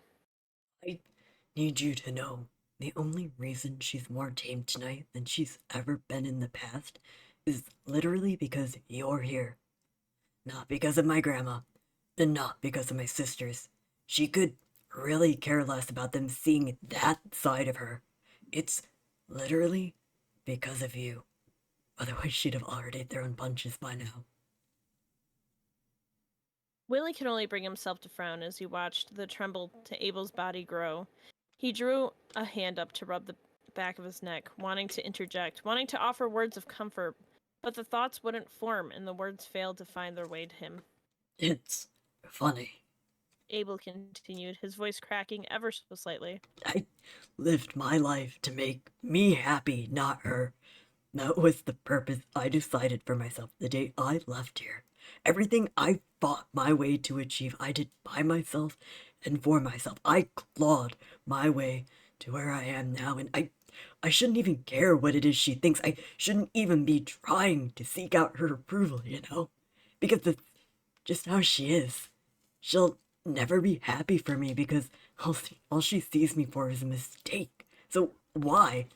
Why do I even bother to keep trying? For once in my life, why can't she just be happy for me? Why try if she's never going to acknowledge the things I do as anything other than a waste of time, a mistake? Just like me. I should really just take it for what it is, shouldn't I? Because it just means I don't have to share my happiness with her. Right? Right? Abel pushed himself away from the door, his quiet steps stealing one right after another as he approached Willie, taking hold of his hands. For a moment he observed them, his thumbs running over the various rings adorned on his fingers. They were bigger than his, Willie's hands, that is, obviously. So, because the man was taller than him, but there was so much warmth to them. Warmth that made something about this situation sting that much more as the corner of his lips tightened. And the thing that makes me the happiest, regardless of all other factors, is you, Willie. You are my happiness, my reason to wake up in the morning, my reason to smile, and I don't want to share that with anyone. Abel watched as the man's chest expanded, ready to say something to this. It was clear that he had finally found the words to say, but now wasn't the time to hear what words of comfort those may have been. Not right now. He quickly interjected. Obviously, I know I'm legally obligated to share you with Rose and the others, but you know what I mean, and that's why I was so apprehensive of coming out here. That's why I didn't want you to come out here with me. That's why I never told you when it was I was leaving, and why I tried to leave without you. I thought if I did this, I could protect you. I was trying to protect you from her. Billy, you're the only thing I care for, and I know it's easier to say this to you than her, but I need you to know. Willie stole a glance down at their hands the second he felt something cold and damp strike them. His partner's hands shook harder. When their eyes met again, he saw a green glow to the emerald orbs sway as tears began to swell up. That fire that once wielded mere minutes prior had been doused with pain. He was hurting, struggling to keep his head above his own thoughts as the seams that once held them together began to burst, sweeping away in the currents. I don't ever plan on letting you go. I can't bear the thought of losing the single thing on this fucking planet that makes me want to live. I can't. No, I don't want to think about what life would be like without you. Words were at a loss for Willie as he simply stared back. It felt like the ship was capsizing at an alarming rate. Though he understood well what it was Abel was driving home, he wanted to say something back. It felt like the longer he waited, the more he hesitated, the faster the ship filled with water. In another attempt, he drew breath in. I, um, Fate, fickle as it was, had other plans in store. An abrupt knocking on the bedroom door quickly cut their little shared moment short, startling Abel and drawing him from a string of curse words he grumbled out beneath his breath. It was becoming a frequent occurrence that rubbed him the wrong way. However, something about the situation felt off. It was different from when Garnet came to retrieve them. Yet he couldn't place a finger on what exactly that may have been. What about this moment here in the now set his suspicions high and forced the hair on the back of his neck to stand?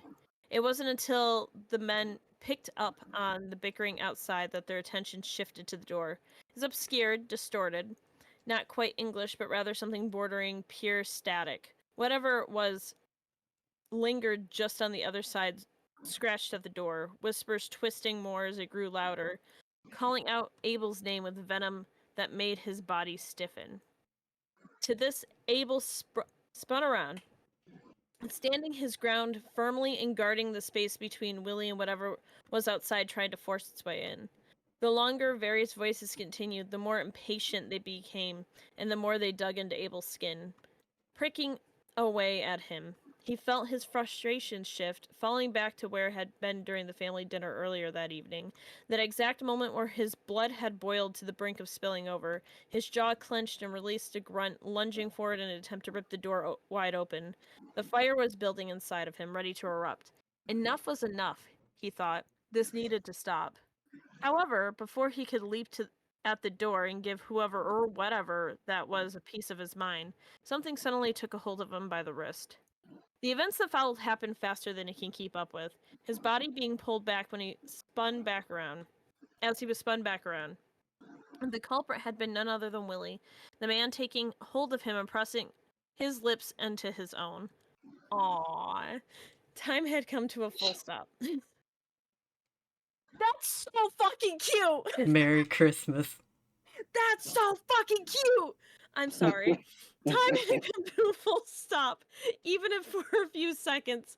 Surprise washed over him, Abel's orbs wide as the moon, as he frantically tried to piece his reality back together. A soft whimper escaped as his knees buckled, his body trembling, and dampened lips quivering as he watched his partner pull away. In that moment, it felt as though Willie could read his mind. As when he began to say something, Abel found himself being silently shushed. It wasn't until whatever was outside of the room walked away and that the tension eased. The eerie creaks from shifting the floorboards gradually marking the growing distance. Once more, Abel tried to speak. Why did you do that? He stammered out. Willie pursed his lips at first, then scratched at the back of his head as a soft laugh fled. I'll be honest with you, Abe. I'm not really sure myself. But He met Abel's gaze with a gentle expression, the one he often wore when it came to moments that shared between them. I'm glad I'm the person who makes you feel happy because you also make me really happy. I I don't like seeing you upset, so I guess to answer your question, I don't really know. It just felt like the right thing to do at the right time, you know? What? Abel's cheeks grew a heated red that otherwise remained hidden in the dimly lit room. He watched as his partner nervously looked away, as though the onset of the shame was setting in. After all, Willie wasn't often assertive, at least in a way like this. I I'm sorry if I overstepped. Letting the man's words sink in, Abel cast a glare to the ground, feeling himself become engulfed in frustration. When he could no longer bear to process anymore, he threw himself into Willie, hugging him tightly and burying his face into his chest. I hate it when you're right. He muffled out. That it was the right thing to do. Willie, I really don't know what it is I'd do without you here to keep me grounded. I was an idiot thinking I could do this without you, but He looked up at the man, eyes dampened once again. can I be honest with you? Willie stared back as confusion took hold of him. He could feel the room's heaviness return as Abel gripped the back of his sweater. Willie, this was going to end up a suicide mission. That was my intention from the start of this. I'm not really sure if that's what you wanted to hear, how else to tell you this, but Abel looked away at first, feeling that fluttering sensation from earlier turn sour. When he finally mustered up the courage to look back at those pools of honey that made his world turn, he could no longer hold back his own tears. He felt his chest tighten as his own anguish enveloped him. The thought of leaving his sunshine, his world, all alone, knowing that he was prepared to never see that silly little smile again, Abel then added on.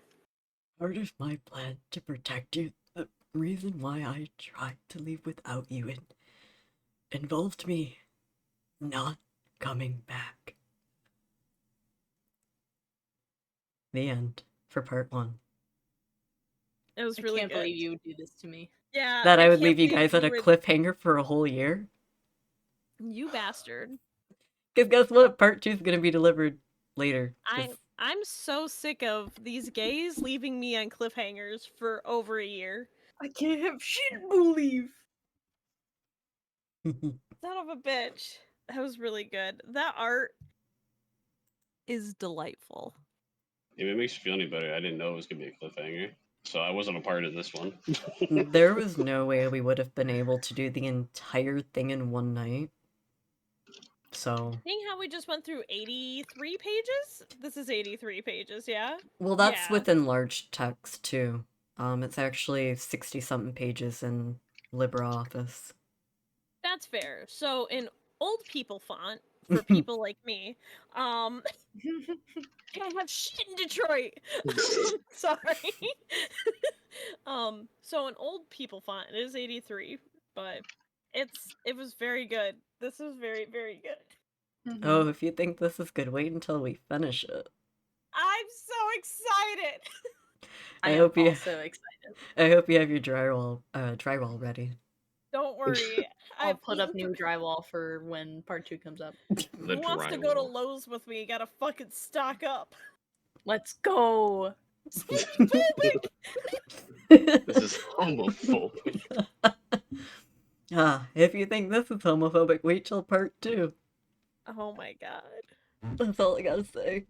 Oh my god. It was really good. Matt Chrysler, everyone. Mary Lake Chrysler. Happy The crisis. My happy transphobic. crisis. It makes Oh me my think of that one thing where I asked Nell, I'm like, is this queer baiting? The queer asking the fellow token straight if they're queer baiting. I forgot about that. Yeah, Alex has slipped into my DMs at least once. I think you've done it twice, asking if this counts as queer baiting, and I'm like, you're gay. I don't think you can queer bait. I don't What think you it's have something done, you're capable doing. what you have done is you have drawn us a bath and you have set the toaster on the edge. Mm-hmm. And you're letting us decide whether or not we're gonna get in. I Victim mean- of homophobia from Alexander. I mean, it's your decision. Oh, well, that was delightful. I love it, Alex. I've said this before, and you're like one of the best fucking writers I know. Oh, thanks. I agree. Everyone say thank you, Alex. I thank you, Alex. Forbidden Yeah, bath right. bomb. Thank you, Alex. Was that, were those words? Wait, Were those words, Brad? Wait, what are you talking about? You know I what? think you just Brad's made just had a noise. day, so if he doesn't want to English at this point, I don't blame him. That's fair. It's been a lot. Thank you, Alex, for ruining my life. I You're made some of those welcome. noises. Just wait, because next time, it's not going to be me specifically, ruining lives, so. Oh. Oh? Mm. You gotta send me a message. I'm curious now. No, I'm not sending you anything. You're gonna have to wait a whole year. Alex, you're a bastard. I do have a am. question for you. A couple Yeah. questions for you. Are you putting this VOD on YouTube? I am recording it, yes. Okay, I was just curious. And then the other thing is, the actual written text. Are you gonna be posting it anywhere? I haven't little decided that transcript? because I really want to get it off of Google Docs ASAP because I don't like their AI shit. No, I don't blame you. I have a document up. I may consider posting it on Tumblr. I don't know if I want to post it on Coffee or not because it is a lot to have to reformat. Yeah. So I'm still deciding on that. I think Tumblr honestly might be the best part, or rather the best. May I make a suggestion? Absolutely. AO3. See, you can post original works there. Can you? Yeah, you can post it's just an archive. It's not a fanfiction website. People just use it for See, fanfics. I didn't know that, and that was part of why I deleted my account originally. Well, it's time I'll get into my old one so I can get you an invite code. Well, yeah, then if that's the case, then yeah, I will post it up on AO3 if I can have original works up there. Absolutely, you definitely can. Oh, look at that. Alex might be getting back on AO3 after all. Fuck you, bullies. One of us. One of us. Oh no, us. I'm not going to be reading things. I'm just gonna put it up there and forget I about it. didn't say you had to. Yeah. 303. But you will still have touched AO3, so I count that as one of Well, I've us. already touched it before. I just left because of snide remarks. Don't worry, I'll read enough for all of us. I will add on though that I do have if I do post it up on AO3, which seems to be the obvious choice here, there was a snippet that I specifically cut from the opening because it was a little spicy, but it's also a dream. So if Spicy, you do spicy. if you do decide to check it out when it does drop the link specifically in Nell's Discord, you will get a little something extra. It's basketball related because I have it canonically in my head that Willie likes slam dunk. For good reason. So I think he likes to play basketball now and again. For real, for real. For real, for real. Well, he's an anime boy. When you look at him, he's fully anime. He's little- just an anime boy. Also, His if you little can't Fire Emblem sweater. if you can't see it, one of the light bulbs I did have specifically out. No, it's awesome. I think it's the design they sent you or like gave you of like a description of the sweater that he wears is pretty accurate. Very good sweater. So I Yeah, asked it's Brad what he would wear.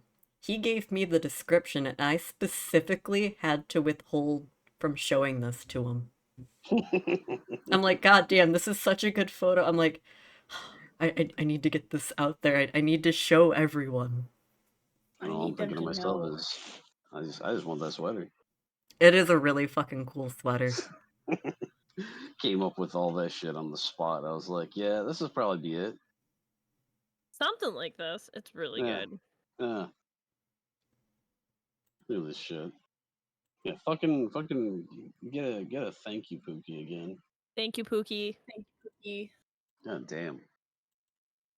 As always, the art.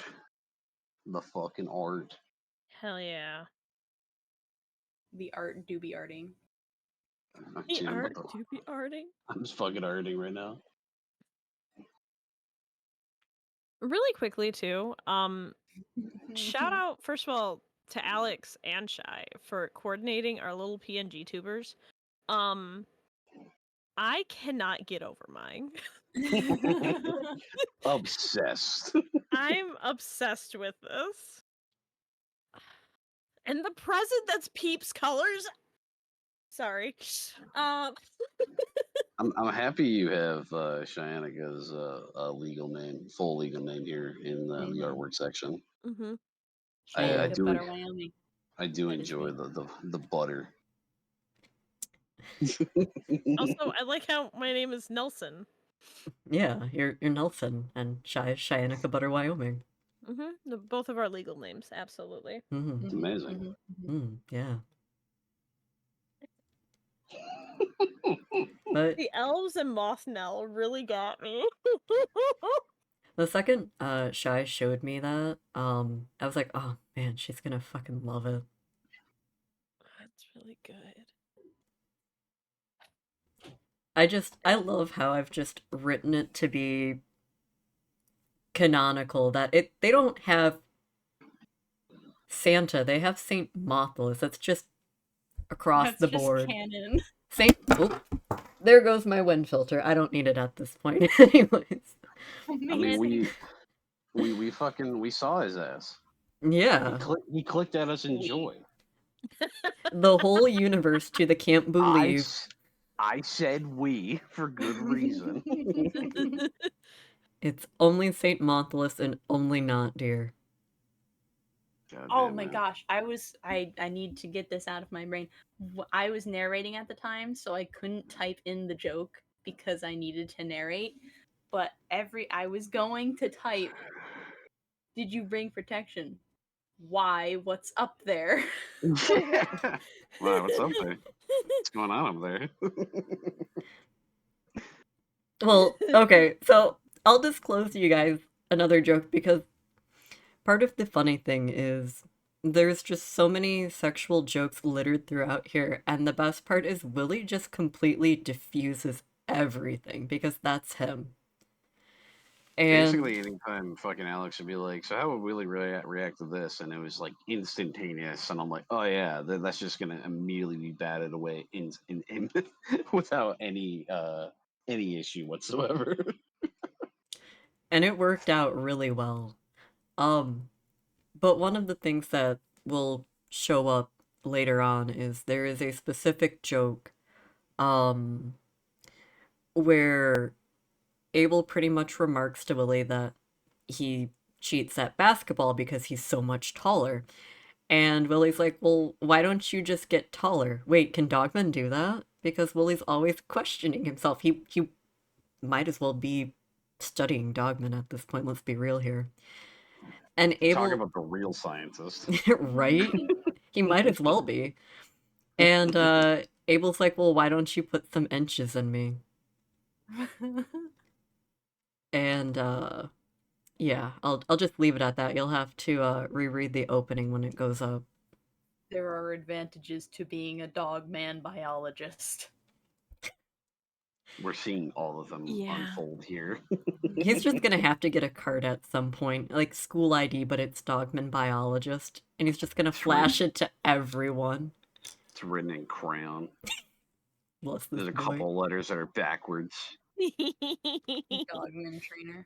That thing. I'm certified dogman trainer here. Willard Nakamura III. First of his That's- name.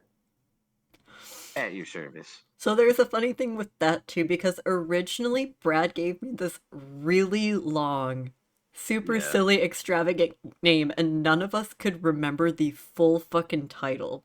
Yeah, it was like 5 or 6 names, and then it ended with the third.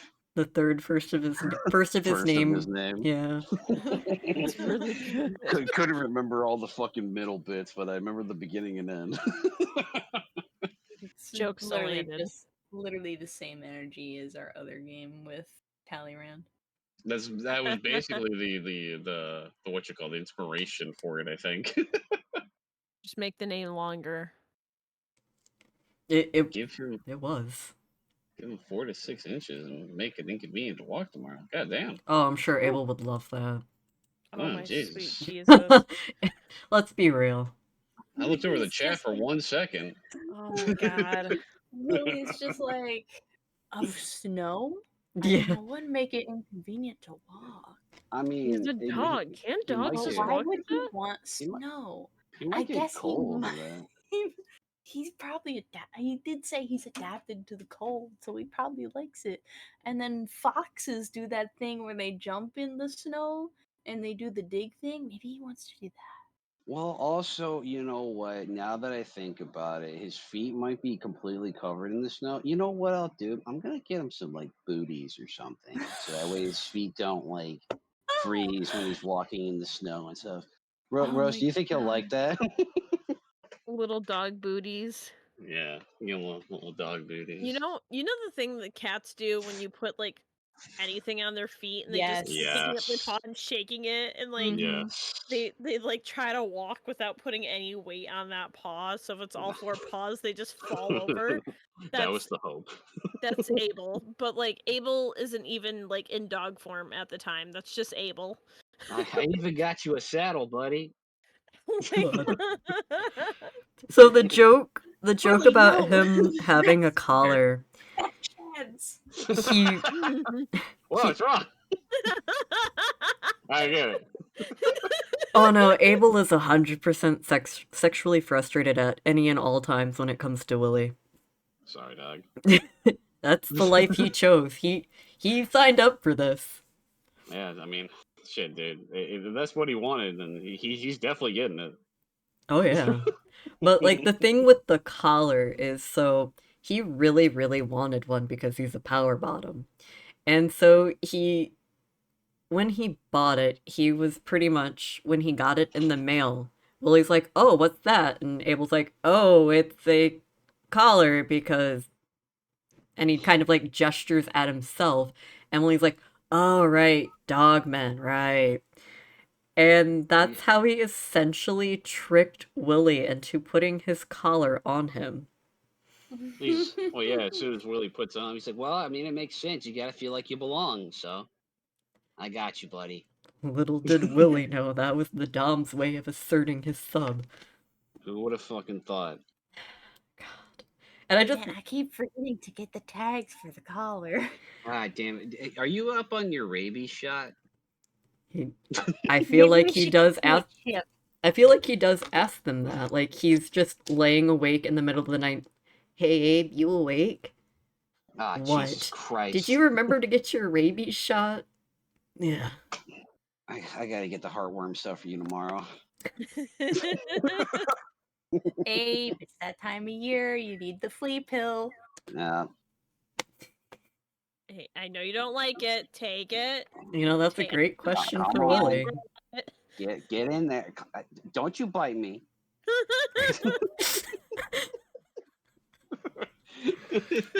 Bats him on the head a little bit. God. Like, all right, come on. Don't do that. That's a little too much. I said no bitesies. No bitesies. So I learned something interesting at the vet's the other day because I thought they still took temperatures by sticking the thermometer up the animal's ass. They Hell yeah. don't anymore. They have this neat little scanner thing that just scans the tip of their ear. God, my poor cat. Well, that was my fear for Getty when I took him to the vet. So I'm like, oh man, this little guy's gonna be all sorts of pissed off. And they just scanned his ear, and I was like, oh, It worked out pretty good for him. yeah, things have really changed since I was in school for that shit. They're like, all right, now it's time. Now it's time for yours. You're like, wait a minute. This is part of the. This is part of the fucking the meeting for this. I gotta do it. And they're like, yeah, it's mandatory. Don't tell Willie that. Abel's so frustrated he needs the old way. Oh, jeez. Oh no. Sorry, bud. You gotta bend over. God. It's the only way it's gonna be able to work. Abel would die. I don't want to do this any more than you do, but we gotta take care of you. Jesus. Just trying his best, man. You know what, Willie has done his best. Willie shows that he's very supportive, that he is one of the funnest little shits to write. Well, it's gotten to the point now too, where like Alex will like send me stuff, and he's just like, "So what do you think of this situation?" I'm like, "I think you got it." I'm like, "Shit, dude, you might not even need my input on this. Yeah, I think you got it." It's every once in a while that I'll throw in something, but a lot of it was him. But there's parts like Grandma Steel shoes. That was me. That is really good. Grandma Steel Shoes is really fucking good. It is really good. Trying to think, what else did I give you there? I gave him the whole scene where like the beach ball shoots out of the fucking Yes. suitcase, and also the entirety of the SPF protection shit. I did that was all me. I held on to that for at least a solid year before I actually started sitting down to write this in September. It was funny because it was like an offhanded fucking remark I made. Like SPF protection, man. Never leave home without it. Never leave home without it, man. Can't help it. I was like, Jesus Christ. You learn a thing or two after being a camp counselor. I got burnt the fuck the last time we were up there. Probably didn't help that my back could go on fire. Man. Between and the sweatshop, them forcing grandma to be in a sweatshop and him telling her he's gonna get her out of there eventually. Yeah, that was me too. That's really good. I'm expecting that to come back at some point. It has to. They foreshadowed it so strongly. Exactly. We have to save her.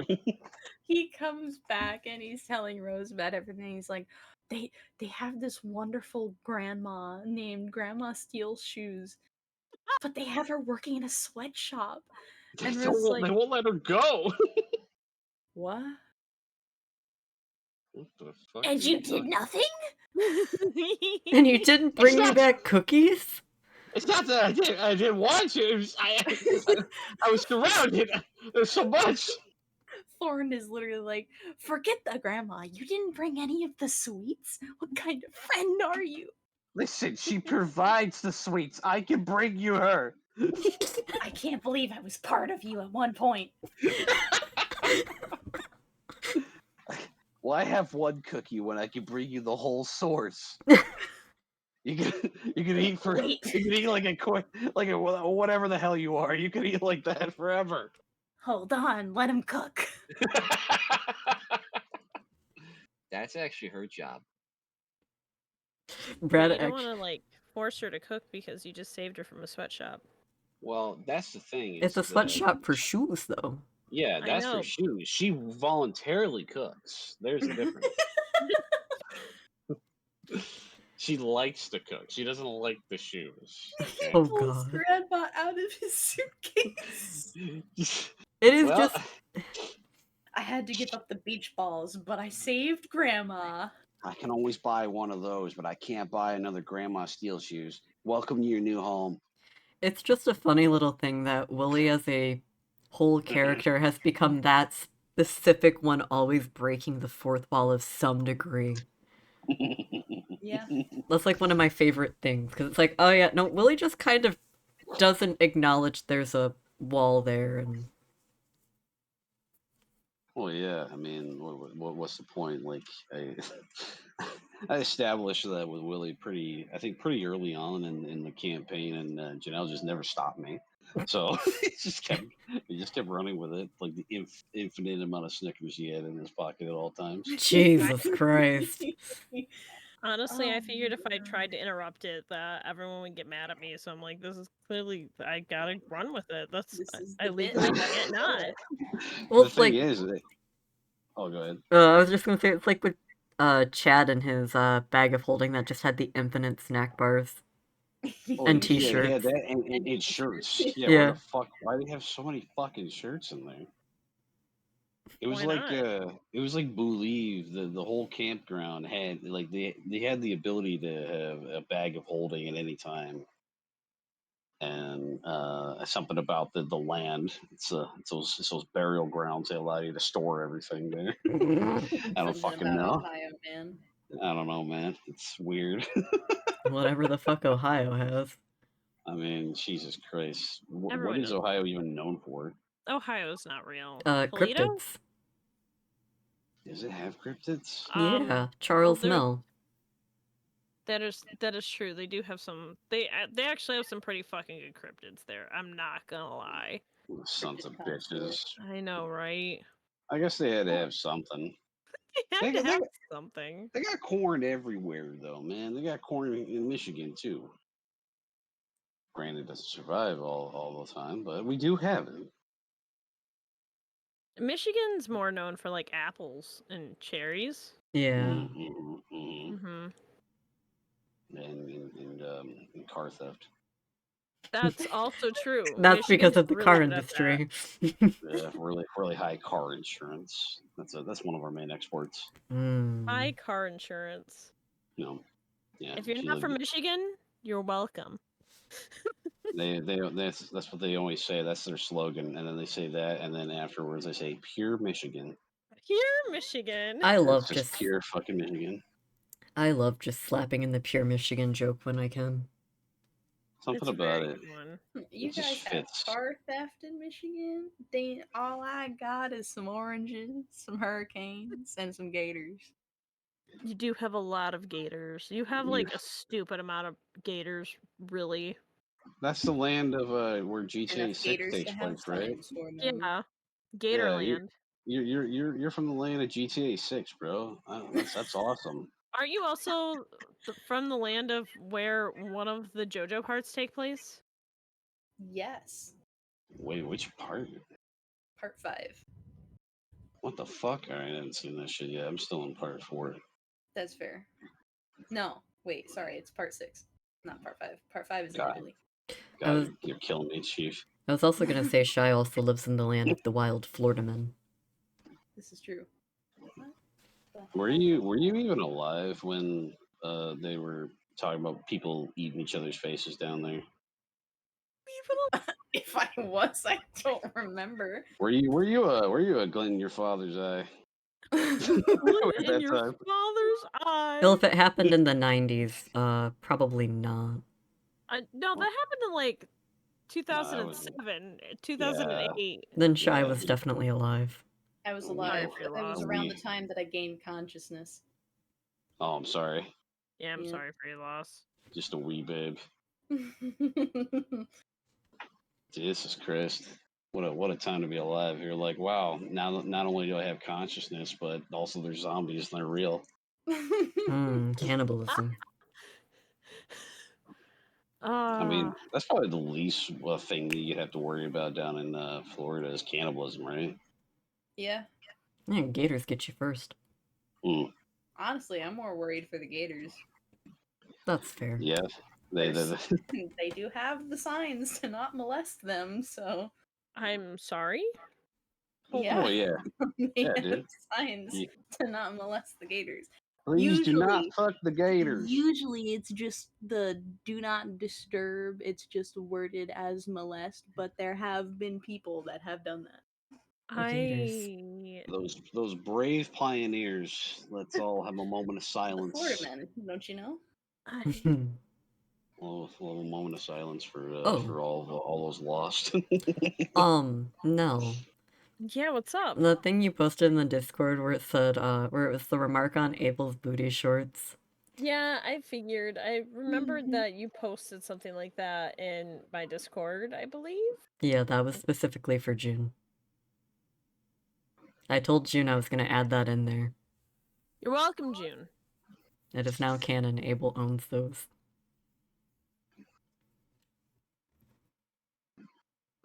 So, Well, good for Abel. I'm still thinking about people molesting gators, man. Honestly, Sorry, it definitely took me out. I'm back Darwin there Awards is like one of the best thing I think was ever created. at its finest. Honestly, I mean, you know what? I guess. Shit, dude. I don't know. That's kind of crazy. If it makes you feel better, they saved the gator. I'm You happy know for the what? gator. Thank God. That's the last thing that it needed to have happen to it is after having something like that happen, and then they're like, "Well, we Well, gotta we gotta put this thing down." no, yeah, she got freed. Did she get revenge? I don't know. Probably. Did she like I track think down every one of that dude's family? if I remember correctly, during It's the like whole escapade, I think she did take his hand, but that didn't stop him. Good for her. it didn't Yeah, Oh. stop so she at him, least got man. something.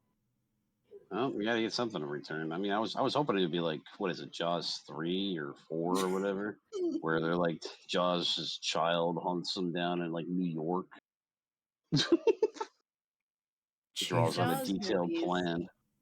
the shark movies in general are wild to me. I mean, they're pretty sick. That I is a can get word them. for it. Yeah. Wait. You got yeah. Oh, that's right. You got the phobias, right? The what? The phobias. Hey, Brad. Brad, Uh huh. Uh I'm gonna huh. let you try one more time. Baracalophobia. All right. You know what? That feels like a good point to leave everyone for the night. I was about to say, but he was saying like whatever it was he was saying, and my brain was translating it to Salesa, and I'm like, Magnus Archive? Hmm. That was what I was hearing. I'm like, is there a phobia for this man? Do you think? Do you think that? Do you think if there are people that are out there that are afraid of Barack Obama, they would call it barachnophobia? I think that's an even better note to leave on. Good night, everyone. Good night. Thank you for Bye, stopping by. guys.